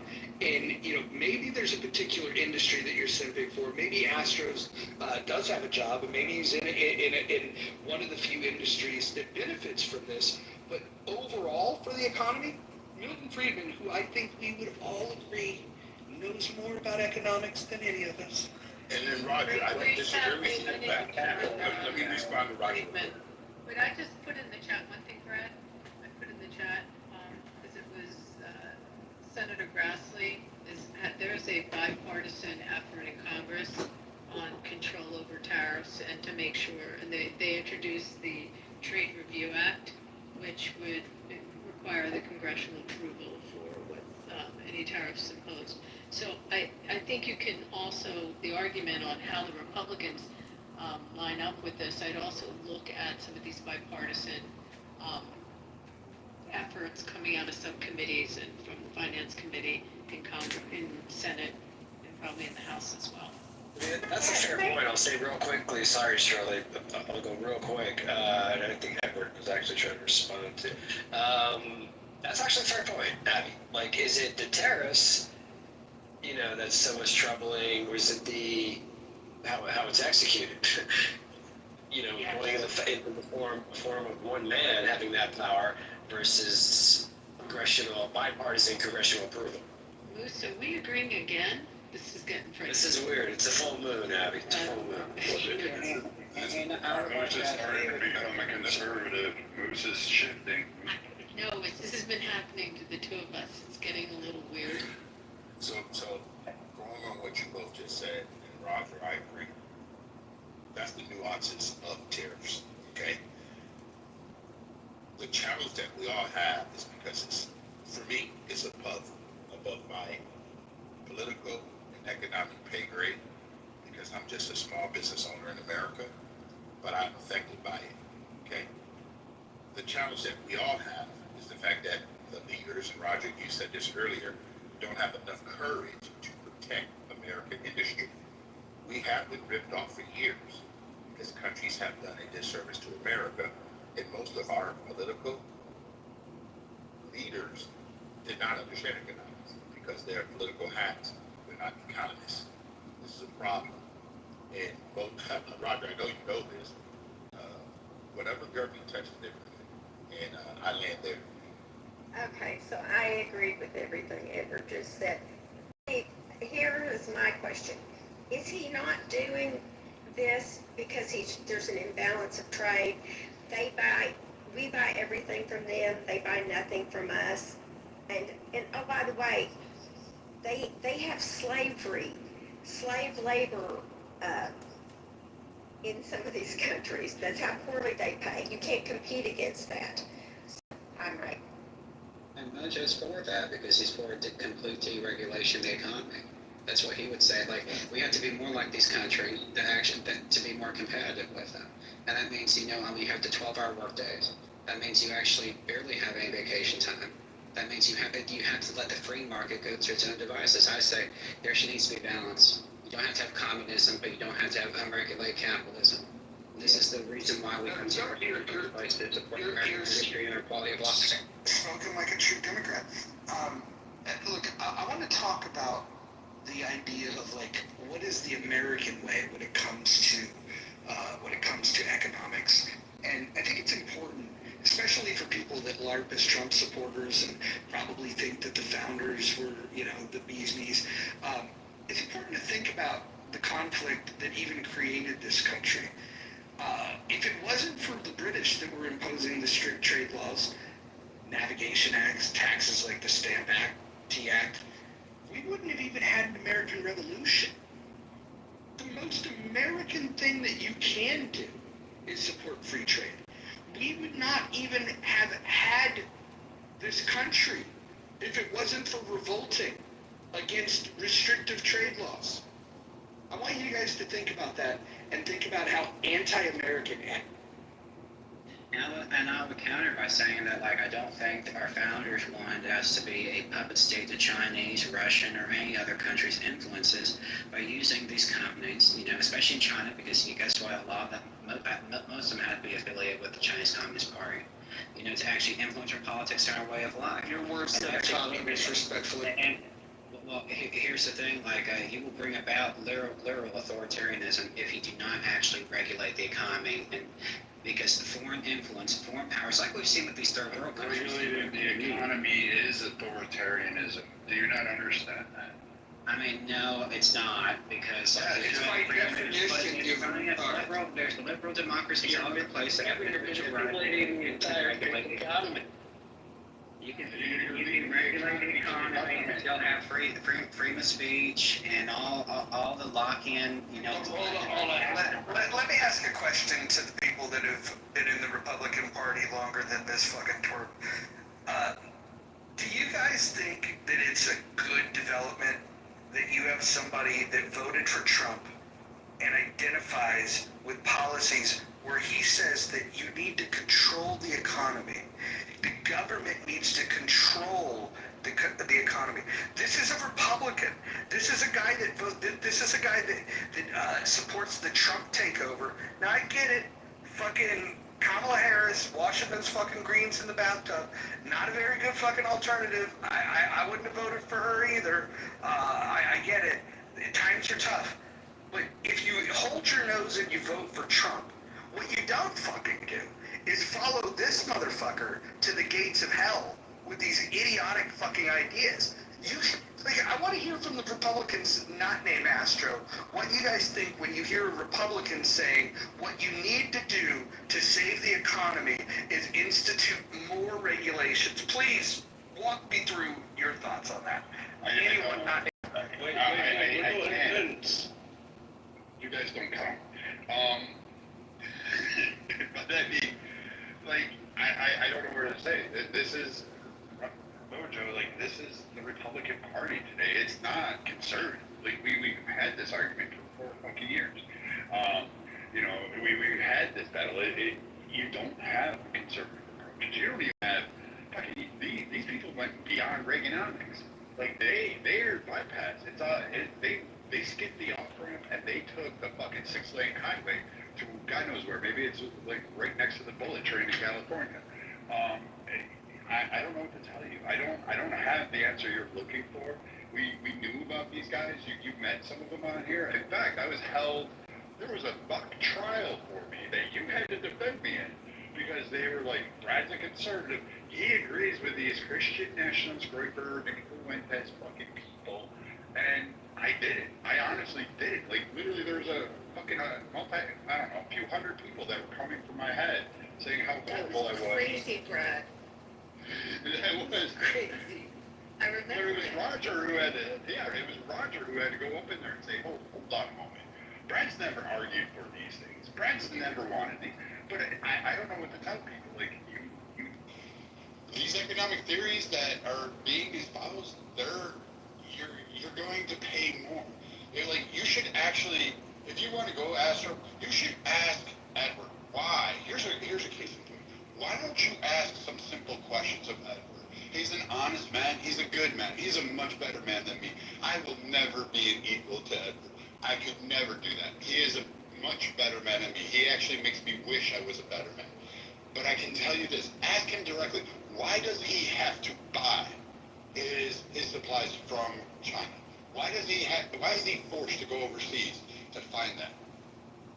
go ahead and try actually learning something about how the regulations that you're espousing are actually driving away American products and American-made products, and taking away opportunities for Americans because you want to regulate the economy in such a way that it fucking strangles everybody at home, and they don't have an opportunity to actually generate wealth worldwide, let alone domestically. Yeah, and I would say that no, I don't believe that type of regulation. I think that's the regulation that we actually kind of have today in a lot of ways. We live in a corporatocracy where mega corporations and the one percenters basically have extreme power. And I'll ask everyone in a second, but I do want to respond to what you said, Brad. Is that so yeah, and what I would say is that you have smart regulation. I'm for deregulating when it matters, when it's smart, when it makes sense.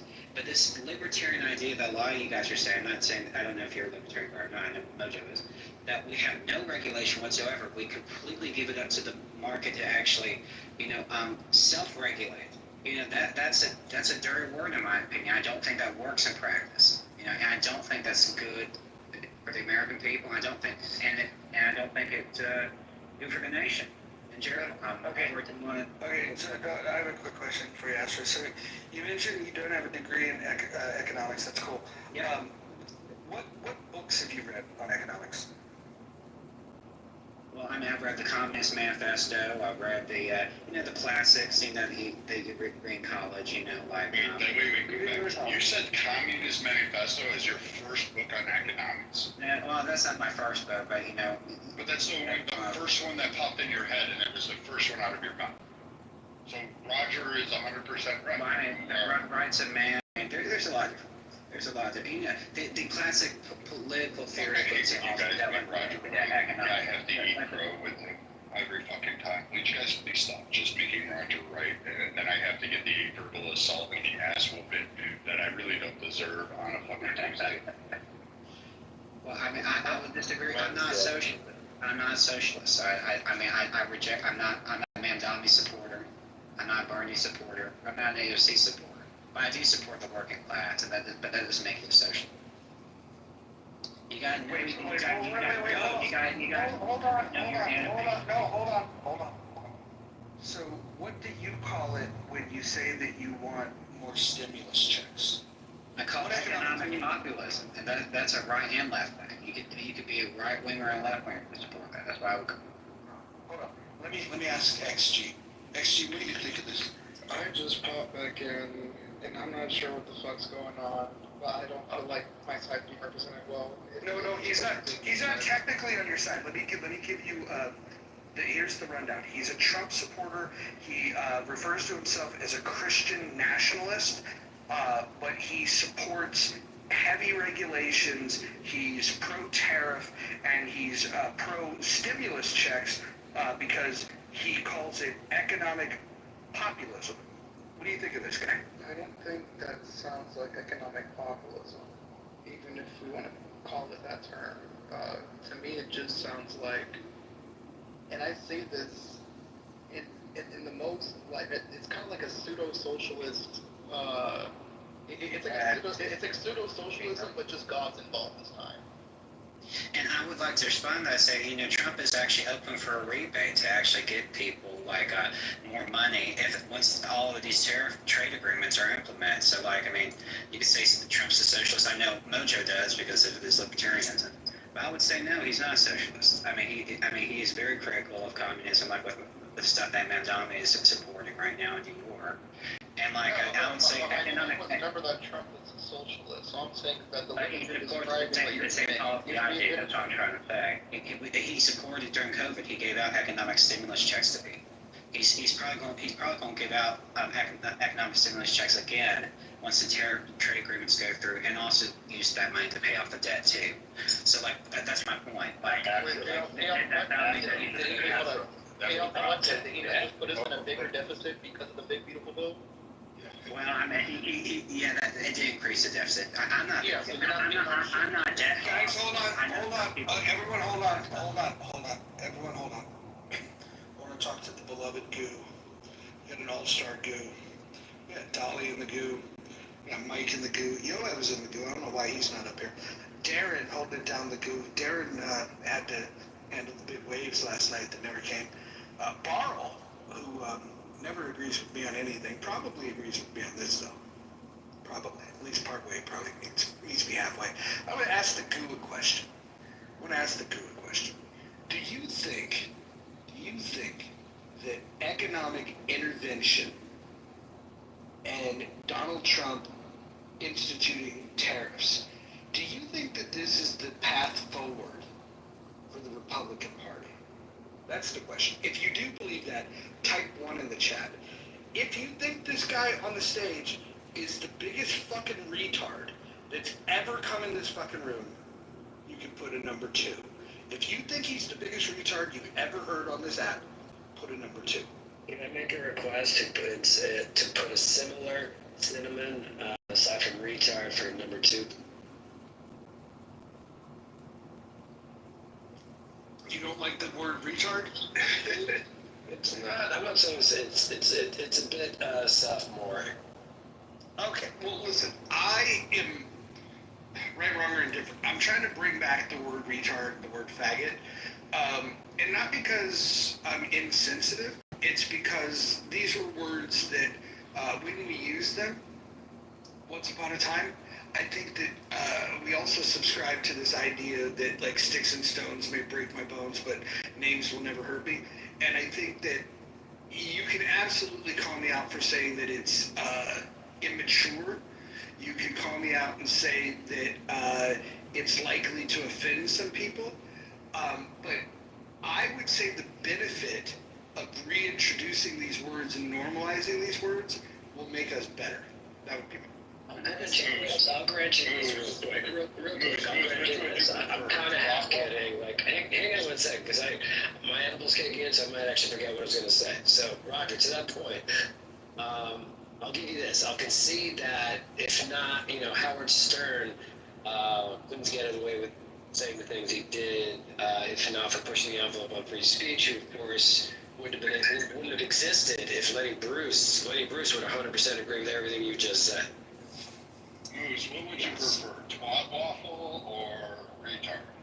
Twat waffle, please. Thank you. And I at least I saved myself. At least I got a +1 in the column there. So Brad, Hey, Bruce, have you ever looked at the list Stanford University put out of all the words we're not allowed to say anymore? Have you seen that? It would take me probably a year to read it. I have not seen the latest, though. It's pretty astonishing what we say every day that we're not supposed to be saying. Yeah, Brad, going back to what you talked about with Mr. Astro, I'm not as strong as Roger here, but regulations hurt the death care profession a lot of ways, building wise in every way, and that's why a lot of cemeteries and funerals buy their products from overseas. Yes, now we are being affected because we have to get tariffs on a lot of our goods and services, and unfortunately, because a lot of manufacturing has moved overseas, now we have to purchase things because I don't know if people know this, I know Roger knows this, people are in business for profit. They want to make money, okay? We're not in business to just hire Americans, and I will hire all Americans. I have nobody outside of America working for me, working for our company, and the reason why is because I'm pro-American. I'm not pro-MAGA, I'm not pro-Maha, I'm not pro-America First, I'm pro-American. That's where Edward stays, because I was American before all the other titles came up. And Roger, I appreciate you bringing that back any words so we get rid of PC culture. As a believer in God, I still think people should have a right to say whatever they want. And don't tell me to manage my word with pronouns and tell me I should call people when I clearly see that they're not. Amen. I'm sorry, Henry. I thought you were doing amen to free speech. Yeah, and like I was saying to Abby, to your point about that list of words that are not PC to say anymore, without the great Jewish comic Lenny Bruce, who would get arrested, police would go to his shows solely for the purpose in the 50s to arrest him because he's saying pussy, because he said the N-word, because he said the derogatory term for Jewish. Just trying to desensitize people about giving these words power. You open the door for all comedians, down the road, on both sides, black, white, regardless of politics. Like, imagine getting arrested, a comedian getting arrested on stage these days for saying anything. I agree. I think he was groundbreaking on it. I mean, I think George Carlin, the Seven Dirty Words, tried to make the point after him, but Lenny Bruce definitely was the one who set the path for that. Like Lenny Bruce, I'm not afraid. Did you guys destroy Astro enough today?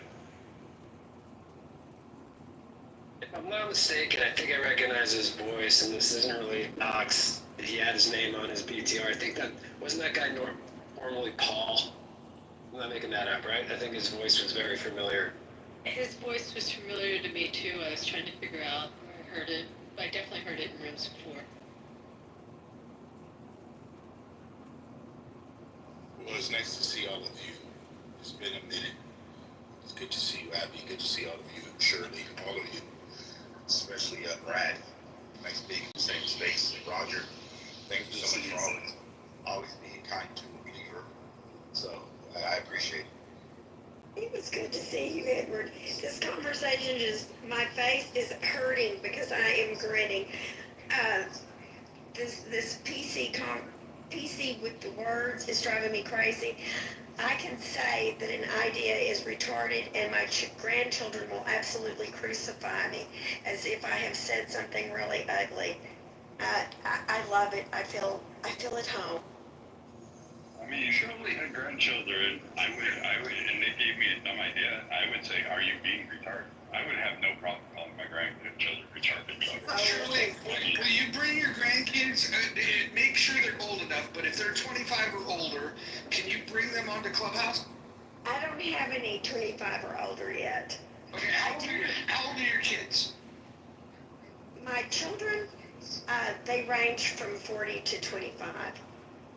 Please bring them on the app. Oh my goodness. There's just no words for it. My middle son I could bring.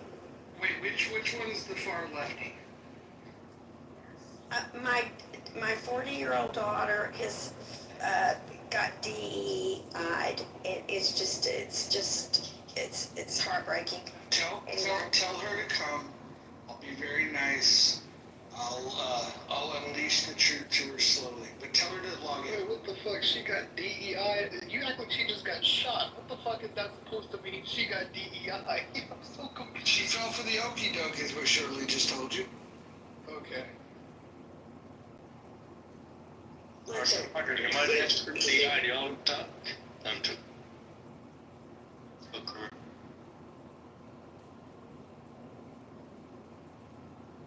Jinx, do you have anything to add?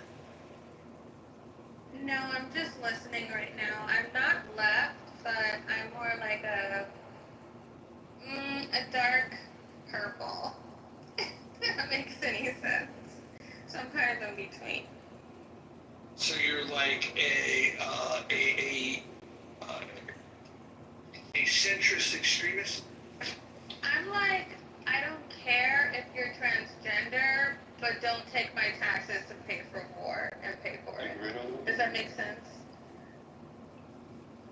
That's fine. That's fine. So what do you think about capitalism? I think that it's gotten a little bit too extreme at this point. I think that yes, it's good for people to have businesses and things like that, but I think the wealth gap has gotten a little bit too extreme now. I think that there's no room for billionaires in my opinion, please don't attack me. I hate being attacked on this app, it drives me crazy. I don't think that we have room in this country for billionaires. I don't think that we should have that. You should not have more money than God. Nobody should have that. I think that's just stupid. I mean, their kids aren't going to ever have to work. I think, May I ask a couple questions? Abby, hold on. You gotta be gentle with this one. She said she doesn't like to be attacked. Okay. I hate it. No, it's good. I'm gonna choose. Hold on. Listen. I'm gonna choose my words very carefully. Okay, so Jinx,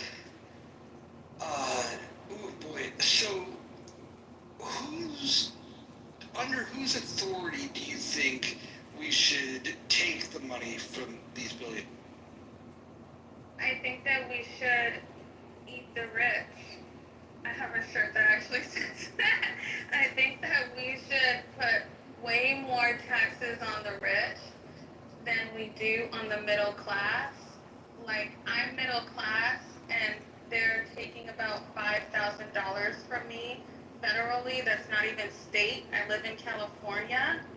So, like, I need my money. I don't think that I should be paying more money in taxes than Jeff Bezos. I think that's kind of unfair. Well, it's clearly untrue that you would be paying more.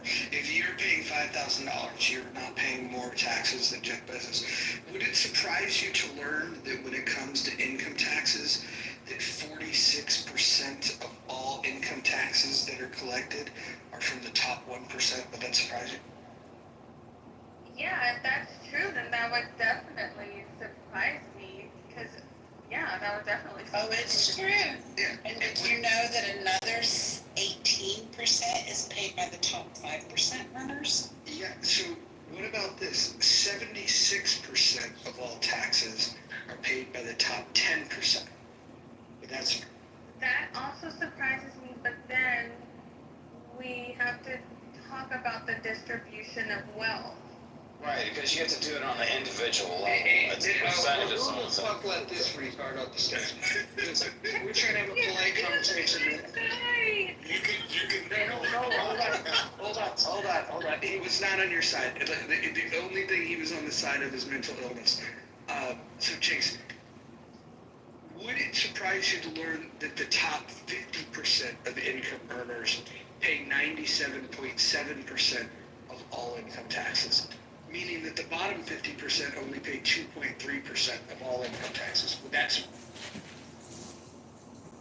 Yeah, I mean, it is surprising to me because I feel like I'm getting raped by the government. So, yeah, that actually does surprise me. Yeah, to be honest. It's still good politics to raise taxes on the rich, though. I mean, it'd be dumb for the GOP not to do. You have a financial expert on the stage, like a CPA, why don't you? No, I'm talking about politics, not economics. Wait, hold on. Astro, shut the fuck up. Astro, shut the fuck up. Literally, nobody cares. We have Jinx. Hey, I care about the Republican Party. I mean, you don't care about anything. You're fucking communist. You do, I'll take it. Hold on, we want to talk to Jinx. Jinx, so you think that the way to solve this problem is to tax the rich? If the top 50% of income earners are already paying 97.7% of all income taxes, how much do you think, how much more do you want to take from them? Since the bottom 50% really pays nothing, they pay 2.3%. How much more do you want the top 50% to pay? Do you want it to pay all? Actually, let's illustrate it a different way. I like giving this illustration. I love giving this illustration. 100 people go to dinner, okay? 100 people go to dinner. One person offers to pay 46% of the bill, okay? And then 9 other people chip in and they say, hey, look, with our help, we could pay 76% of the bill. And then 40 other people chip in and they say, we're going to pick up 97.7% of the bill. Now you're assuming you're on the bottom 50%, and now 50 people left at this dinner are told, you guys got to come up with the other 2.3%. Would you say to the people that pay disproportionately for the dinner, would you say that they should pay more? Or do you think that you would just say thank you and then reach in your pocket and the 50 of you pick up that 2.3? So I like that analogy. That's a good analogy because I go to dinner a lot. So this is how I would do it. If I make significantly more than all of the people at the table, I'm gonna pay for the food. And I'm especially gonna pay for the food of my friend who I know is broke and doesn't have any money. I'm gonna pay for her. Like, right, but there's 100 people at the table. how many people are you going to pay for? Because the way the taxes work now, that one person would pay for 46 people. Do you think that's a fair deal? I think that, like I said, if I make significantly more than my friends or the people that I'm sitting amongst, I'm gonna pay it because I know that it's not gonna hurt me as much as it will hurt them. Correct. Between equality and equity. Yeah. I don't like either of those terms. I don't like either of those terms. But let's go back to this scenario where it's 100 people. You guys took over a restaurant. There's 100 of you, right? And let's assume you're the wealthiest person among your group, right? And the bill comes, and everybody's like, "Oh wow, that's pretty big." And you, being the wealthiest, if you said, "You know what? I'm going to pay for 46 of us." Right?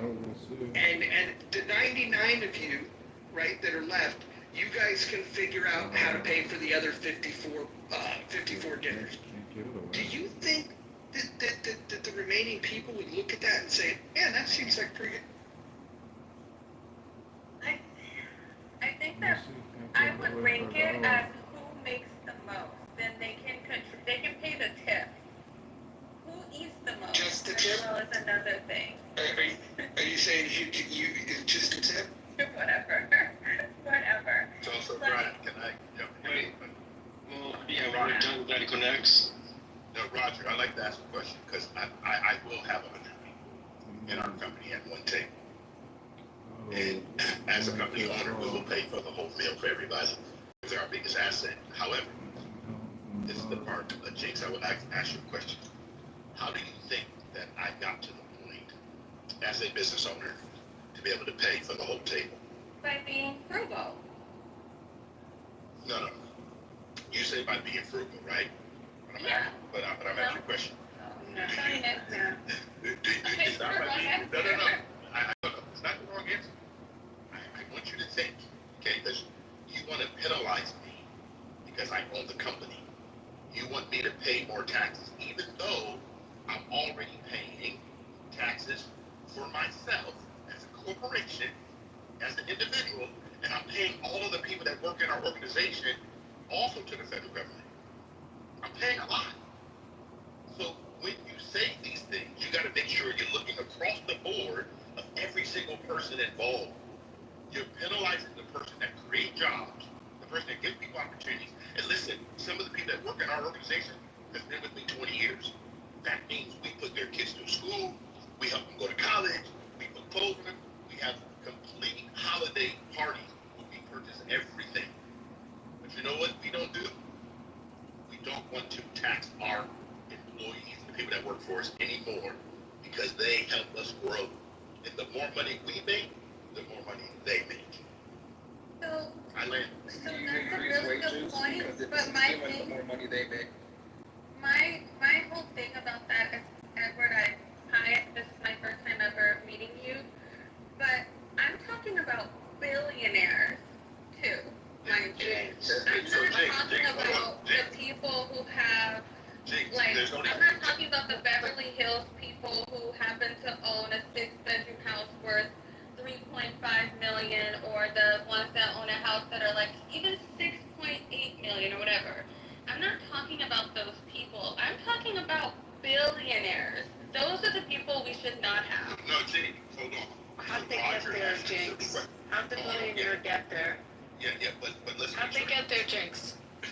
Wait. Let's let Edward go first, and then I'll go next. So Jinx, I want you to know there's 3,027 billionaires on planet Earth. There's 8.3 billion people on planet Earth. What you're doing is you're penalizing one little group of people who have created so much commerce. These people created a lot of things. I'm not going to blame them because they've gotten to the industry and created our lives better. Like right now, a lot of us on an iPhone or an iPad or whatever. Someone deserves that because that's what they created. The marketplace allows these things, and some people are going to grow through the marketplace. That's what happens. But you and I know if I ever want to earn more money, or people come to me and say, hey, Edward, I want to make more money in the company. And I says, okay, bring me more value. Go create more value for our company, and we'll pay you proportionate to what you bring. What you're saying is that we should penalize people, and I'm just making sure I'm understanding you, James, that we should penalize people because they happen to become rich because they've done something for all of what I call humanity. That's my understanding. So Jinx, I want to segue on what he said. So how do you think they got where they are? Do you think they all started rich? The billionaires that bother you? No, of course not. I mean, their children will have Right, started that's rich, about the but not children, them. not them. So do you think some of them might have worked their asses off really hard, studied really hard in school, and, worked really hard to build what they built? Do you think that might be the case with some of them? I think that might be the case for a lot of them, not even some. Okay. But So I think that a lot of people work really hard. right. So if you work really hard, isn't that a reasonable result that you gain success and financial success from hard work? No. Yes, but not into the billions. Well, not That's into my the whole billions. But what if you come up, I mean, I happen to be in business with someone who did this, whose dad was a taxi driver. This guy was a court reporter. He had nothing, barely went through school, and came up with a concept and built it, lost millions, then reinvented himself, and ultimately became a billionaire. And just as you heard, created tens of thousands, I should say hundreds of thousands now, of jobs around the world because of his resilience and hard work and building a company, and affected the world. So why does this guy get penalized, or you want him gone? Because he did all this hard work and all this great success. I don't think that he should be penalized. I think that him living in the United States of America, using the roads that he uses, having these employees, making sure he has health insurance for them, I think that he's using the country. We are actually giving him the ability to make those billions of dollars. So he should give back and not have billions of dollars. You just heard, and Nick can go through it financially because he's an accountant. He can tell you. But he pays taxes. He pays for himself. He pays for his company. He pays for his employees. He pays the property tax where his businesses are located. He pays the use taxes. His company is licensed and has a particular tax for their business that they're in. He pays all kinds of regulatory fees. So, I mean, if you look at this, there's all kinds of taxes. And then, by the way, I'm going to land with you're all worried about 4 generations out.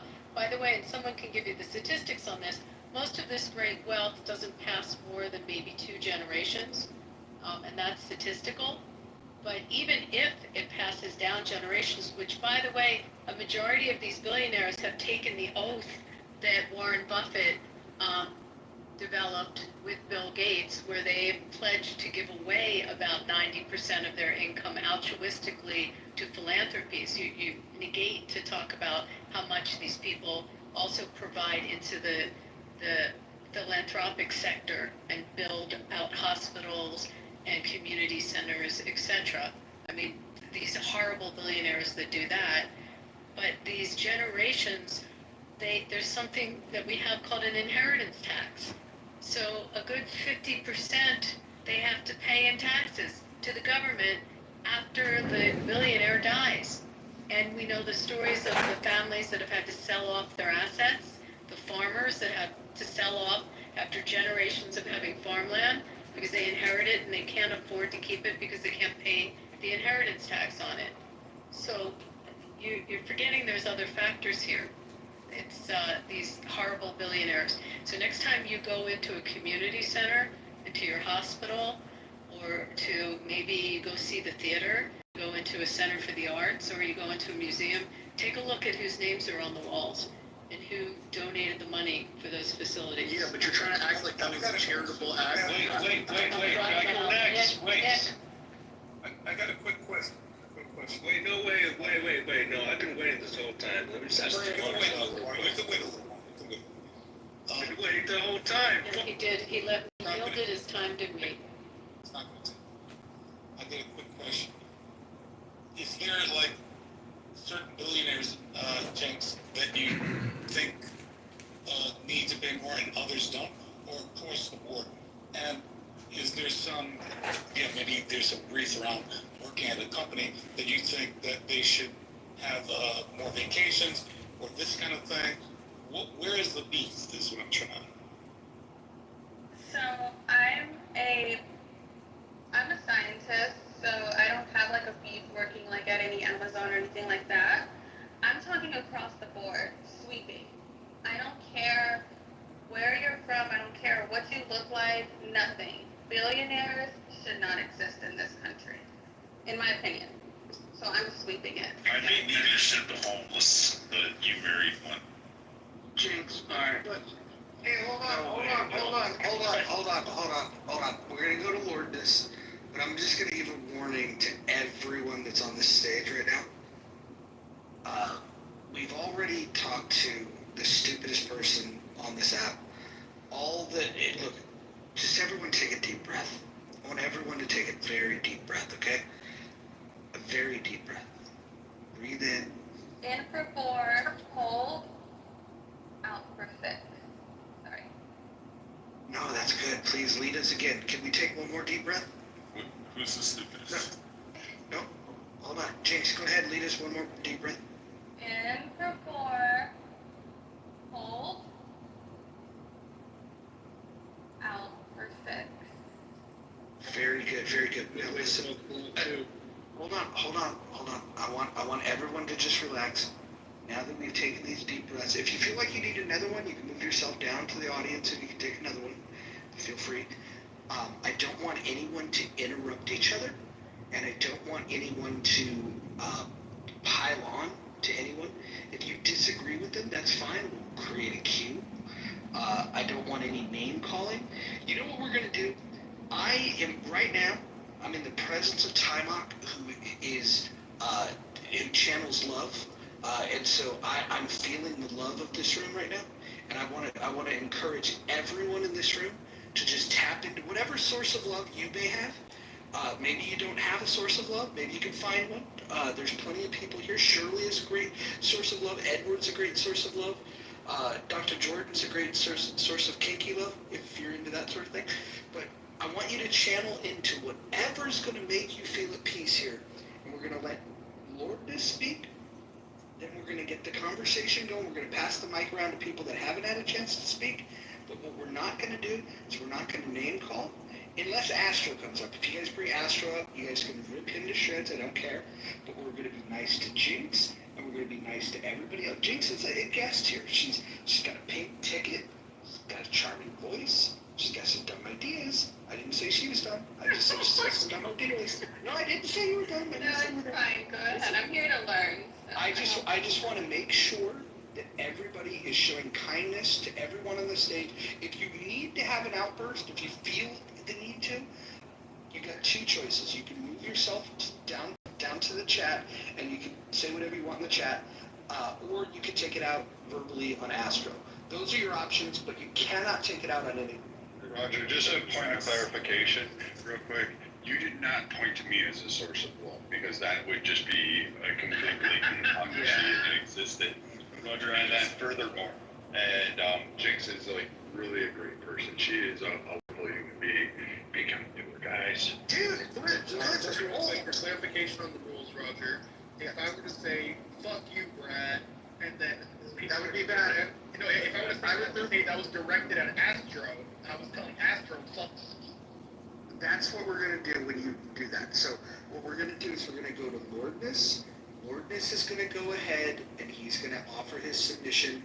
We're going to have a conversation. XG, I'll bring you back up. Yes, I'll even mod you again. Hey, everyone, Rich, don't interrupt. What asked Timok was the actor, dude? He is the actor now, yes. Yes, he is. Yes, he is. Yes, he is. If you guys want to look up everybody's username on the Google machine, go ahead and do it. Yes, my friends are popular. So XG, go ahead and stop trolling the room. We're gonna have an intelligent conversation. Lordness is gonna speak. We're gonna pass the mic around. I want everyone to be very kind to our special guest Jinx. And I'm not just saying that because she's hot. I'm just saying it because we want to be nice to each other. So, Lord. Look, Jinx, what do you think would be a better way to solve the situation by abolishing taxes or keeping it the way it is right now? That's a really good question. I definitely don't think we should abolish taxes. I think that we should make sure that they're evenly distributed to people's income levels. I think that's how I see it. But wouldn't you want to win on both sides? I think that billionaires are winning already. But what if you weren't taxed? You could flourish. But they're already, I don't know how much more you can flourish I'm not talking about millionaires, by the way, I'm talking about billionaires. Okay, so to Jinx, I got a question for you. So, if the top 1% are already paying 46% of all of the income tax that's collected federally, what do you think the proper number is for the top 1%? If 46% of all the income tax is not enough from the top 1%, how much do you think it would? The percentage of the economy that they own. Oh, okay, well then they would all get tax cuts. Wait, what? Yeah, they would all get tax cuts. But they're the top 1%. You're very generous. You are a very generous woman. Can I ask you a question, James? Sure, of course. Well, be careful. Why not? Hold on. Be careful. Let me ask her. I've been waiting patiently. Let me ask her. Ask her. You're gonna be a little bit more patient. I'm gonna ask you to be very polite. Jinx is my special guest here, and Jinx, you just have to know, this guy is the motherlode of all bad ideas. He is a left-wing Republican that voted for Donald Trump. I just want to clarify that for you in your mind, that this is a Trump supporter that is pro-tariff. So I want to warn you so you can be prepared for the bullshit that's going to come out of his mouth.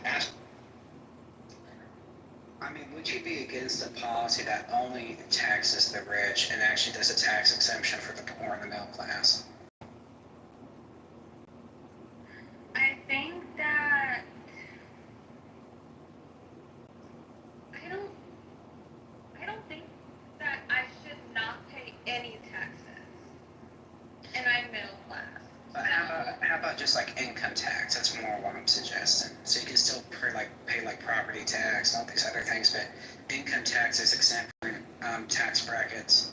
But if you're making a certain amount, then you get taxed by your income. You think it's a good alternative, would you say, or would you be against that? Just do proportional income tax, regardless of class? I think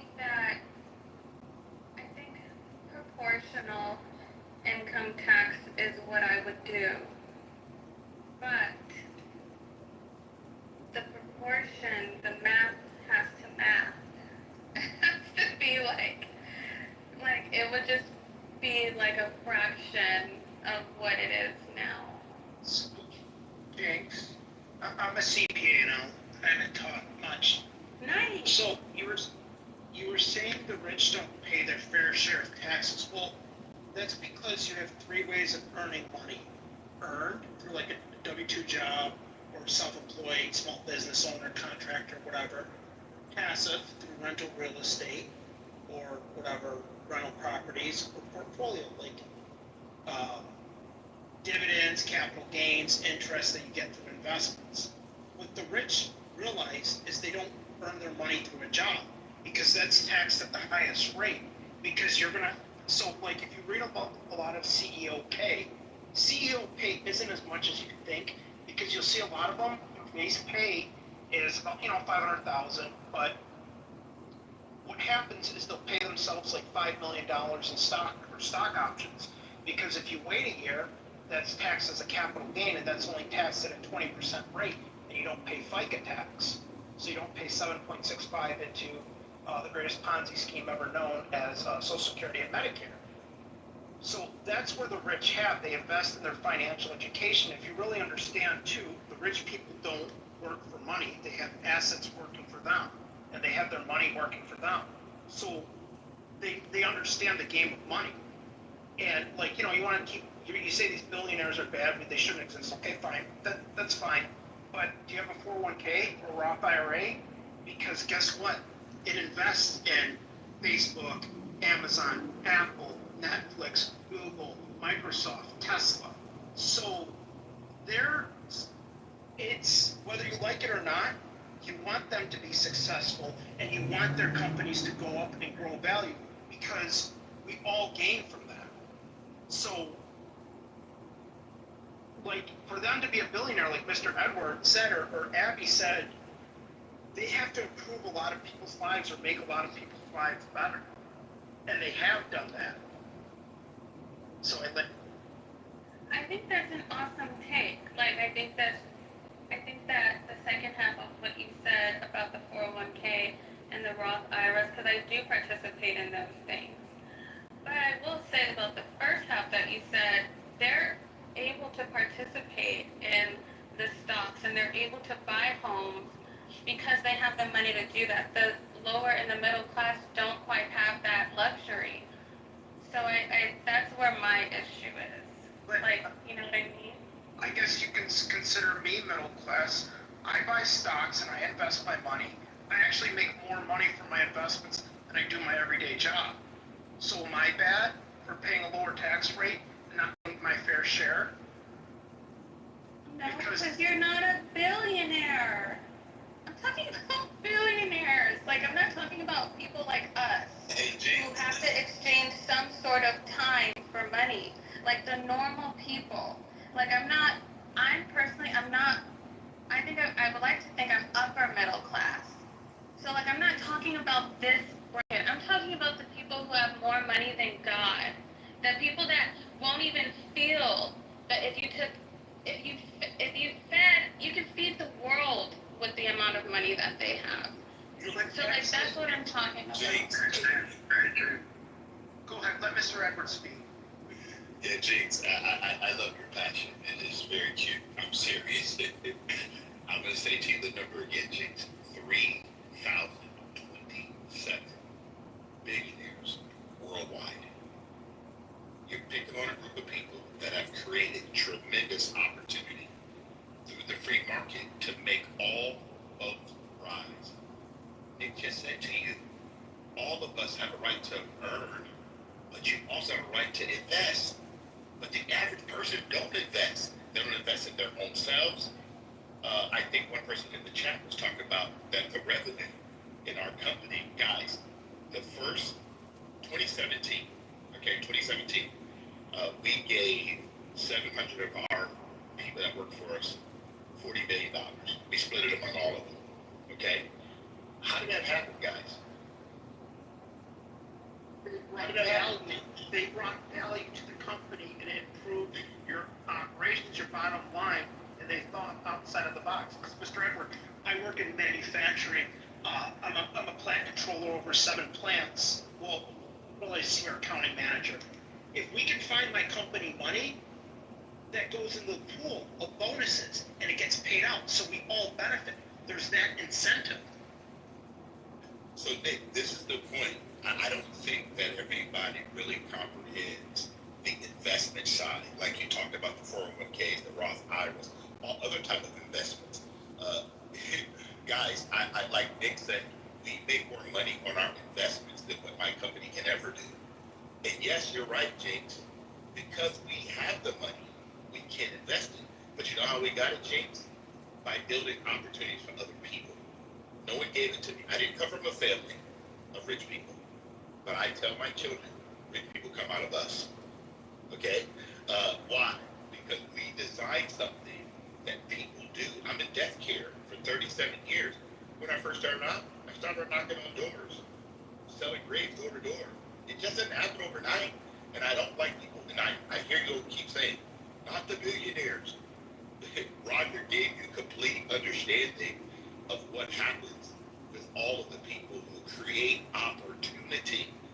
don't look at these people as like the left. They're not evil.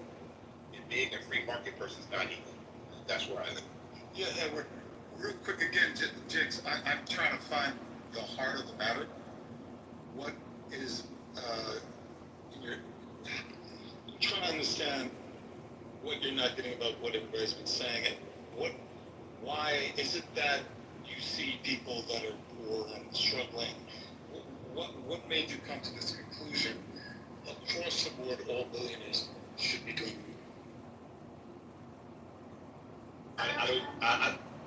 Is that for Adam?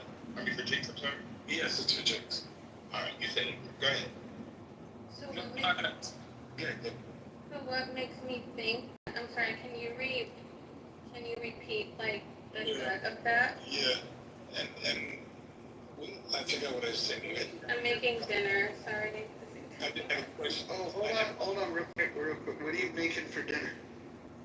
I'm making chicken thighs with vegetables and a side of rice. I eat very clean. I don't eat a lot of crazy stuff. What did you season the chicken with? Slap yo mama seasoning. It's really good. And are you grilling it? Are you frying it? What are you doing with it? So I have these new cast iron pots that I got, and I have a chef stove. So what I like to do is I like to put them on the cast iron both sides after I let them marinate in like lime juice. And then I season them with spices, put them on the cast iron, let them fry on both sides. And then I like to put them in the oven with some butter so that they're very tender on the inside, but kind of flaky on the outside. All right. Look, I think based on that, I will be much more tolerant of your views on economics. Thank you. That's hilarious. That sounds great. Yeah, Jinx, I was trying to get to the heart of why you feel this way. Yeah. And after Edward said what he had to say, and everybody else has been saying what they had to say, why did you come to the conclusion that these billionaires need to do more? I'm trying to see how you're looking at life and people and the workforce. Can you answer that for me? What's the heart of it? Sure. So, number one, I live in Los Angeles, right? And Wait, can we qualify that? Do you actually live in LA, or are you like some Orange County chick? no. I used to be, but no. You sound more like Newport Beach, I'm just saying. Oh my god, I sounded like this since I came out the coochie, okay? No, Roger. Jinx, are you from Compton? I live in Orange County, Jinx. She doesn't sound Orange County, Roger. Thank you, Jesus. Well, hold on. She doesn't sound LA proper either. I could go with Hawthorne. I could go with Watts. There's a few other places. I just don't think she's from LA. I don't think she's in LA. That's what I was born and raised in Long Beach. There you go, LBC. Shout out. Okay. You ever go to the Long Beach Grand Prix? Yeah, I've been a couple of times. But once you've gone like to two, you've gone to them all at that point. Yeah. Men might have a different experience there, but I hear what you're saying. Yeah, for women, you can only get ran up through a couple times. So go. I don't know, I'm married. So the thing about this, the reason I want to answer his question is I live in Los Angeles, California, and maybe, like you said, I do have a really big heart and I'm very nice, but it's very difficult for me to see people that have so much money driving by people who are literally on the street begging for food. The polarization really bothers me. That's just me. That's one thing.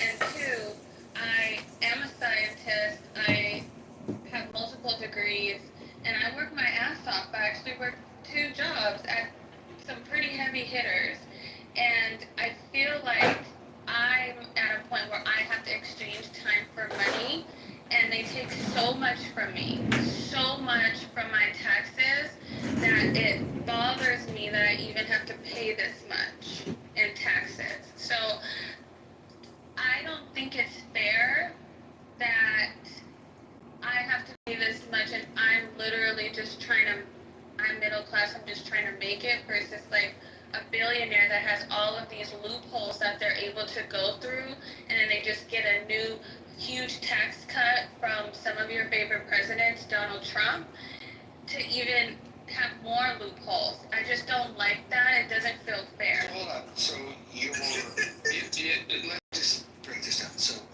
you don't like to pay taxes, but you oppose tax cut. I never said that I don't like to pay as much as I pay in taxes. That's where I'm coming from. I never said that I think I should. I would prefer. Why living in LA then? Yeah. I can explain. Here. Yeah, but So I can explain out of the Jinx. city, you pay less. Yeah, I can explain Jinx's position. To explain me by some really fictitious story that he made up in his head. It's very weird that he does this. That's amazing. All that. So Jinx believes that billionaires pay such a small, minute percentage of taxes of what they earn, but she doesn't actually realize how much they actually pay. She thinks that they pay like a tenth of 1%. That there's all these loopholes. Well, billionaires don't pay any taxes. That's her biggest contention, and she thinks because she makes like $300,000 a year and she has to pay like 40% taxes, it's wrong because then a billionaire only has to pay a tenth of a 10%, which isn't true. I mean, ultimately, I do think the billionaires do need to pay their fair share and actually do their fair social responsibility compared to other Hold on. Why do you think they're not? Like, I'm just losing it with this. Why do you think they're not? I just went through some of the taxes that they're paying. I didn't even get through all of them. There is an extraordinary amount of taxes in every aspect, whether it's personal income taxes and business taxes, property taxes, use taxes. I mean, it's not a tax-free life for them. And then a majority of the 3,000 plus, or the ones in the United States, have pledged their wealth to philanthropies. Let me talk about that. And where 90% of their wealth is not even passing down. So, like, at what part of your salary in LA, not buying purses, but giving it to the poor people? Are you taking, hiding your salary? I don't buy that. 10%? Do you take 10% of your do you take your appreciated stock? Do you take 10% of your salary and do you give it away? 10% of it. Do you do that? No, because the Why standard not? of living. Why not? I'm not well above the standard of living, Abby. People make a lot less. She doesn't make like $300,000. People that make a lot less than you give money away. People give money away at all income brackets. If you're feeling this, I gave money away as a baby lawyer. I wasn't making that much then, but I gave a good percentage of my salary away. So if you feel this, why are you not giving money away? Real quick, Roger, what is the breakdown on taxes that are paid by people? Hold on one second. Abby, if you're, because you're making a good point.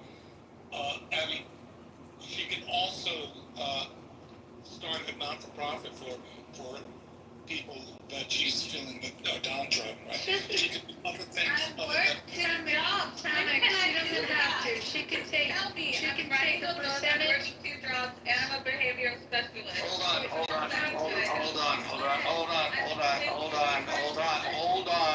I know you heard what I said. Hold on, mute yourself. Thank you.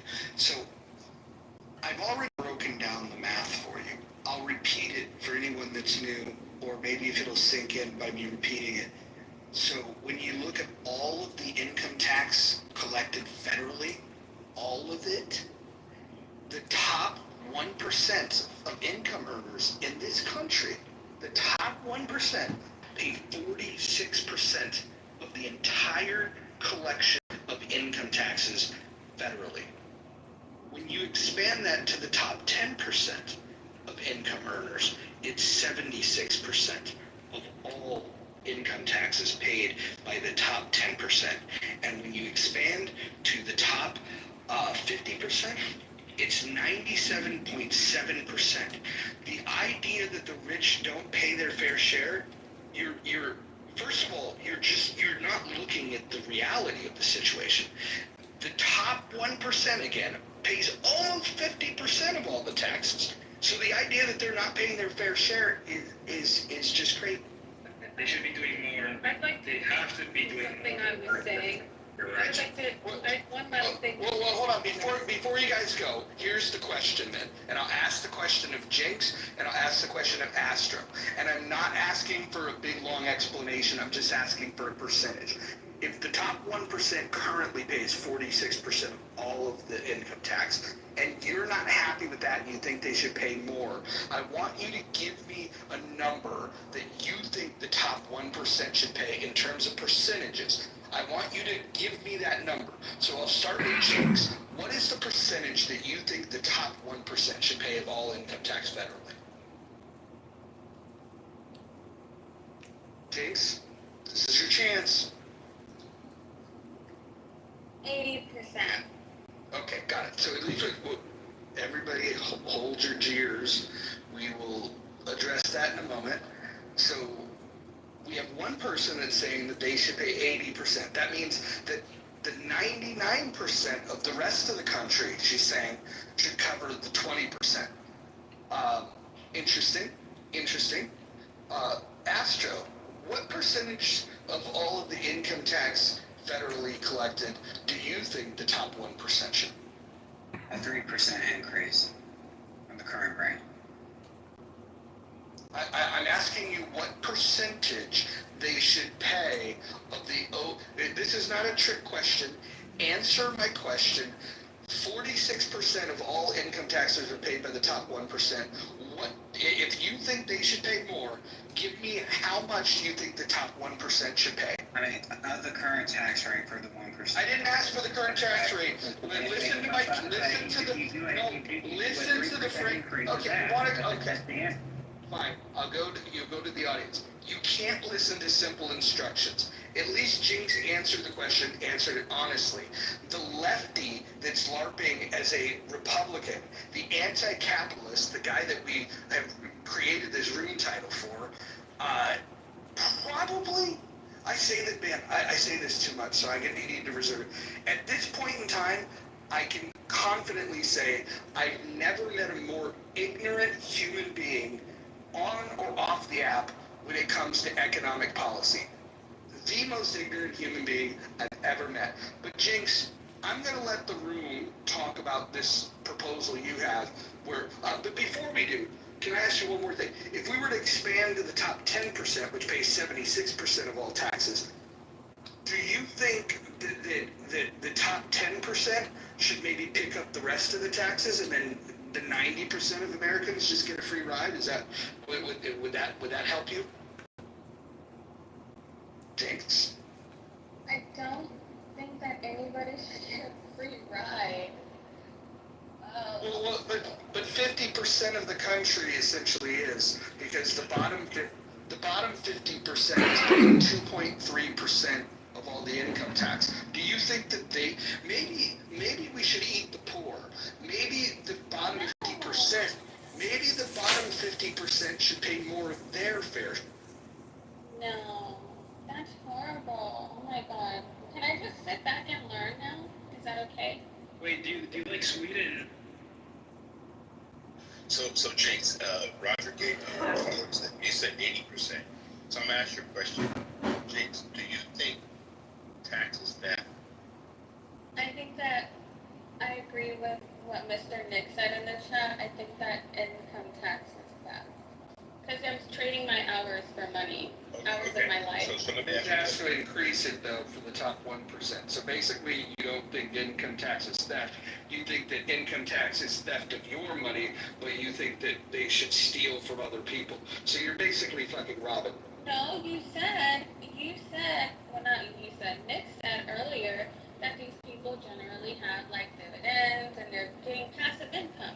So they're not essentially trading hours of their lives for money. And you shouldn't be either, because you said something. Another word you said was loopholes. So I'm gonna ask you a question. Do you not have access to the tax code of the United States of America?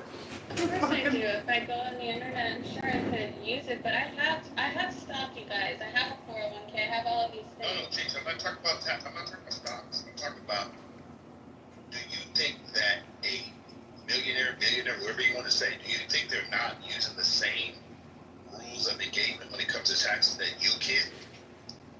No, because I don't have the same money to use No. James, I think you're missing the point. It's not about how much money you have. It's the tools you use. You're not using the tools. Because you right now, if you are clearly making $300,000, there's a whole lot of other ways to make sure you shelter your funding. And Abby gave you a big one. You said you're not giving anything away. You're not giving the charities. You're not using the write-offs that's already on the books. I mean, I The cost of living is too high here, Mr. Edwards. That's one of the problems that I have with what Alex said.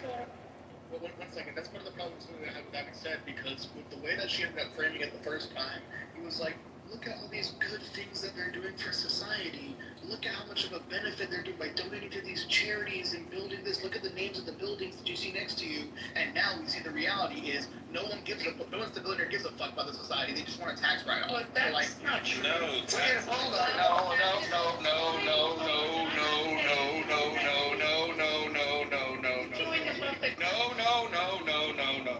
No. Everyone, XG, I don't think you've ever said anything that stupid in your life before. First of all, if they're doing something charitable for the benefit of the tax write-off, that's a good thing. That means that incentives work. This means that if properly incentivized, we can get people to do good things. And you're speaking out against, well, if their motivations aren't pure, then they shouldn't do it. And if we were, no, XG, hold on. This thought that people have that if somebody with high wealth gives to a charity solely because it's a tax write-off, and I believe that there's some that do that, but I don't know about you guys. I'm sure Abby knows people with very high wealth. I would imagine that Nick, in the business that he's in, probably has seen people with extremely high wealth. There's a couple of you that have experienced and been in proximity with people that are very high wealth. Here's the one thing I can tell you for sure. When people have a lot of wealth, the one thing that they obsess about is how are they going to be perceived. And they do think about things like their legacy. They want to make sure that their community thought fondly of them. They want to make sure that their family thinks fondly of them. And once you beat in the game financially, the only game left to play is for legacy points. And so to get these legacy points, and I can tell you, some of it, I don't believe it's all altruistic. I think you and I might agree on that. But what they are playing a game of is that they want people to perceive them as being altruistic. And if we can create an incentive structure, which we have, which allows them a tax write-off for giving to charity, we should encourage that. Talked about this before. I think they should have an unlimited write-off for charitable contribution. The whole reason you're supposed to collect taxes in the first place is to be able to serve the public good, right? So if you're serving the public good through a private charity, you should be able to maximize that. And now, for those of you statists that don't like that idea and you want the money to stay with the state, like guys like Astro, for example, then maybe you don't maximize it and let it be an unlimited write-off all the way up to 100%. Maybe you don't do that. But you should definitely look at increasing it, because it is a very good thing when people look to their community and look for a group of people that are serving a purpose, that are helping solve a problem in their community, and say, I want to give my money to that. It should not matter if the reason they want to give that is because they believe in it, although I do believe some of them do. It doesn't matter if their motivation is, I want people to think I'm a good guy when I'm really a shithead. Who cares? It doesn't matter. The money's going to the cause. And I can tell you that there's not a single nonprofit on the fucking planet that would turn that money away, even if they knew fucking wholeheartedly that the person didn't believe in their mission. If he was writing the check, they would say, you know what? Lord works in mysterious ways. We'll take the money. We'll make good use of it. And I can't believe that people get hung up on this shit about whether or not their motivations are pure. It doesn't fucking not about the motivation specifically entirely, because there's also, again, the write-offs that I was talking about aren't always for the public good. You have people that get their friends to evaluate a fucking blue line on a canvas for $150 million. You go ahead and do it for a charity art gallery donation, and boom, you get a giant fucking write-off afterwards. So like, I get it. There are some instances where, for example, if it's a park, if it's a little library or something that gets a donation, But of course, I'm not saying that the charity part. Abby, I didn't interrupt you, and I wouldn't like to be interrupted. So again, when I say that there are things that make it seem like when she was talking, saying that, oh, well, look at all these good things that are being done, look at what they're doing, but the way that it was phrased, as if it was some type of generous thing that they're genuinely doing because they want to contribute to the good, because she was tagging off of Edward's point about how, hey, when we make more money, everyone else makes more money, et cetera, and pointing on to like the greatness of what billionaires do, et cetera, right? I'm denying that when they do those charitable acts, for whatever intention it may be, that there may be a net positive out of that, specifically like the examples I listed, the libraries, et cetera, but there are multiple other examples where it's not beneficial at all. It's as beneficial as asking a communist how do you evaluate the mud pie as a labor value when it comes to what they decide to associate or get appraised by their friends in order to get a certain write-off of it. I'm not saying that the charity doesn't work. I'm saying it does. Just don't frame it as if they're doing it out of the generosity of their heart and not for what they actually give, which is the tax. I gotta respond to this. Number one, you missed exactly what I said on how many billionaires took the pledge that Warren Buffett put out, that 90% was going to go back altruistically. I think you must have had cotton in your ears when I said that, number one. Number two, it's not little libraries. I hope for your sake that you don't get ill and you don't have to go to the hospital. But for the lady in LA, if she has to go to Cedars-Sinai, take a look at how most of Cedars-Sinai, one of the best hospitals in LA, got built. Look at whose names are on the walls of it. Realize that this isn't little drips and drabs of money. It's large sums of money. And by the way, the person that has their art appraised still has the scrutiny and still has to go through the scrutiny of the IRS, especially when it's art and art donations. It's the most strict scrutiny of any charitable donation is artwork. And if you haven't experienced that, try to donate a piece of art and watch how a 501c3 receives it. And with respect to the girl that's in LA, these people that aren't working, that you're worried about, that need to be fed, why aren't they working? What are they doing? Are they all ill on the streets, or some of them just don't want to be working? So not all these people, you have to also evaluate who are the people that you think deserve the handouts. And look at these handouts. And my last thing I want to say, if you earn this amount of money and you have stock, which you said you have stock, then take your appreciated stock, because under our tax code, you don't have to pay capital gains on the appreciation, and donate it to the United Way. You don't have time because you work 2 jobs, take it, donate it to a charity, to a food bank. If you're really worried about feeding the people on the streets, then take your appreciated stock and donate it. And that's what you should be doing. You should have been doing it whether you're a waitress or you're a scientist or you're a billionaire. You should be donating and giving money to charity. And if you want to sit and complain about others that you think shouldn't exist, I don't think people should exist if they don't give back. And for you to sit here and complain and then say that you don't give to anyone, then shame on you. Shame on you for that. You take that stock that you own and find the one that made the most money and give it to the food bank in LA. Why would I do that we're talking about billionaires, Abby? Yeah, I know many of them in my industry, and I have a hospital down the street that they built. You're talking about my hundreds of thousands of dollars a year compared to a billionaire. Yeah, do you understand the cost of living in Los Angeles? Okay, I would like to interrupt. Like, what's happening? Like, you're putting all of these words in my mouth because you want to talk to me, but it's like, come on. Like, Come on. So I said when I was a baby lawyer, what did I make? 30 grand as a baby lawyer out of law school? I gave 2,000 away. I remember writing the check managing to a skills. charity. Did you live in What LA? are you doing? Did you What live are you in doing Los to give Angeles, back? California? Well, Did then you don't live live in here? LA. Or did you Can't live? afford it. Don't live in LA. Don't pay LA taxes. Move to the next town that you don't pay taxes. Move across the border where I am, where I have no Yeah, that students on sounds tax. easy. It's easy where I All am. my There's no family state here. income Jesus tax. Christ. You can Yeah. take the extra money Jesus and people. Christ, I know, Yeah, yeah. very entitled.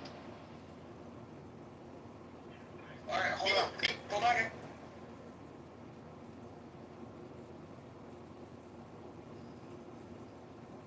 Okay, we have to wait for Roger to come back. Jinx, do you know why?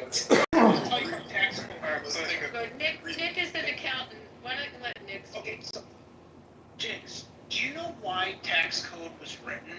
It was incentives that the government and things that the government wants you to do. And what does the government want you to do? Create housing and create jobs. So therefore, what these so-called evil rich people do is they create jobs and they create housing and make people's lives better. So you could partner up with the government and take advantage of, you know, these, what you call loopholes, but they're really just incentives. I mean, tax code's out there. You can read it, and it tells you what incentives and what things you're supposed to do, and that's how they'll reward you. What's stopping you? I want to jump The in cost here. of living. Sorry, Shirley. Listen, I want to jump in here. Two, I know that it's hard to live away from your family, but I think that you're probably more aggravated by how much everything is costing in California than you are the taxes. Just quite honestly. I have come to the point that I almost celebrate when I have to pay taxes because it means I made some money. I had to pay taxes last year. It means I made some money. But it would aggravate me if gas cost me $6 a gallon. That would aggravate me. It doesn't cost that where I live. I live in a lovely home that I may not be able to afford in California. So those things might aggravate you. And we hate to ever quote Jordan Peterson, but when you're carrying your cheap bag and somebody's walking in with their $3,000 purse, I mean, I'm sorry, that just kind of makes your eyes get wide open. Those things. But to the point that Abby was making, it is a universal, and I'm not talking down to you, hon.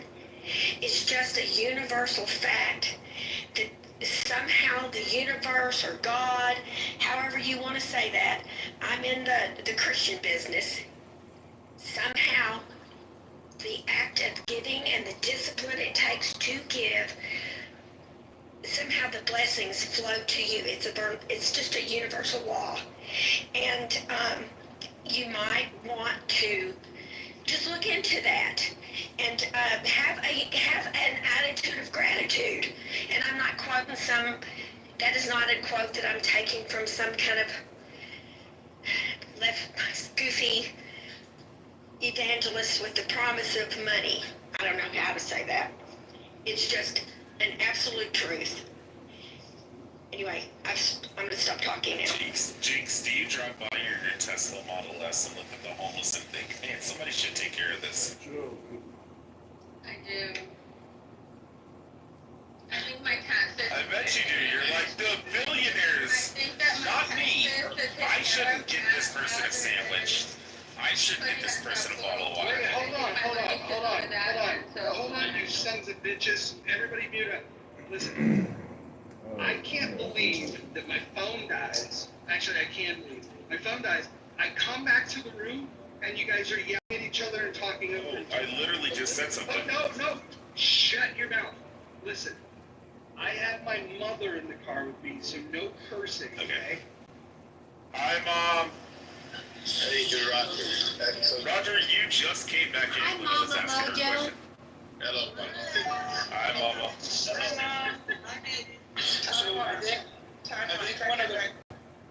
Roger, you are right. Your mom does sound black. You are black. What did you say now? I think one of the back channel time on. So please, it's quite interesting. I actually enjoyed the conversation. But this is one of the things I say to people who think that it's someone else's responsibility to take care of a grown person on the street. You don't have to live in LA. I know you say your family lives there, but we're not trees. That means we can get up and move and go to a lesser area. This is very important that people understand this. No one's making anybody live anywhere. Okay? So if we decide that we want to keep paying high taxes, we live in California because we want to, but we also believe we don't want to. So because I live in a state that I have to pay the taxes and pay the property taxes, we do. Oh, I love that you're here too. Okay. Oh, I Well, love that. But I live in Orange County, Jinx. And you know what, Jinx? I moved out of Huntington. I was like, hell no. I got a condo there so that I was like, fuck this place. No way. I got it. Whoa. Jinx. Oh, I'm sorry. Mama Mojo's there. Okay.